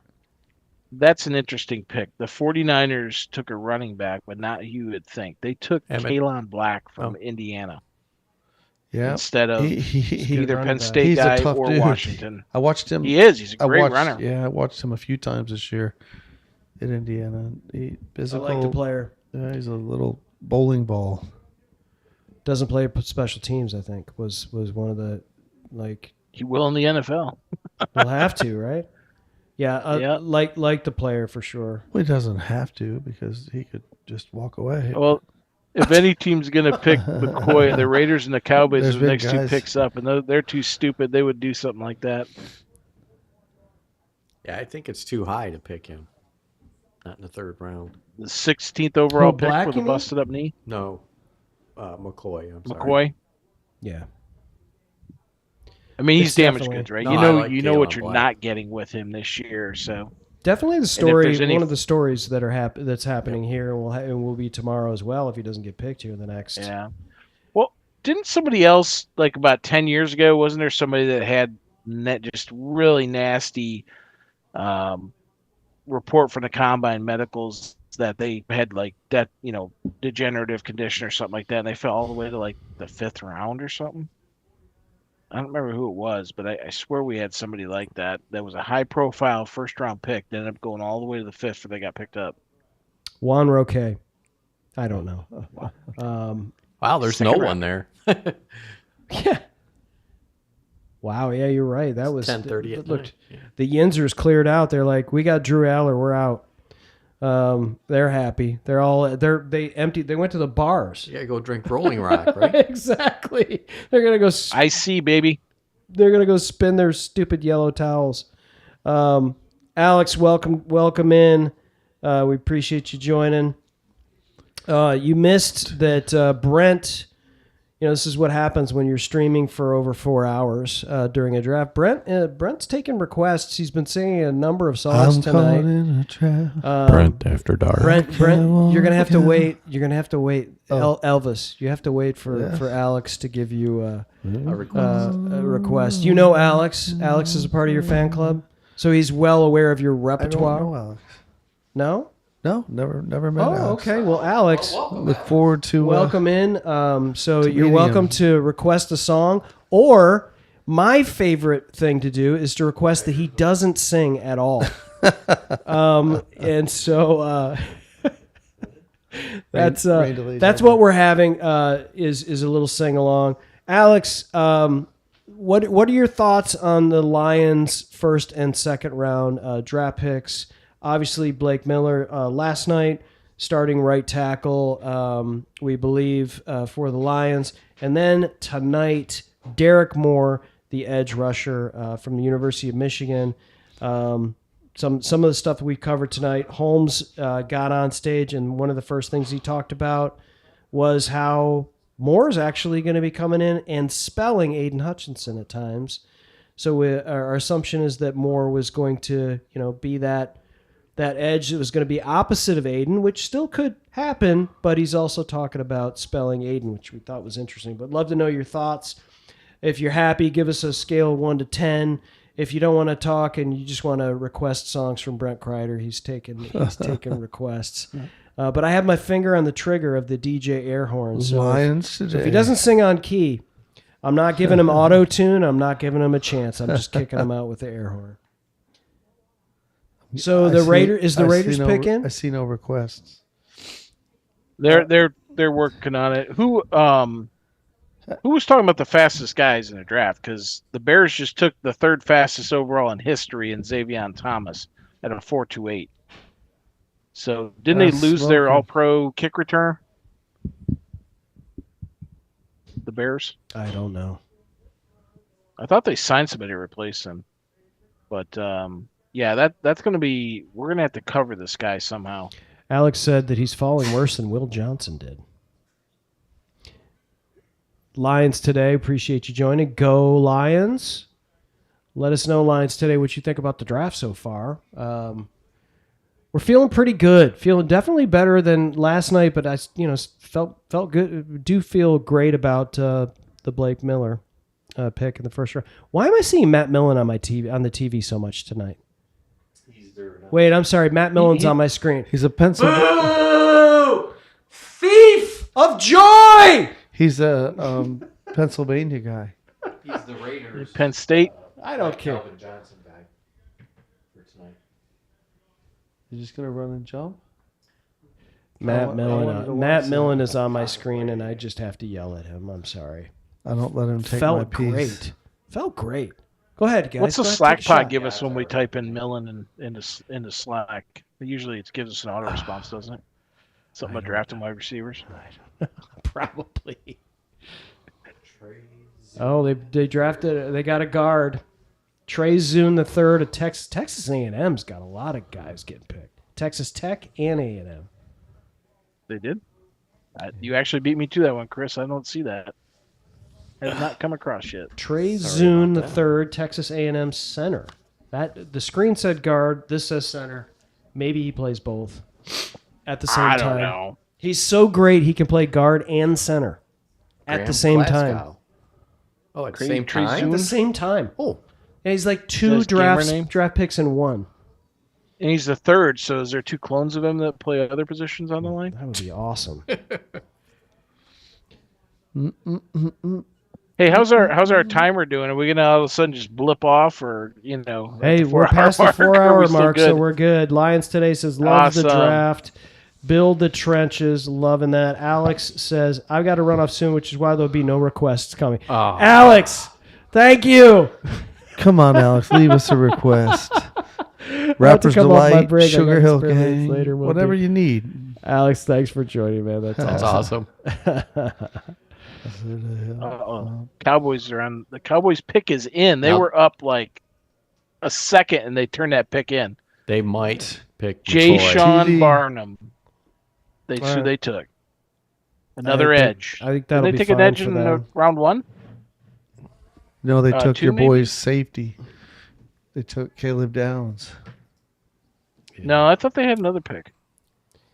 Oh, they may have had Dallas. another pick. Dallas has selected Caleb Downs. They've selected Malachi Lawrence, the edge out of That's who it was. Central Yeah, Florida, yeah. and now Jay Sean So Barham out of They Michigan. are restocking that defense. They Who made the need crack to. about the quarterback taking up all the cap space? Yeah, Boom. that was me. That was 60 mil. because they need to. I think he restructured, Yeah. but they need to get some youth on that defense because it was terrible. Is this last Drew year. Pearson again? Yep. Jesus And Christ. Tony They Dorsett. just keep One rolling of his the ass best, out one of the every year best to catches antagonize Ever. people. Yep. I mean, that Drew Pearson bobbling it that was in Minnesota, wasn't it? I believe so. Barham's a great player. He's just not a fit for our defense. No. He's just No, he's a This is a 3-4 guy, 3-4 rush edge. Yep. Seems like he took outside plays linebacker. off too. Yeah, Didn't always something show up. wasn't Yeah. something wasn't always there. Had, but when he was lit, Yeah. When he was on, he was on. Yeah. Look at that! Look, just ragdolling him. He transferred from Indiana, I believe, right? Maryland, Maryland. You're right. I Yeah. think. Yep. That's right. semi-Big Ten team. So Kind of a Big Ten team. they are. They are a Big Ten team. We let used you to say in that because of your TV market Big Ten team. We used to say that about Indiana, This is true. and look at Indiana now. Yeah, man. Well, John Mellencamp money. John Mellencamp money. Big bucks. Don't sing any John Mellencamp. I will absolutely just lay on the DJ. You know he has his own private box that he built there so he can smoke in it. Really? Yeah. Wow. You Saw know that. a lot about I that. saw Are you 60 Minutes. Are you a John Cougar Mellencamp No, fan? I'm not a fan of him at all. You don't like Little Pink Houses? I don't mind the music. I You just don't don't like like this him. little He ditty yells about- at his fans. That's, Oh, yeah. yeah. He's not cool. You know? Do you like a little ditty about Jack and Diane, Brent? Little ditty No, I didn't ask you to sing. He it. likes the ditty part. That's He it. likes to sucking down chili Do dogs. that with what you want. sucking on chili dogs outside of Tasty Freeze. Oh, there you go. We're gonna Brent. get taken. Oh, You're gonna get the AO mature thing on Rams there. got him. Adults only, Chris. What the hell happened? all of a sudden it says fart machine. Fart machine. What the hell is that? Our TV, our broadcast turned into. We're off the rails here. The Southern Command Center is off the rails officially. The TV went from the broadcast. There goes my man Keegan Tross to the Rams. Man, you're having a bad day, Brent. I'm not. You lost Jacob, and These now are this all your guy? favorite guys, Brent. What Do is you need a going hug? on? Brent needs a Jesus hug. Christ, Netley, the Dolphins pick was like immediate after Trost. Who was it? I don't know who Who it is is it? yet, Yeah. but it was like on NFL.com. It went from like on the clock to the pick is in like 2 seconds. He had some wheels, man. He got out there. We got our tackle, Maybe it's a guys. We got him. Another Almost nice 2,000 hair. career snaps. Is it Trost or Trost, you think? I think it's Trost. He doesn't look like a Keegan. He does not. Looks like a ram. Looks like a ram to me. He is a Ram. He is. He is a ram. It's a good pick by the Rams. Dolphins pick is in. Do we have it yet? Patriots on the clock, but we do not. Hmm. It's actually coming up faster on NFL.com than it is on X. Nobody's really tipping right now. Nobody's tipping. Bastards. Everybody's tipping drinks. is NFL why. might have cracked down on that. Nah. All right, we're looking at what, 7 picks left? 7 picks. 6. Well, Dolphins we don't know. So yes, 7 technically. That's why it's not in because it's on a freaking commercial. Here's what I'm thinking. Here, tell me if I'm off here, Dan, because this is the story. You know, you go to bed, and then the next set, and so the first pick in the 4th round is usually like interesting, or they're trading to get in it.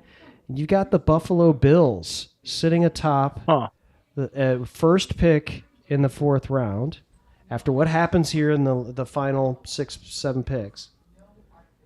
I mean, is that where Steelers just traded up? By the way, Who? Steelers jumped. I almost finished my sentence. Almost got. I know you did. This is more important because it's timely. The Steelers jumped the Vikings 2 picks that were in front of them, and traded with the Seahawks for 96. So whoever they think the Vikings are taking, they wanted it instead. So that means this player's not going to the Vikings. Sorry, Chris. Go ahead. I'm trying to follow what you're saying. So right now the Patriots pick is in, the Dolphins pick is in, the Steelers are the Seahawks were on the clock at 96, and then the Vikings had 97 and 98. The Steelers jumped over the Vikings 2 picks to jump in front of them to draft whoever they want. They think the Vikings were going to take them.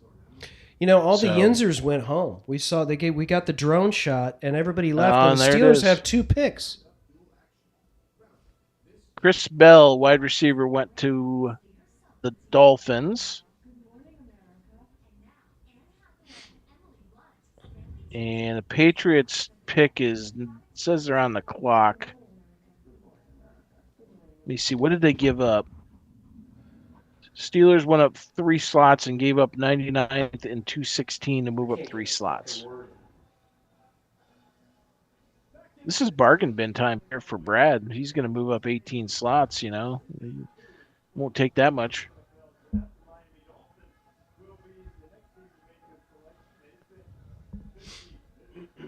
Let's see what we got here. I'm just curious who they're going after. Well, you don't think they're going to take McCoy, and they thought that the Vikings would burn one of their 2 back-to-back picks on him, do you?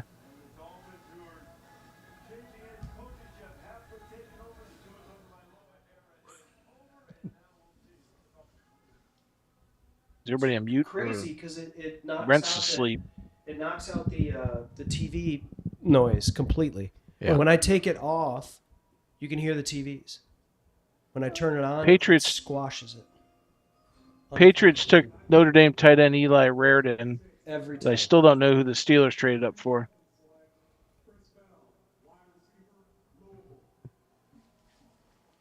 Louisville. Did he play? He went to the Dolphins, didn't he? Yeah. Yeah. So the Steelers jumped the back-to-back Vikings picks to draft somebody in front of the Vikings. That's what I'm trying to figure out. Every time you start. All right. I was gonna say Chris Bell. He played in one of the bowl games, I think. What, like the Senior Bowl or something like that? And he played well. He's a pretty shifty little guy. Yazoo City.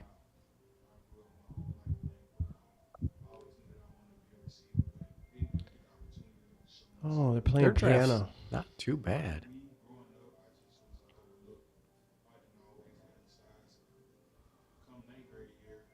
Why do we have a cartoon? Really? What is it? Is there really a place called Yazoo? Yes, there is. Yazoo City. Yep. Yeah. I was like, Yazoo City. Nice story. It's got weeds on the field. Even the cartoon had weeds on the field.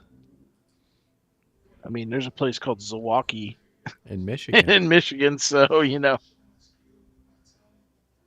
They've got a bridge named after it.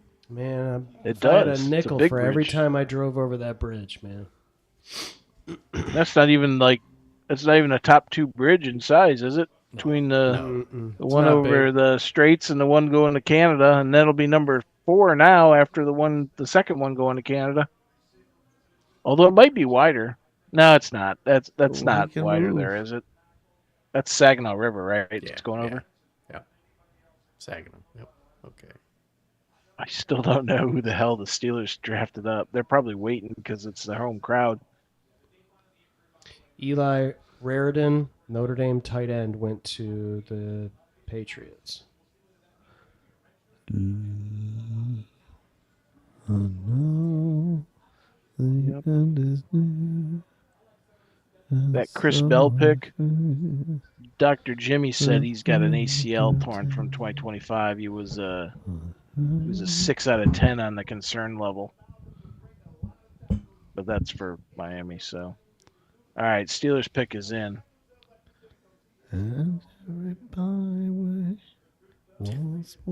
He's singing lullabies?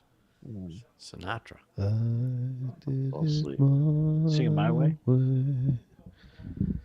Oh, what is a man? Where's the to-do? I can't reach it. Man, I'm just irritated. Get yourself a big roasted chicken and eat it. Dude, I could use one right now. It sounds awesome. No, a nice callback. He said that earlier. Nice remember? callback. I The do. big I did. roasted That's why I chicken. laughed.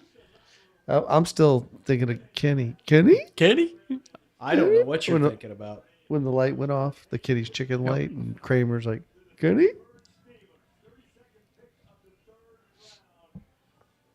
Oh. Come on, Tiggs. Interesting. I wonder if it's for Dunker. Oh, McGonigal just Someone got just posted bashed on the- online. right on the hand. The Steelers traded up to get Jennings Dunker in front of the Vikings. That's what the hoopla was about. McGonigal. You okay? I don't know. That's the dude we were talking about that was crawling through the minefield, right? He's all busted up. No, McGonigal just got beamed on the hand. Oh, I was talking about Jennings Dunker. The rain delays over in Cincy. All right, who the Vikings got? This matters to us. Wait, who's the other lineman the Steelers took that was rough and tumble? Jennings. Hennecore. Yeah, so they take two of the biggest medically concerned offensive linemen in a draft, and him and Dunker. Is that Hennecore got medical issues? Yeah. Oh, I really wasn't that. All name team alert. Jennings Dunker. Jennings, I'll bet. Also all mullet team. Yeah. I think he cut his hair. No, I mean not from that picture. Oh, they could have been taken whatever. Yeah.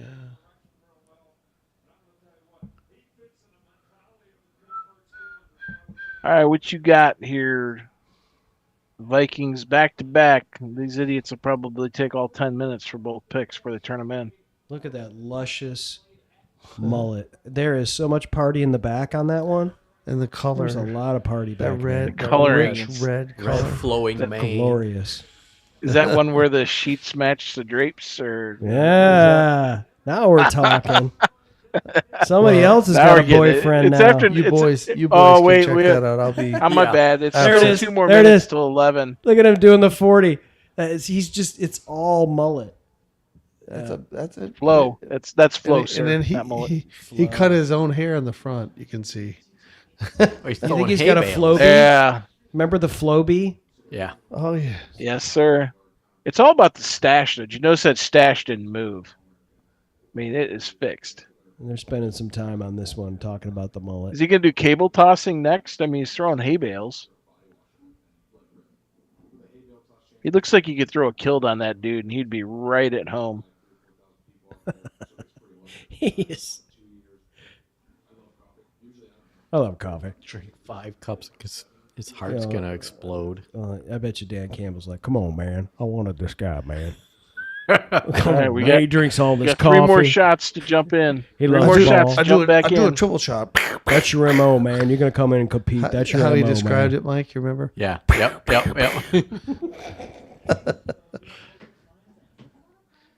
So, this is Dr. Jimmy on Jennings Dunker. 7 of 10 injury concern. Sesamoid surgery, ankle surgery, shoulder surgery, and knee. Sesamoid? Yeah, that's right. Yeah. That's right next to the scrotumoid. I don't know. Is that the where- part where it comes together in between? No, Where that's the scrotoid chode. connects That's to the chode. sesamoid? Uh, That's the chodoid. it's where it tore away from the taint. Oh man, you almost got me. I was on a sip. Oh, that one got up in the nose a little bit. Yeah, that'll clear me up. As bad as that movie was, that was the funniest scene when they're in the Baywatch, when they're in the Emmy's office looking at the dead dude. You guys ever see that version of it with The Rock and? No. Oh, it's hysterical. He makes there's a whole thing in there where they're looking at a dead guy and yeah, you just have to watch it. It's hysterical. All right, Vikings. Come on, Vikings. You know what Vikings are probably Thank going to you. do? They're going to go up and just make bold picks just like that. I mean, what's the point? You think somebody's going to? The Vikings are they're returning the favor for getting run 2 years ago by running themselves, or 10 years ago, I guess, or 15, whatever that was. Yeah, they're waiting for all the commercials to get over. Their time to shine. Diego Pounds. I like that name. Diego Pounds. That's a good name, team. Yep, She Pounds. Oh, that'd be hysterical if they took Diego Pavia to put with McCarthy. I mean, they could have like 3 tiers of quarterbacks. It'd be like Pavia up to McCarthy and then back down to Murray. It's like a pyramid, standing those guys together.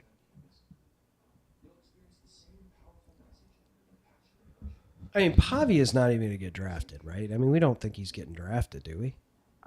He should. I think He's his kind of a attitude. dickhead. Yeah, I think his attitude's why. Yeah, well, and not just that. I mean, he was. I mean, obviously, as far as a college quarterback for that system, he was, obviously winner, whatever. But like, he's not a pro quarterback. NFL has him as He's not a pro anything. 7th round or a free agent. He's not a pro sanitation engineer. I mean, looks like he should be down on the corner selling stuff. We'll just say that. With his chains and his slick back look. Uh-oh. Caleb Tiernan, the Vikings took. Yeah, I West just Pitt. expanded him. He was the number 1 tackle. You just expanded him. It expands and contracts Oh. to give their summer. Expand. Yeah, he would have really poor run blocking grade because I remember looking at him when Brent and I were looking at offensive tackles on PFF. Good. Yeah, the 2 That's guys, good for our defense. Two of the 3 guys offensive line that I was looking at are still there. Travis Burke and J.C. Davis. Memphis and Illinois. Burke is 6'9", 325. Oh, yeah. They just showed a highlight of him holding. Yeah, You see that? That's on his highlight reel? that's a hold right there. This is 2 plays of his highlight reel, and he's holding on both of them. That's awesome. That's all on his that highlights. That was awesome. I can't wait to mean, talk he to my looks- Vikings fan He looks friend. very, very, very mechanical. Look at your guy. This is don't- his highlight I reel. just expanded. He wasn't He on had my Kansas list. City Chief written all over him. No, he needed to have his right leg in the backfield. Remember, Then he my would have been guys, perfect. my guys are Travis Burke of Memphis and J.C. Davis of Jacoby Illinois. Thomas, safety of Miami. I like the speed. Finally of got this. their safety like 2 rounds after they were projected to. Now tomorrow we're gonna have an opportunity, 18 potentially earlier, but 18 picks in, and there's a really, as I was saying, I was going through the players that are available still. Mm-hmm. There's some good players still. How about defense McCoy? tackles? Not so much. That's I really think that's it's the need. defense. Tackle, I'm with man. you We guys. need depth at defensive tackle. Linebacker, first- tackle. The first defensive tackle is great. Number 7, he's 17 overall. Grayson Halton, Oklahoma. And then after that is Capehart, maybe from Clemson. I tell you what, who's still sitting out there is Darrell that Jackson somebody they brought Jr., in, Florida State. Brent, and that's the edge, Danny Dennis Sutton from Penn State. He's Yeah. going to be right about where we're picking is where he's at in the rankings. Yeah. Y'all's got it. Yeah. Y'all's got it out. Julian Neal, cornerback, Arkansas. There's still some. That's Cliff Averill, isn't it? Yeah. We just talked about Where you Cliff guys Averill. seeing these picks at, Mike? 'Cause I'm not getting this NFL.com. stuff. ESPN. And the drafts. I'm looking at Draft ESPN. rounds. They're doing- Yeah, the my rounds. my internet is just absolute shit tonight. So this stuff's coming in like it just popped up because that's what I've been watching. Because it's like I said, nobody's tipping. So Jaguars are on the clock. Yep. Last pick of the night coming up. Pick 100. The Jags. Is this where they get Jamad McCoy? now they already got a guy that they're making a full-time cornerback. Yep. How about the first Over pick from Travis Buffalo Hunter. tomorrow morning? First pick from Buffalo or tomorrow afternoon, noon, Eastern. Are they gonna pick? Harold, get a pick today, Harold didn't they? Perkins, linebacker from LSU, but he's okay. He had 146 tackles and 13 sacks in his first 2 seasons. All right, so the last pick was But an Maryland safety ACL Jalen injury Husky. cut his 2024 campaign short. Jalen And he Husky is lacked the the, pick explosive for- closing burst. What are you doing, dude? Trying to Dude, tell I you was the last talking. pick of the draft. You stopped ahead. talking, and I jumped in, and then you moved forward. And I was reading a started- paragraph. I whatever. was literally I reading. can't see. I'm not watching the video. I'm just watching this. So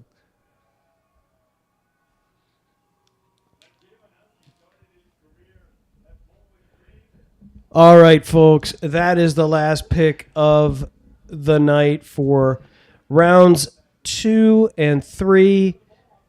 Guys, we got our edge. We talked about it ad nauseum. Last night we got our starting tackle. Tomorrow, I think we talked about defensive needs, right? I don't think an offensive, unless it's potentially a running back. If Nick Singleton's sitting there, falls in it, but we have needs. Defensive tackle, I think we've established, is a huge need. Continues to be a huge need at this point.